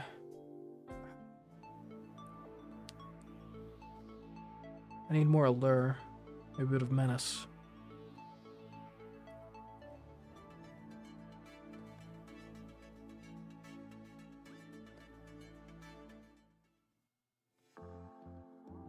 In the early days of Mirkaran's space exploration before the Celestial Star Empire was born, the first colony outside of the Twin Worlds was built on Sijna, rocky moon of the untouchable gas giant Kira. It represented not only an exotic mineral resource, but also a gateway to the larger universe. Political and technological developments over the centuries have relegated it to little more than a waypoint for galactic travel. The mining operation continues, but Sijna is no longer a thrilling frontier. Despite, or because of its proximity to the Twin Worlds, it is very rare for Sijna to receive an Imperial visit. Dignitaries from this locale usually make their way to Kedro or Andro for audiences. Thus, while Sijna rates only one elector, this reception is the dream of a lifetime for every minor official and regional business director headquartered on the moon. Invitations were in intense demand. A great many guests are eager to tell you about their grand schemes and investment opportunities, promising you fabulous returns in exchange for Imperial support. Simple wealth cannot win you the election, and it would be unwise to bind yourself to petty bargains at this stage. But it is easy enough to feign interest and ask some salient questions before moving on. There's only one guest at this reception with a critical role to play in the near future. You scan the crowd seeking. Your eyes fall upon a tall, willowy woman whose hair has the gleam of platinum. Makeup enhances the keenness of her gaze, making her age hard to guess beyond adult. Her silk gown is colored like a cascade of flower petals. At her side is a middle-aged woman with a pleasant smile, wearing a dark-colored dress of demure sophistication. Thin traceries of silver jewelry glint when they catch the light. This is Imperial Elector of Sijna. Your Imperial Highness, it is my great pleasure to welcome you here. May I introduce my wife, Biangi. You exchange pleasantries. Have you ever visited Sijna before? You have, actually, but only as part of a school trip, an educational excursion to the old frontier. You're not sure that's what she'd want to hear. Tell the truth, a lovely vacation or no? How good is my deception? I did just train it. It's sitting at 55. Oh, I vacationed here once, but I don't remember much. I was very small. I hope we will leave a better impression this time. Perhaps you will have a chance to visit some of the highlights. Perhaps. It's unlikely, and she knows it, but she accepts the polite fiction in the intended spirit. A chime interrupts your conversation, signaling that the first of the scheduled speeches is about to begin. I look forward to speaking with you in more detail later, Your Imperial Highness. Please call me if you have any needs. All of Sijna is at your service. Thank you. You sense that she is hostile towards you. Sheesh. She's already voted. Oh my goodness.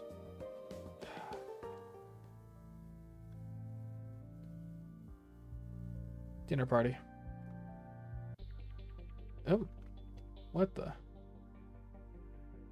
Oh no, did I just do quick load? Where am I? Turn 20? Oh, files. Where's my last save? Autosave.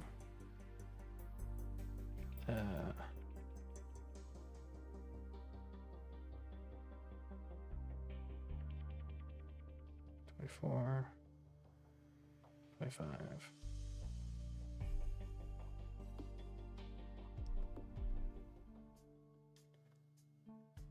Okay. Seen this.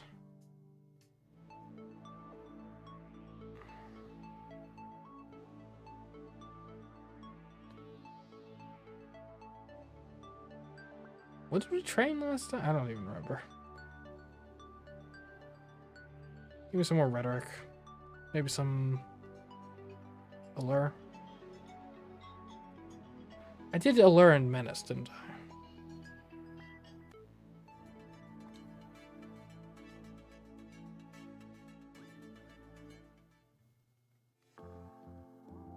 Okay, skip this. A lovely vacation. Okay, great. I'll have a dinner party.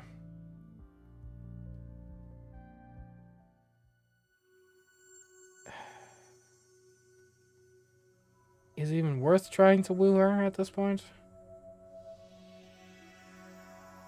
Maybe I can steal her? We'll try. Your Imperial Highness, some more pleasant business today. On October 27, the Heavenly Palace will be hosting a performance of Heart of Ice by Ecoladian State Opera Company. Opera?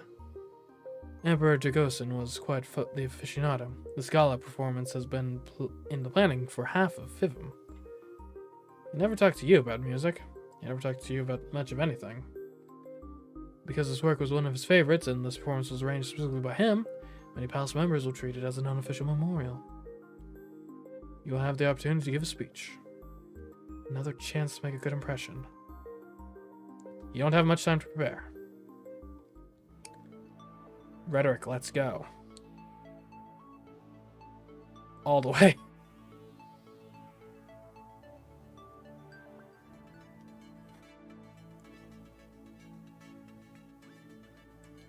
And that should be pretty good.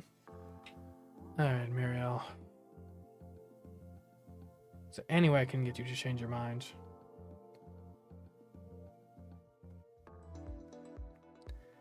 Affected by electric approval. You attempt to arrange for a private dialogue with Meryl, but she won't return your calls. Can I give you a cabinet position?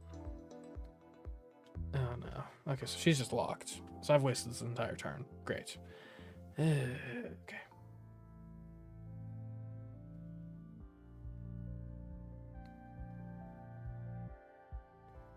Go dancing.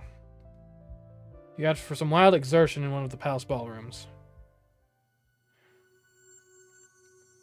Alright, Tamerka 1. I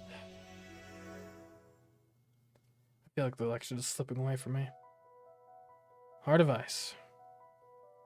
It's an epic tragedy telling the tale of two lovers, a Merkin woman and Miro man.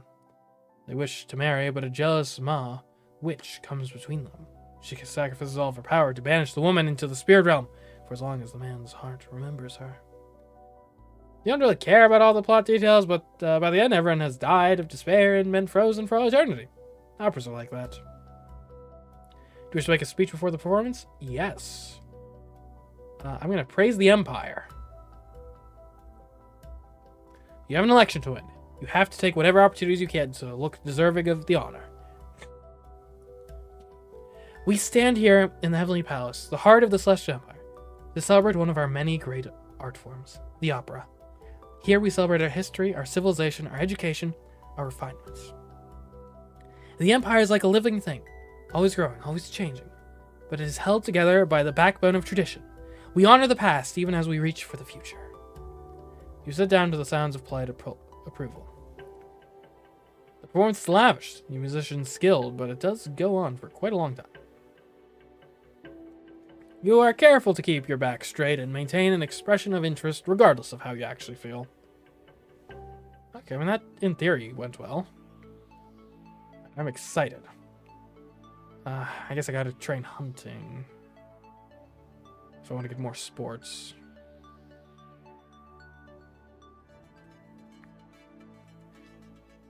Okay. You've unlocked the domination outfit. Dark Champion, let's go. That is quite the outfit. Very, form-fitting. Alright. I've trained in sports. How about ye? Alright. Let's do this. If we can get you on our side, then that maybe changes things a bit. I hope. Starfall matches are held regularly. You have her All Holiness dispensation, but you'll still need to call ahead and make several arrangements. You'll only be able to attempt this once. This sport is dangerous, and a ritual match even more so.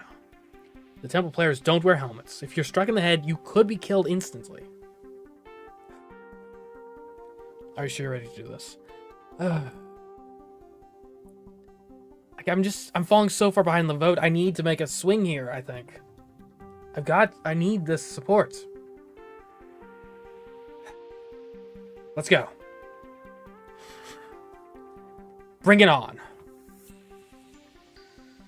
Once the arrangements are made, you transport down to the planet's surface. Tonight's match represents a symbolic conflict between two deities as they clash over dominance in the American pantheon, demonstrating the influence they will hold over the twin worlds for the cycle to come. This match pits Murazana, goddess of poison, ice, and wild plants, versus Xor, god of song, construction, and the hunts. The chosen deity does not affect the team's equipment or the game rules, only the colors of the team wears. The star will not be poisoned. Which deity do you choose to play for? Xor. You put on a black bodysuit and wind yourself with red and brown ribbons. The rest of your team does not bother to strike up conversation with you or with each other. Their faces are expressionless behind the patterns of paint representing their loyalties. There is no discussion of strategy, no attempt to build excitement. It's like they're in a trance. You've had no time to train with these people. You don't know how they play. Are they just going to ignore you on the field? It looks like team or no team, you may be on your own. You came here to impress the High Pontifex with your devotion in order to win her vote. What is your primary objective in this match? My team's victory. In order to show that you have the favor of the gods, you need to win. That's the whole point of these ritual sports, isn't it? So where can you make the most impact? Generally, a rusher charges towards any midfield enemy, holding a star to tackle them and make them drop it, or at least force them to throw without the time to aim. It's an extremely energetic position that calls for a strong, fast athlete. While good, rushers are an important part of a team's strategy. They don't score points directly, and the players are usually less popular because of it. If you want to earn glory, this might not be the best position. A disruptor tries to intercept the enemy pass by knocking the star out of the air or blocking it from reaching its target. This requires a lot of jumping, long arms, and luck. Disruptors are the players most likely to make physical contact with a still flying star in order to steal it from the other team. It's rare for everything to line up just right to make that possible, but when it does, it makes for a highly dramatic replay. This makes Disruptor the best position for seeking personal glory, but the risks are also obvious. A receiver tries to keep their distance from the other players so that they can pick up the star if it's thrown their direction. This requires quick judgment to take advantage of opportunities and a good throwing arm to move the star on. This kind of feels like football. a bit.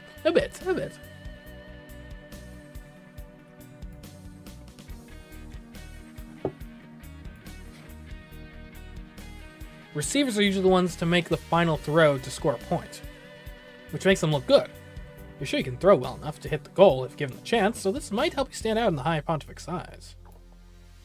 Receivers also have the chance to be hit by a falling star, since the spear might be thrown directly at them, but a receiver standing still and getting pierced doesn't look nearly as dramatic as a disruptor leaping for it. Which role will you attempt? Give me a receiver. I'll be a receiver. You stake out a patch of territory on the side of the field near your target goal. There's a lot of dancing around as players from the enemy team try to get close enough to block anything sent your direction, and you attempt to avoid them. So it doesn't feel like your team has much interest in passing the star your way. They don't know or trust you. You're not going to be the top choice to pin a strategy on. You try to tap into the spirit of the game, howling in excitement when your team makes a move, screaming in the faces of the enemy to taunt them or scare them away, jumping around and yelling, "I'm open!" whenever a star is on the move. There's nothing like sports to bring people together. They will acknowledge you. At last, you hear a shout and see a star winging your direction. This is your chance. Let it hit you, domination, or wait for it to hit the ground. I mean, my domination stats are pretty good. They're okay. Go for it. Steeling yourself, you step forward trying to judge the passage of the spear through the air. You need it to pierce into you, but not to do any damage that can't be repaired. It's coming down. Oh. The pain is sharp and hot and makes your vision go red, but you're still conscious. Uh-oh, I don't have endurance. The pain recedes, leaving you with a distant, floaty feeling. You take one wobbling step towards the goal, then your legs bend like wet cardboard, sending you to your knees. You can't do this. You gotta get off the field now or you're going to die. Frantically, you signal for a medical exit and are helped off the field before you collapse. You hear later that your team won the match. Good. You'll need to arrange another meeting with the High Pontifex in order to find out what she thinks of your performance. I didn't die, and I think that was probably a decent performance, right? I showed my dedication at the very least. You can't say I didn't show my dedication. Well,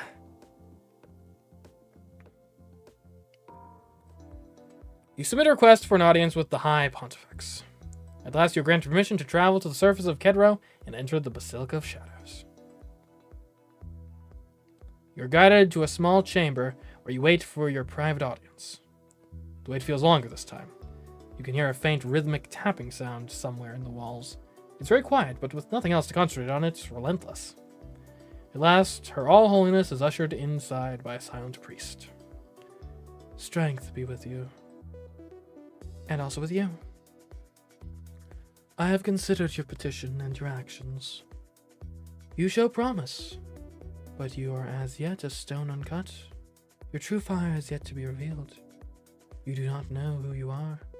It is not my place to tell you. Who I am? What you chose, you must choose for yourself and be judged for it without my guidance. Do not contact me again until after the election. If you are successful, I will grant you my counsel. That's not very helpful right now. Thank you, Your All Holiness. What else is there to say? You sense that she probably has positive feelings about you. Well, that could have gone worse. It could have gotten better.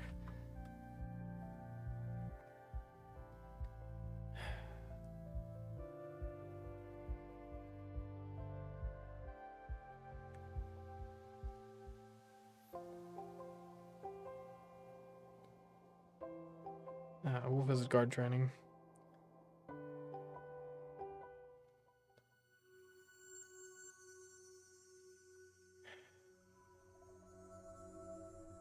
Okay, let's try to at least get some consolidation here in Mirka 1 before we leave. You're not in your bedroom perusing the regular reports. No read crisis today, at least. Here's a funny one. There's a rumor that someone saw your father in disguise as a member of the Asgoldian State Opera Company. Even if the Emperor were somehow alive, you can't picture him as a humble musician. Besides, you met the opera company. What else? Some shady Tharkan company is selling unlicensed fashion dolls that look suspiciously like you. You make a note to get a hold of one, just to check the quality. Oh, and a message from Vasily. Well, not really a message, just a picture set of pretty flowers and a reminder to be kind to yourself. Those particular flowers are generally associated with sympathy and support, particularly after the loss of a loved one. But oh, this would have been the Jubilee if your father were still here. You're not that sad about it? No, not anymore, but it's kind of Vasily to think of you. Okay. You may talk more wrestling and some unarmed combats.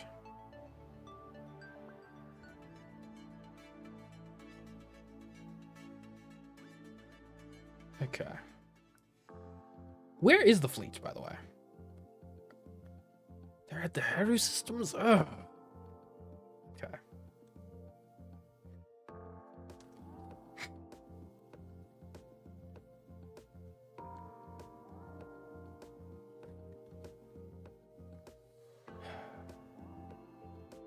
Okay, all of you guys are voting against it. That's great. Vater, you're getting a cabinet position. Congratulations. You're in for a private dialogue with Vater and lay out your offer. In exchange for electoral vote, I'm willing to grant you a role within the Celestial Ministry. You'll be one of my closest advisors with influence on Imperial policy. I would be very happy to give you my advice on many subjects, Your Imperial Highness. Do you have a particular role in mind? So he's wise, right?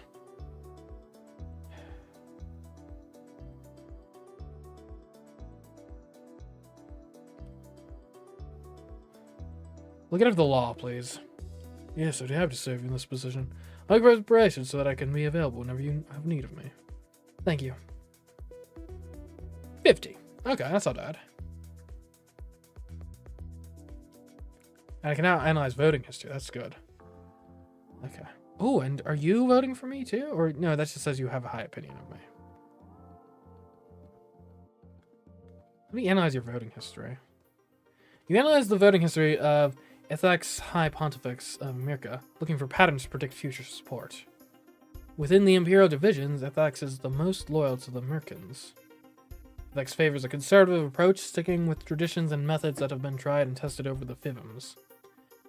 She prefers a ruthless approach, stamping out dissidents, punishing failure, and being willing to make sacrifices to succeed. Prefers to focus on issues within the Celestial Empire rather than relations with alien powers. Like, I'm not sure it helped me that much, but okay. Is there anyone here I can talk to?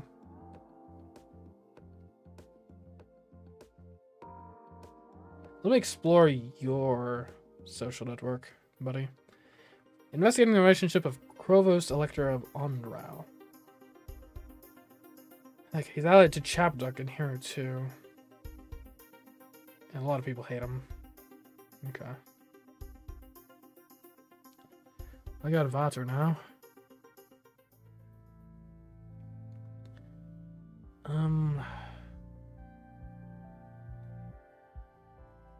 Will be determined.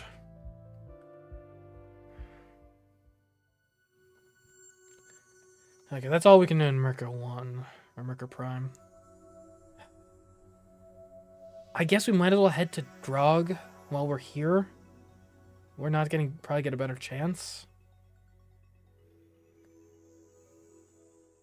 And we gotta get out of there. We gotta get out of Drog with 2 yes votes. It's non-negotiable. Good morning, Your Imperial Highness. The committee requests your opinion on a legal matter. Alright, what's the situation? A rogue geneticist has been discovered attempting to raise a crop of his own clones. 7 children, all identical copies of themselves and their progenitor. Clone children, by law, must be created with a certain amount of external genes to ensure variation. It's partly for reasons of public health and diversity, and partly because of the thorny identity issues when a person is created to be a replica of another. It's not illegal to be a clone, of course. That would have unfortunate implications for naturally occurring identical twins. The crime is in deliberately creating children this way. The genesis has been arrested and will not be allowed to retain custody of the children. The Empire will assume responsibility and see that they are assigned new guardians. The question, therefore, is should they be brought up together or separately? Are they all the same age? No, the eldest was created alone. The other is in batches of 3. The youngest batch is still in their first film, but the other 4 are old enough for schooling.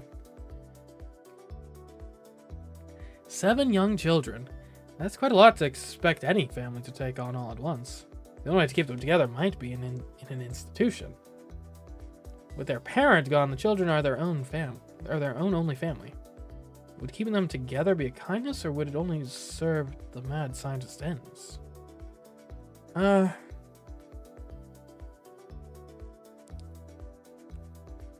If they were all like babies, then separating them would be easy.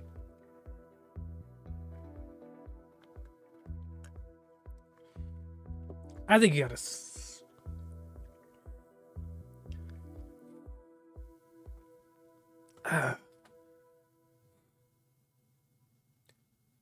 You don't want to be just with a bunch of bees, yeah? Well, then it's twins, right? There's nothing wrong with twins or triplets or something.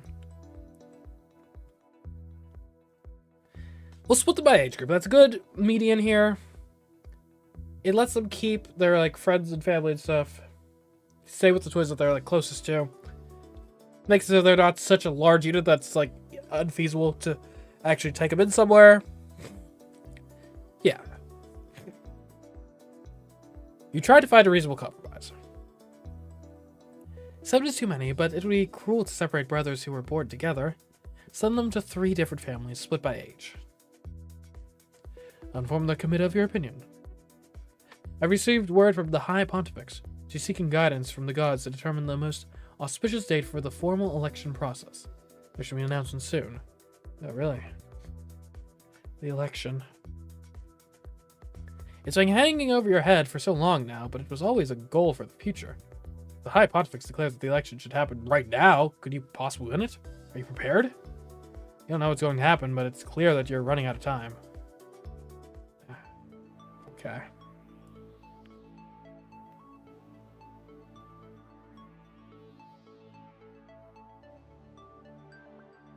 More invention. Despite like it hasn't come up at all. More endurance.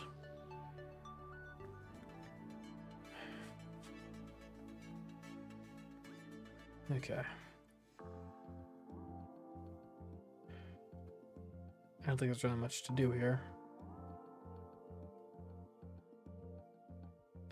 Cinnaparts? Who even is that? Okay.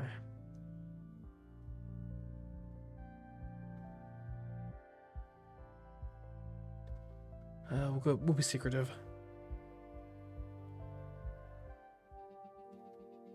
Well, you tail one particular maintenance worker down a corridor, curious what she's up to. Huh? Wait, this is like unique? You follow some of the palace staff around, taking notes on what they do, the tasks they perform, and how much time they spend slacking off. The people they talk to, who's flirting with whom, and so on. Okay. It looks like she's performing maintenance on a lift shaft. The doors are open, revealing a dark, empty space, and the worker is on her hands and knees, adjusting circuitry. You step a little closer, wondering if you can see stars at the bottom of the shaft. The worker hears your footsteps and looks up. Carefully, Your Highness. She stands, reaching out a hand to carefully guide you away from the hole, and grabs hold of your wrist. She's not pushing you away. She's pulling you in. She's trying to kill you. Talk her out of it, or grapple with her. I mean, my rhetoric is pretty good. My allure is okay. As for wrestling, I'm actually not bad at wrestling. Or unarmed. Well, unarmed, I'm pretty bad at. I think I talk her out of it. Wait, you don't want to do this! Her expression is grim, and she continues to pull without response. Her boots have much better grip on the floor than your dainty slippers. You've only got moments left to change her mind. What's her motivation? What did she want? That's worth treason and probably execution. You don't even know her. I can pay you. The bribe it has to be. I'll pay you 3 times whatever you were offered. I have the Imperial Treasury. I'm worth more to you alive. Her eyes flicker. There's interest, at least. Now you just execute me and pay me nothing. Why would I want to execute you? This isn't personal, right? You don't care about me. I don't care about you. I care who put you up to this, and that's all. You give me that, I give you your fee and a seat on the next jump freighter out of here. She pauses. She's thinking about it. It's just, I've got a family and they need the money. Don't tell me the details. As far as security is concerned, I have no idea who you are. Just some worker, that's all. She smiles weakly at that. It seems you're going to live another day.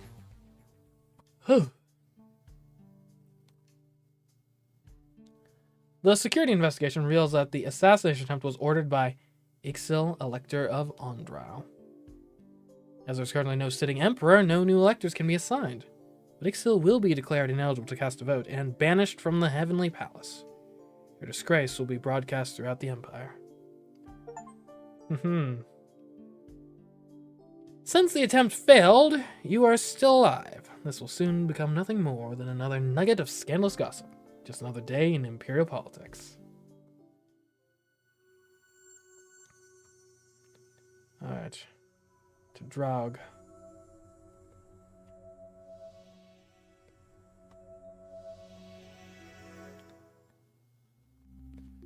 Her Holiness Ethaxe, High Pontifex of the Twin Worlds, has made her pronouncements. Oh, sheesh. The Electoral Conclave will convene on turn 35 to begin the formal process of election. The Heavenly Palace will begin station keeping on turn 33 and remain in position so that the electors can travel to its location. After turn 32, the navigation features will no longer be available, and the palace will remain in its current sector until the election is completed. You'll still be able to take social actions on turn 33 and turn 34, but only within that sector. Okay. When the conclave has assembled, each candidate will make one final appeal, and the voting will begin. Votes will be declared and registered openly to all assembled. A candidate must gain the support of at least 17 electors in order to be acclaimed emperor. Any candidate receiving less than 7 votes will be removed from the consideration, and voting will continue with the remaining candidates. Electors may abstain from voting if they are unconvinced, if no candidate has secured sufficient support. After 2 votes, there will be a recess for the the day to continue negotiations. Okay. If no candidate is victorious after 3 days, the conclave will be dissolved and a new election cycle will begin. Theoretically, that would mean you would have more time to travel and build support. Practically, though, a failed candidate will lose credibility. If you don't win now, you probably never will.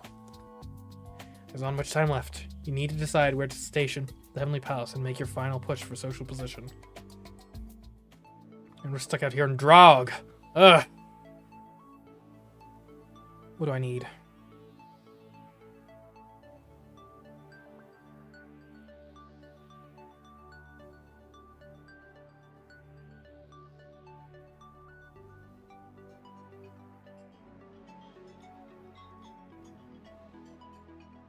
Give me some sleight of hand and hiding? No, no, no.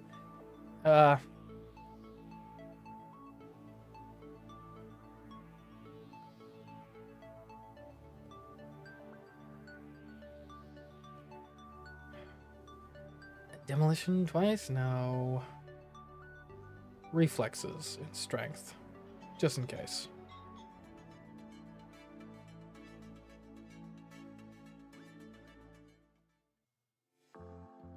The Drog system was first discovered early in the history of the Celestial Star Empire, but contained no world suitable for colonization. It is a wasteland of broken rock asteroids and planetoids, tumbling chaotically around a dimly guttering star. Hidden among those rocks are signs which speak of disasters which predate the Mercan race. For that reason, the system is primarily of interest to scholars and mystics. The permanent population of the Drog system mostly dwell within 2 large space stations, Death's Wings, a Mercan holding, and the Imponderable under the control of the Mao. Your guests include the 2 station electors, of course, but also the region's preeminent scientists, ranking officials, and military leaders. Drog may be an insignificant system, but the Empire does not intend to lose it. You spot one of the electors nearby. With a final sip, you discard your drink, stealing your nerves, and prepare to meet your guests. Suddenly, your path is blocked by a young Mira woman with an intricate hairstyle. She clutches a stack of paper printouts. Unusual. Your Highness, it's a great honor for you to visit at this auspicious time. If I could have a moment of your attention, my name is Sophi Sgu, and I have recently uncovered a carving which may influence the Empire's entire course of history. She holds up her stack of papers, and you realize that if you don't do something, she will continue talking for the entire length of the reception. Direct her to the leg of the law. Tell you wish to read her report later.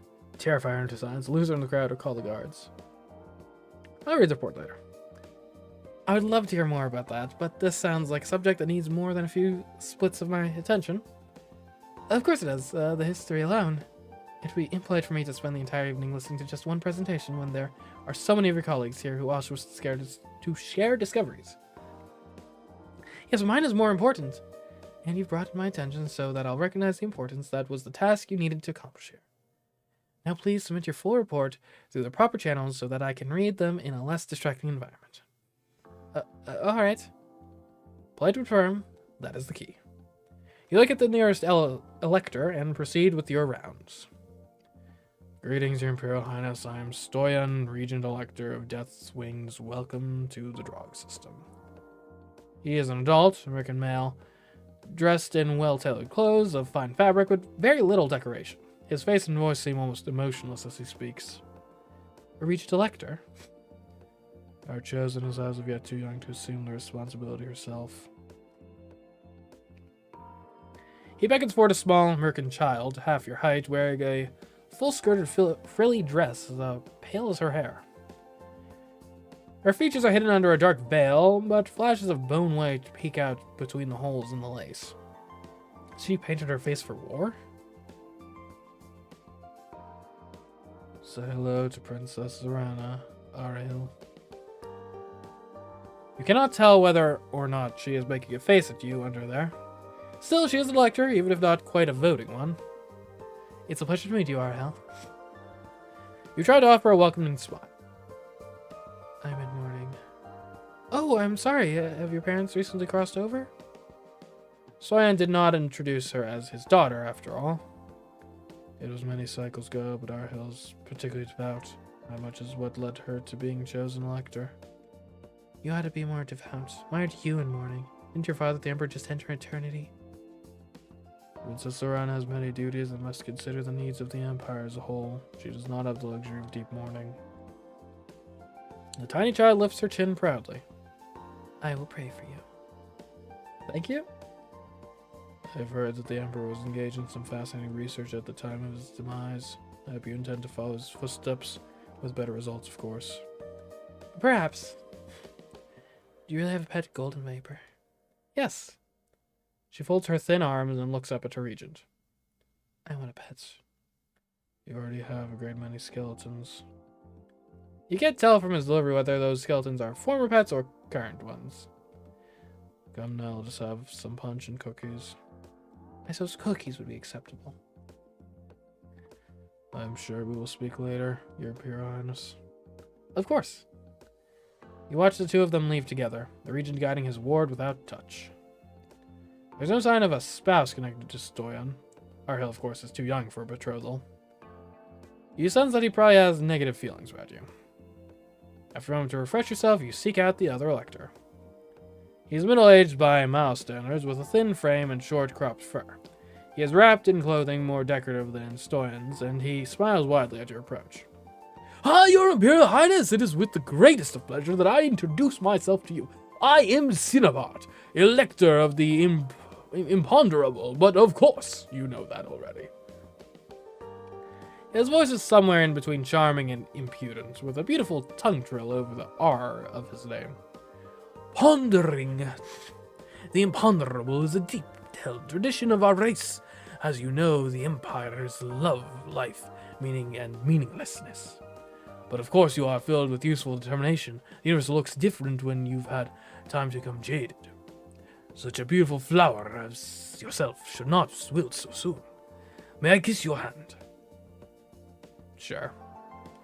You need his approval, after all. Very well. Don't worry, I'm perfectly harmless. His lips brush over the back of your hand, almost unnoticeable. Truly a pleasure, Your Imperial Highness. If you'll pardon me, I have other visitors with whom I must avoid. I will wait to call some other time. Right. A strange fellow. He isn't married, and he did seem to take some interest in you. Can he be trusted? He has positive feelings. Okay,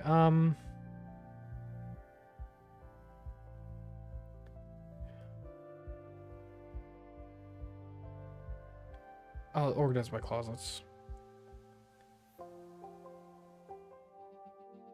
Oh no. You bounce a large pile of clothing in front of you as you maneuver through the halls. You can't entirely see where you're going, but you know the route and can trigger doors with a foot or a hip when necessary. Humming a tune that won't get out of your head, you walk into a closet and bend down to deposit your burden. Something shoves you from behind. Everyone's trying to kill me! Not something, someone. There's a hand on the back of your head, pushing your face into the fabric, and a knee pressing onto your back, making it difficult to breathe. Someone's trying to smother you. There must be guards in the hall, but you didn't want them staring over your shoulder while you organize your things. You wanted privacy, and you left yourself vulnerable. But they must be nearby. You try to scream, but the pile of clothing and the lack of air muffle the sound. If you don't do something, you'll suffer a slow, humiliating death in one of your own closets. Ooh, blade, success. You are carrying a knife, but can you wield it from this position? Okay. Blade plus contortion. I've been training all... That's... Okay. I'm decent at contortion. I'm okay at blade. We're not going too dramatic. Strength and wrestling? Yeah, it's honestly probably a bit of a wash. I say we stab your assailant. You snake your hand down along your trapped body, drawing your knife while not revealing to your attacker that you're doing anything other than squirm for freedom. Quickly, you twist your arm up behind your back, driving the knife into what you expect will be the assassin's unguarded side. Stab, squish, twist. There's a grunt of pain, and the weight holding you down goes limp. Not even bothering to check if you've killed them, you run for safety. Alright, well then. I'm a dangerous girl, what can I say? The security investigation reveals the assassination attempt was ordered by one bite elector of Heru Prime.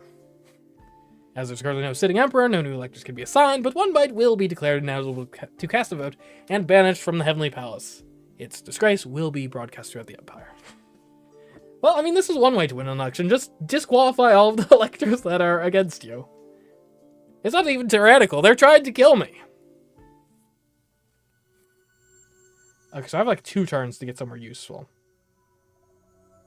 Hero 1 will have to do, I guess. Oh, we haven't even used draw.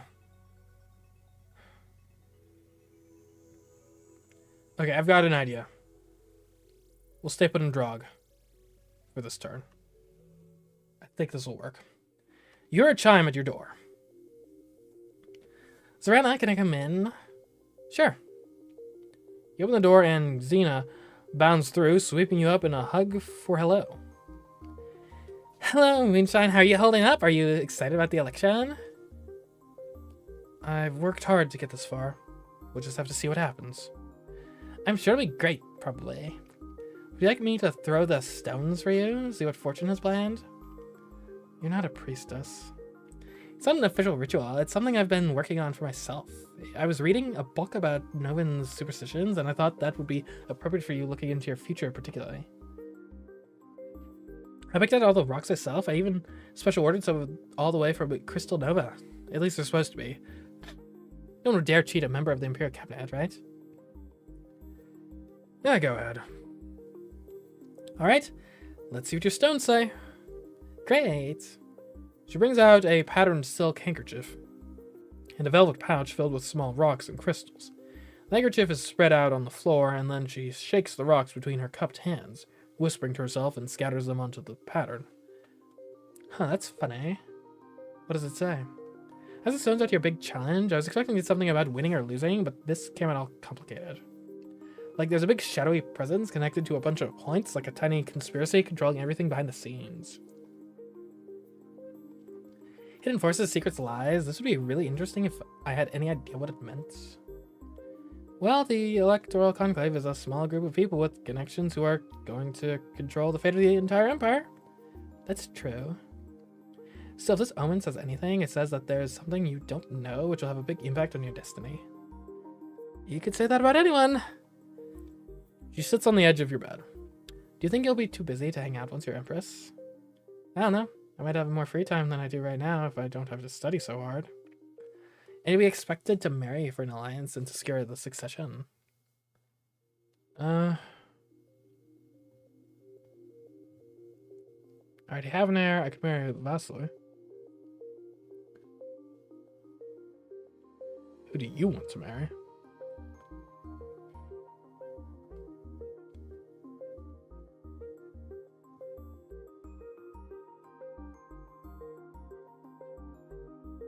Yeah, sure, we'll throw it back at her. What about you? Who do you want to marry? Someone unique, someone who has to defy convention to be with me, someone with magic in their soul, someone brave enough to risk public humiliation or death to win my heart. Or someone who kidnaps me and carries me away to their stronghold and threatens my life until I give in to their wicked desires. That also works. Xena is probably not the best source of romantic advice. Okay.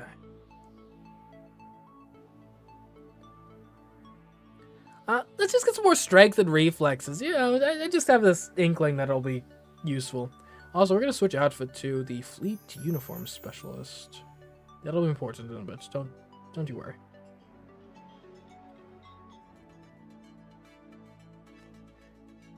Okay. You're voting against me right now. That's insane. You don't like me. But congratulations, you're getting a seat on the council.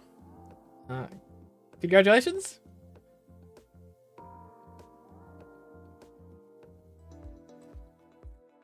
You arrange for a private dialogue with Stoyan and lay out your offer. In exchange for your electoral vote, I am willing to grant you a role within the Celestial Ministry. You'll be one of my closest advisors with influence on the Imperial policy. What position are you offering me? You get to be the Legate of Science. An interesting offer. I'm very busy with my research here and my duty to Iron Hill, however. The Empire would be benefited by expert guidance. Very well, I accept. Alright, I have elevated Stoyan. Okay. You now travel with the palace. He has 75 sides, and I can get enhanced palace movement. Perfect. Now Cinepart. My man. Can I...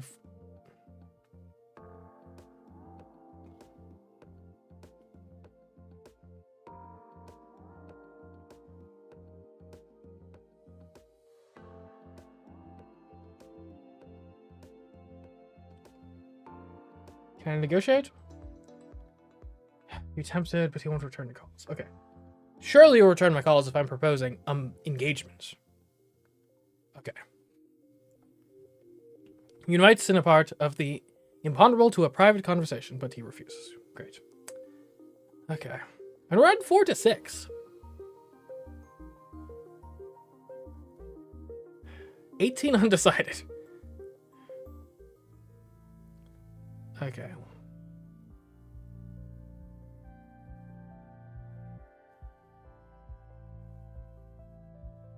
I wouldn't mind more combat experience, honestly. Maybe some stealth, though. Observe the staff. You fall off the palace staff rod, taking, you know.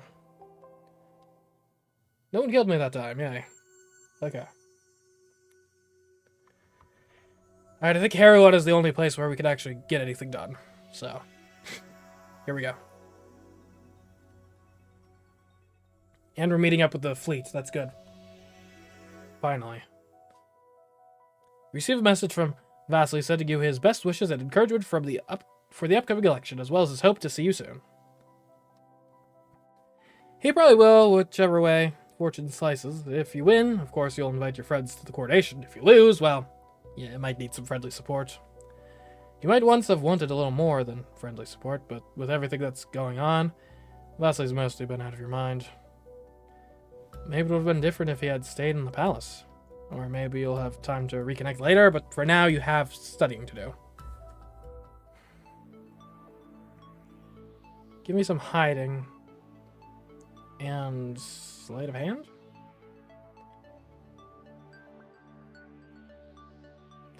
Or we up the galactic relations as we get into the actual election season. That makes sense to me.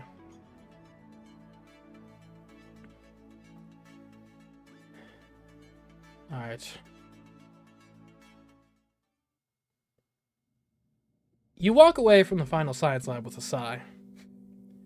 You've spent more than a trescid poring over experimental records, journal entries, and messages sent between your father and the hairy scientist, Three-Forked Lightning. You've scanned the scientist's shelves and shaken out its eccentric clothing in its search of crumpled notes. You've personally walked through every irrelevant lab and stood where they would have stood to view events from their perspectives. You have carefully handled the remains of the failed warp gate. And nothing makes sense.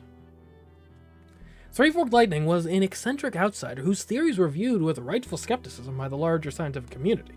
The Haru was thrilled to have the opportunity to pursue his research with Imperial backing and produced enthusiastic reports on a regular basis.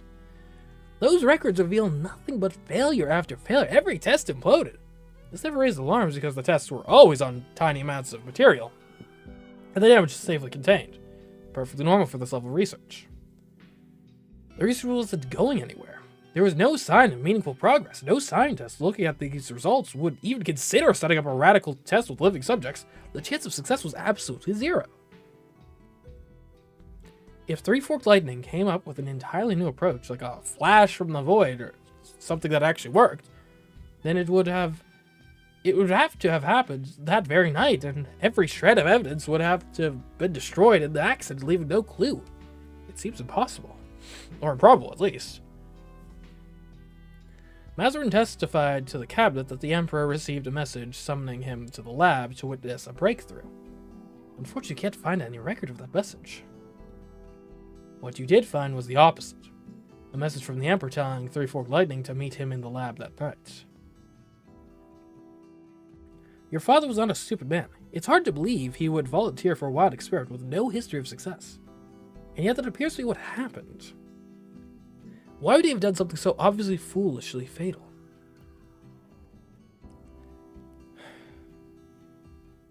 Was it murder? No, if he sent the message, though. Suicide?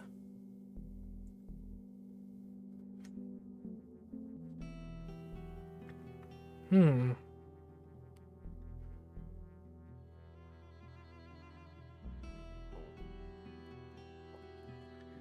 Emperor must have known that the warp field experiment was doomed to failure. If he chose to take part anyway, then perhaps he wanted to die? He sent Mazarin away before the experiment, didn't he? He knew what would happen. He had to know. You hurry back to your room so that you can contact the Thresher privately. Your Imperial Highness, what is it? I think my father might have chosen his own death. You explain your suspicions about the accident and that the Emperor had to know that the experiment would probably be fatal. The Thresher nods. That was my assessment from the beginning. It was? You never said.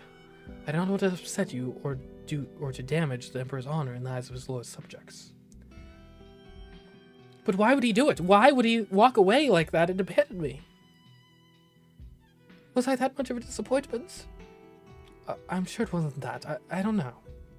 I'm sorry, I'm not equipped to deal with this sort of situation. I'm sorry. You're not really the sort of person to give comfort. Neither was your father. You haven't had anyone it was safe to cry on for a long time. Not since you had to leave your governess behind. Should I send you something? I'm fine. Switch off the connection. You have to keep going. There's nothing else you can do. Not unless you want to end up like your father. Okay. Yaku's here. Nice. Alright, let's do your thing. Let's get the military on our side.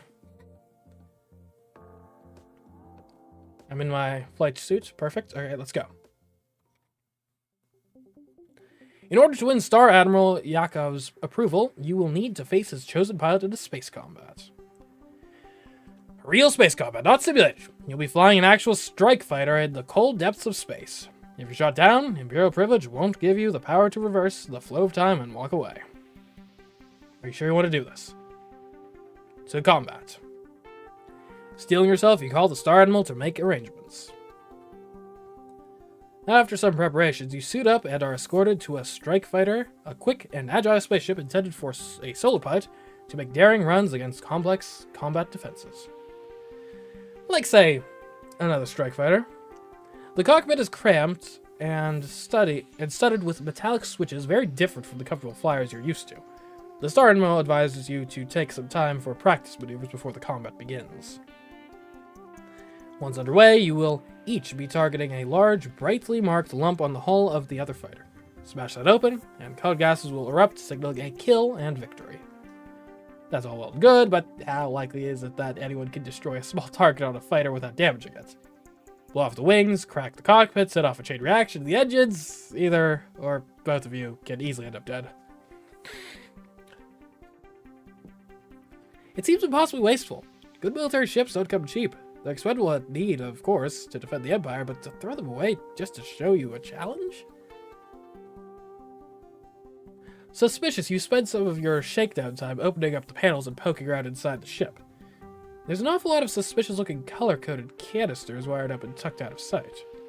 Are these explosives? Either you're flying inside a bomb, or this fighter has been rigged with special effects that can mimic damage and emergencies. Maybe this really is a kind of simulator after all, just a more realistic one. You familiarize yourself with the controls, trying to prepare yourself as much as possible. But when you first hear the warning sirens of an approaching enemy fighter, your heart bangs hard against your ribs. You're in combat. Quickly, you set up the ship into motion, staying still or even on a predictable course. Makes you an easy target. You've got to keep changing directions. Space combat isn't as simple as moves and counter moves. You're both moving all the time and trying to keep track of each other's relative position and orientations as you roll, spin, and sizzle. You can't spare much attention to manually aim your weapons while you're busy flying the ship. Without a gunner to assist you, your chances of hitting a target accurately are pretty much nil. What is your general strategy? Odd attack, spam missiles, piloting plus big guns plus operations? Or ramming speed, just straight up piloting. I'm not bad at big guns. I'm decent at operations. But in piloting is by far my strongest skill. Alright, ram time! You can't possibly outshoot a trained star pilot. Your only option is to do something they never expect. Slam your ship directly into the other ship. You flip end over end, pointing your nose straight at the other fighter, and blast forward. Bang. No, that wasn't your ship colliding with the enemy vessel. In fact, your instruments report that they're still at a safe distance and now peeling off to return to base. You didn't see any weapons fire either, but your ship shook as if something had hit it. For some reason, your engines have shut down completely and won't respond to commands. You can faintly smell something burning. Oh no, oh no, oh no. Someone must have remote triggered the explosives you saw earlier. Your screens light up with a message override. What did you think you were doing out there? I'm no lead contract. I had no chance to win your challenge unless I changed the rules. Exactly how, Princess, would you have won if you had blasted yourself to smithereens? It was a gamble, all or nothing. I need your support to claim my throne and take control of the Empire. If I can't do that, I don't have a future. Either I ride the beast or it eats me. So yes, I'm willing to put my life on the line for a chance of success, and I'll do it again if I have to. Are you with me? There are times when any soldier must be willing to lay down his life for a greater cause. There are times when a soldier's duty is to stay alive in order to complete the mission. If you're one of my recruits, I'd have you flogged and thrown in the brig. But you have certainly shown that you need a mentor. Very well, I will stand by your side and advise you until you send me out to do your bidding. Thank you. Now wait there while we reclaim that fighter. Alright, we got the Admiral. The fleet will now escort the palace. Nice. Show of military force. Okay. I should have you killed. And you don't even have a vote anymore. You, on the other hand, 3 rocks nestled. Congratulations, you're getting a cabinet position. You arrange for private dialogue with 3 rocks nestled and lay out your offer. In exchange for your electoral vote, I am willing to grant you a role within the Celestial Ministry. You'll be one of the closest advisors with influence on Imperial policy, and your own suite in the Heavenly Palace. Oh, well, I don't know. That all sounds like a great deal for responsibility, and I'm terribly busy. Thank you for the offer, very kind, but no thank you. What? He scribbles something in its notebook, then circles it. Good mood? It clucks its tongue, then cuts the connection. Well, that usually works.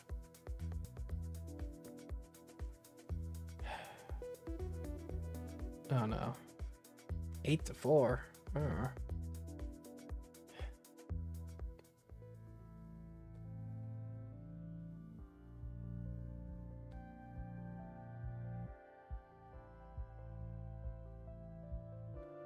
Play paddleball. You visit enclosed courts to smack a ball around with a handheld paddle, bouncing it off the many slanted surfaces at high speeds to make it ricochet and scoring targets.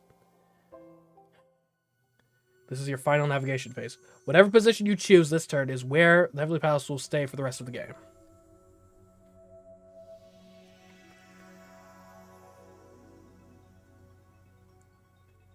Alright, it's gonna have to be Hero 4 though. I hope I've got that guy's support. Huh. Good morning, Your Imperial Highness. We've reached our stable destination and broadcast our position to all electors, so that they may arrange transport to the Heavenly Palace for the upcoming election. The distance, of course, is shorter for some than for others. I look forward to seeing them. Is that all? No, the committee requests your opinion on a matter of commerce. A border station near Tharkin space, one that facilitates trade with both the Chuk and the Novans, has requested a consultation on the subject of processing fees. They're actually able to scale the fees for clearing goods based on how many warp gates the goods have traveled through before reaching the border. Each jump between origin point and destination adds increased risk of tampering, smuggling, and theft, therefore requiring extra scrutiny. Fees based on travel distance would mean a competitive advantage to the Tharkin-produced goods, at least through this border. They're already Natural cost increases in fuel and haulage for goods that travel long distances. Adding artificial barriers could change shipping patterns.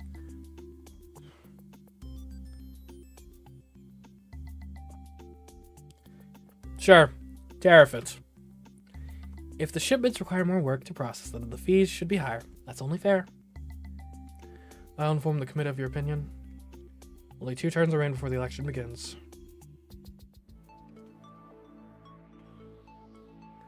Okay,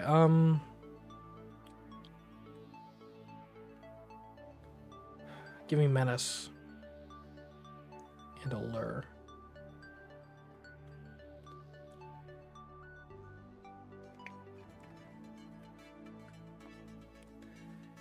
The Empress outfit? Yeah, sure. Seems fitting. Ooh, the emotion outfit.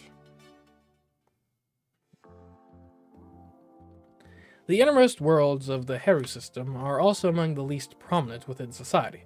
2 planets, Seoi and Kwanbal, are extremely small and rotate slowly. Their surfaces burned clean by the heat of the sun. Rilat is larger, but has a turbulent atmosphere with constant sandstorms.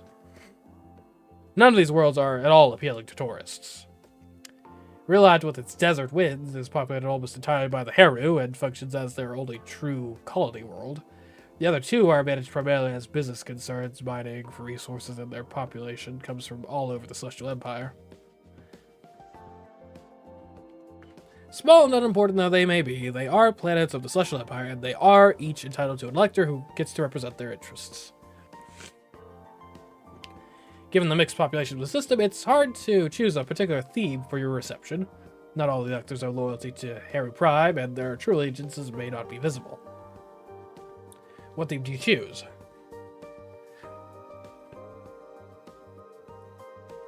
Imperial Tradition. I failed at etiquette? What? No, no.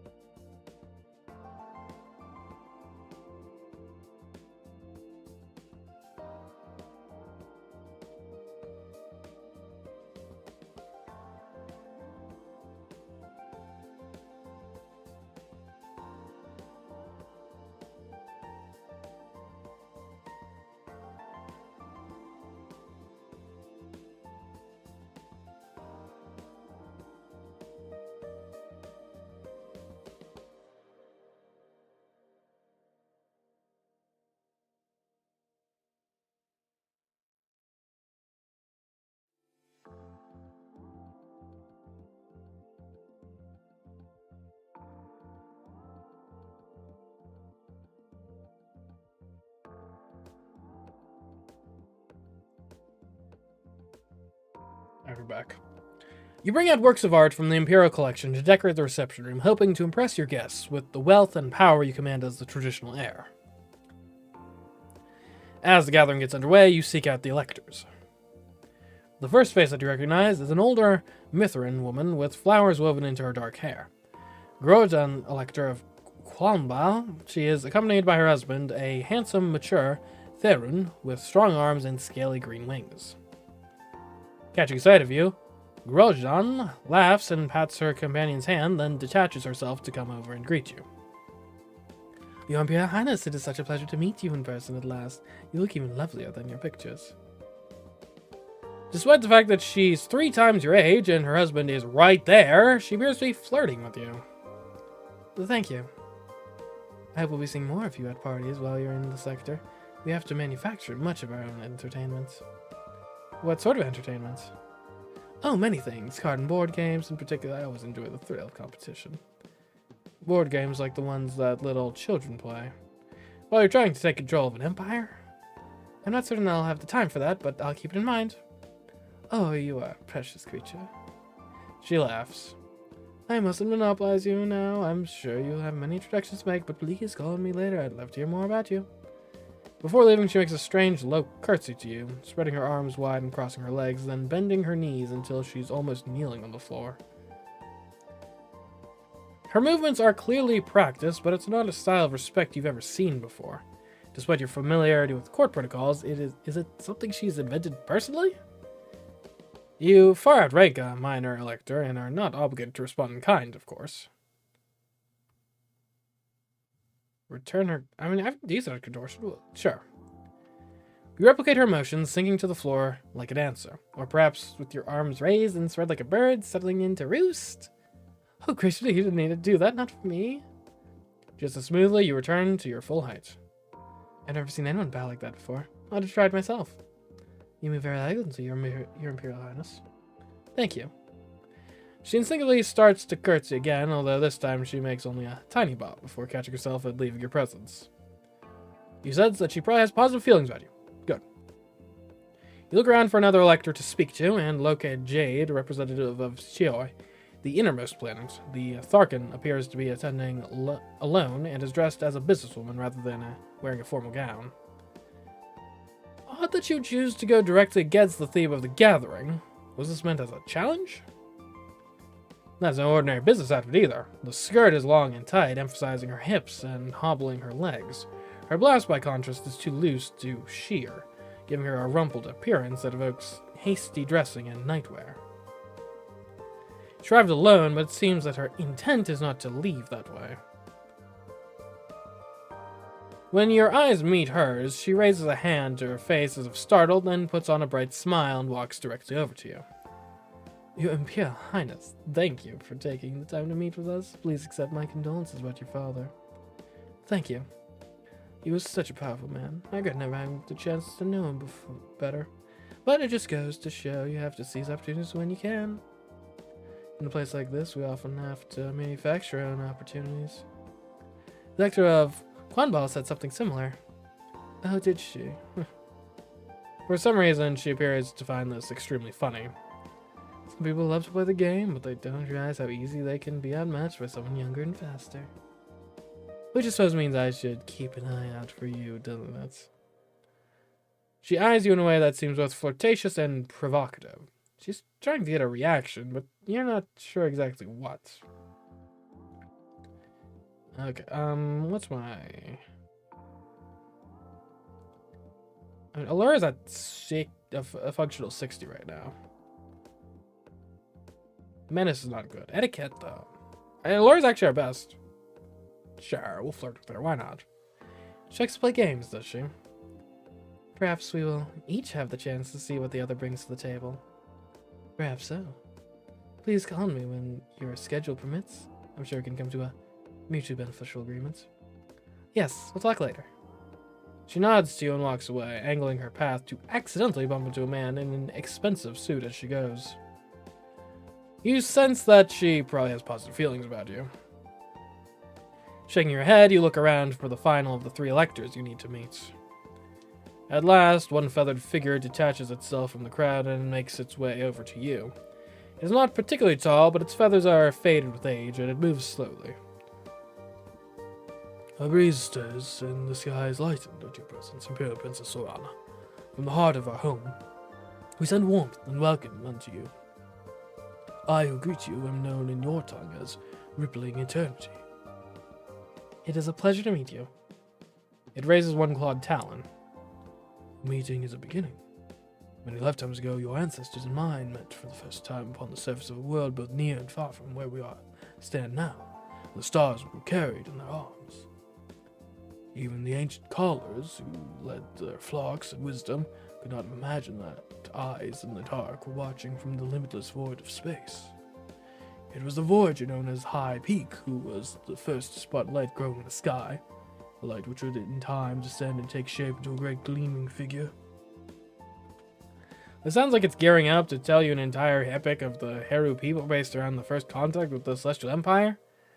That could take a while, especially in such an old and quavering voice. Make an excuse to interrupt. Ask questions to redirect. Or say a poem. So what is our history like? We got 50 for Vater. I definitely don't have... Well, I've got rhetoric. I don't really have drama, though. Etiquette is only okay. I guess we'll ask questions to redirect. And the Imperial expedition was led by the great Hanya Svezdin. Did you know that she had 12 children? Almost all of our nobility can trace relatives to her family. As you said, that meeting was a beginning for both our peoples. Let us hope that this meeting can be equally fruitful. Yes. Thank you for your words of wisdom. I hope we can speak again later. I'm certain that we will. With that, you extricate yourself and continue around the room, smiling at the assorted dignitaries. Much remains to be done before you have any chance of claiming the throne. You can't let rippling eternity claim all your time. You said that it probably has positive feelings about you. Okay, everyone likes me here. Nice. Okay.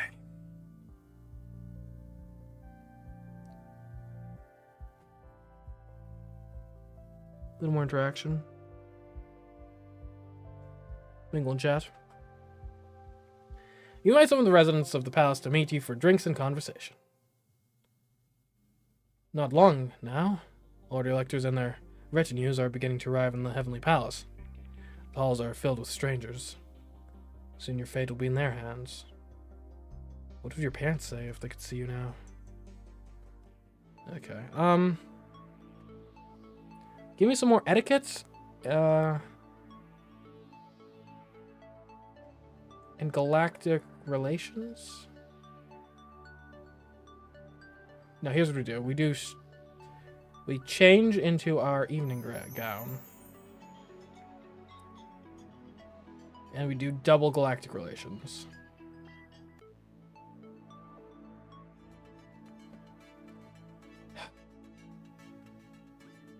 Okay. I did some practice now. The increased population of the Heavenly Palace requires you to take more precautions in your everyday life. You don't yet have your own shadow, of course, but you do need to be accompanied by at least one guard whenever you're in a public space. Right now, you're just trying to stretch your legs a bit and clear your head, but even going on a little walk through the palace hallways keeps bringing you past stranger after stranger. Your mind is filled with vague plans about the proper height of heels you should wear to address the electors, so you don't even register the bored-looking Thera woman lingering by the junction ahead. As you near the woman, she suddenly springs into action, her fist driving straight towards your midsection. Okay, reflex is success. Kind of. You have only enough time to scream before the knife pierces your stomach and rips upwards. Oh no! And then you feel nothing.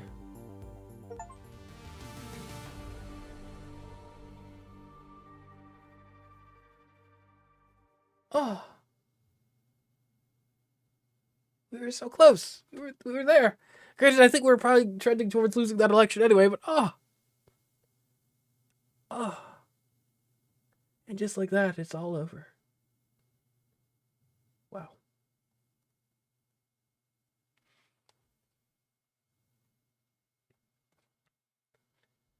And life comes at you fast. And death even faster. Zorana did not live to claim the Imperial throne. The future of the Celestial Empire remains unwritten. But it doesn't have to end this way. Train different skills, make different choices, and Zorana's star might rise again.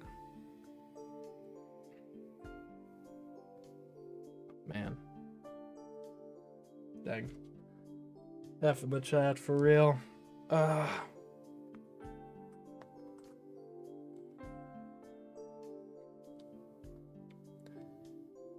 lot of people, a lot of enemies not around. Alright, well, back to the title we go. Alright, and that has been Galaxy Princess Zorana. I've enjoyed it so far. Who knows, maybe we'll come back to this. I would like to actually survive a run. That'd be nice. Man, I felt like we were doing... Well, I didn't actually feel like we were doing good, but I felt like we would at least survive to the end, but man. And surviving 2 assassination attempts was pretty good, I guess, but... probably should have been worrying that there were that many assassination attempts in the first place. But yeah, anyways, we might come back to this pretty soon. I've enjoyed this. And I definitely, I'm hungering to actually survive and win the election. I feel like this game is definitely rooted in a lot of the Long Live the Queen mechanics, so I feel like there's a lot more actual strategic depth here in terms of the game of how you actually go about trying to win over all the electors, which I like. I feel like there's more game here than there was in Long Live the Queen, which is appreciated. But anyways, hope you enjoyed. If we do come back to it, it's probably not going to be next week. Next week, only stream scheduled for next week so far is 100 Line on Monday. A lot of exciting stuff going on there. We're in the death game. And then, yeah, if we come back to Zorana, probably sometime in December. That would be fun, I think. We'll see. But anyways, until next time, I'm Imperial Election, and I'll catch you in the next stream and or video. Goodbye.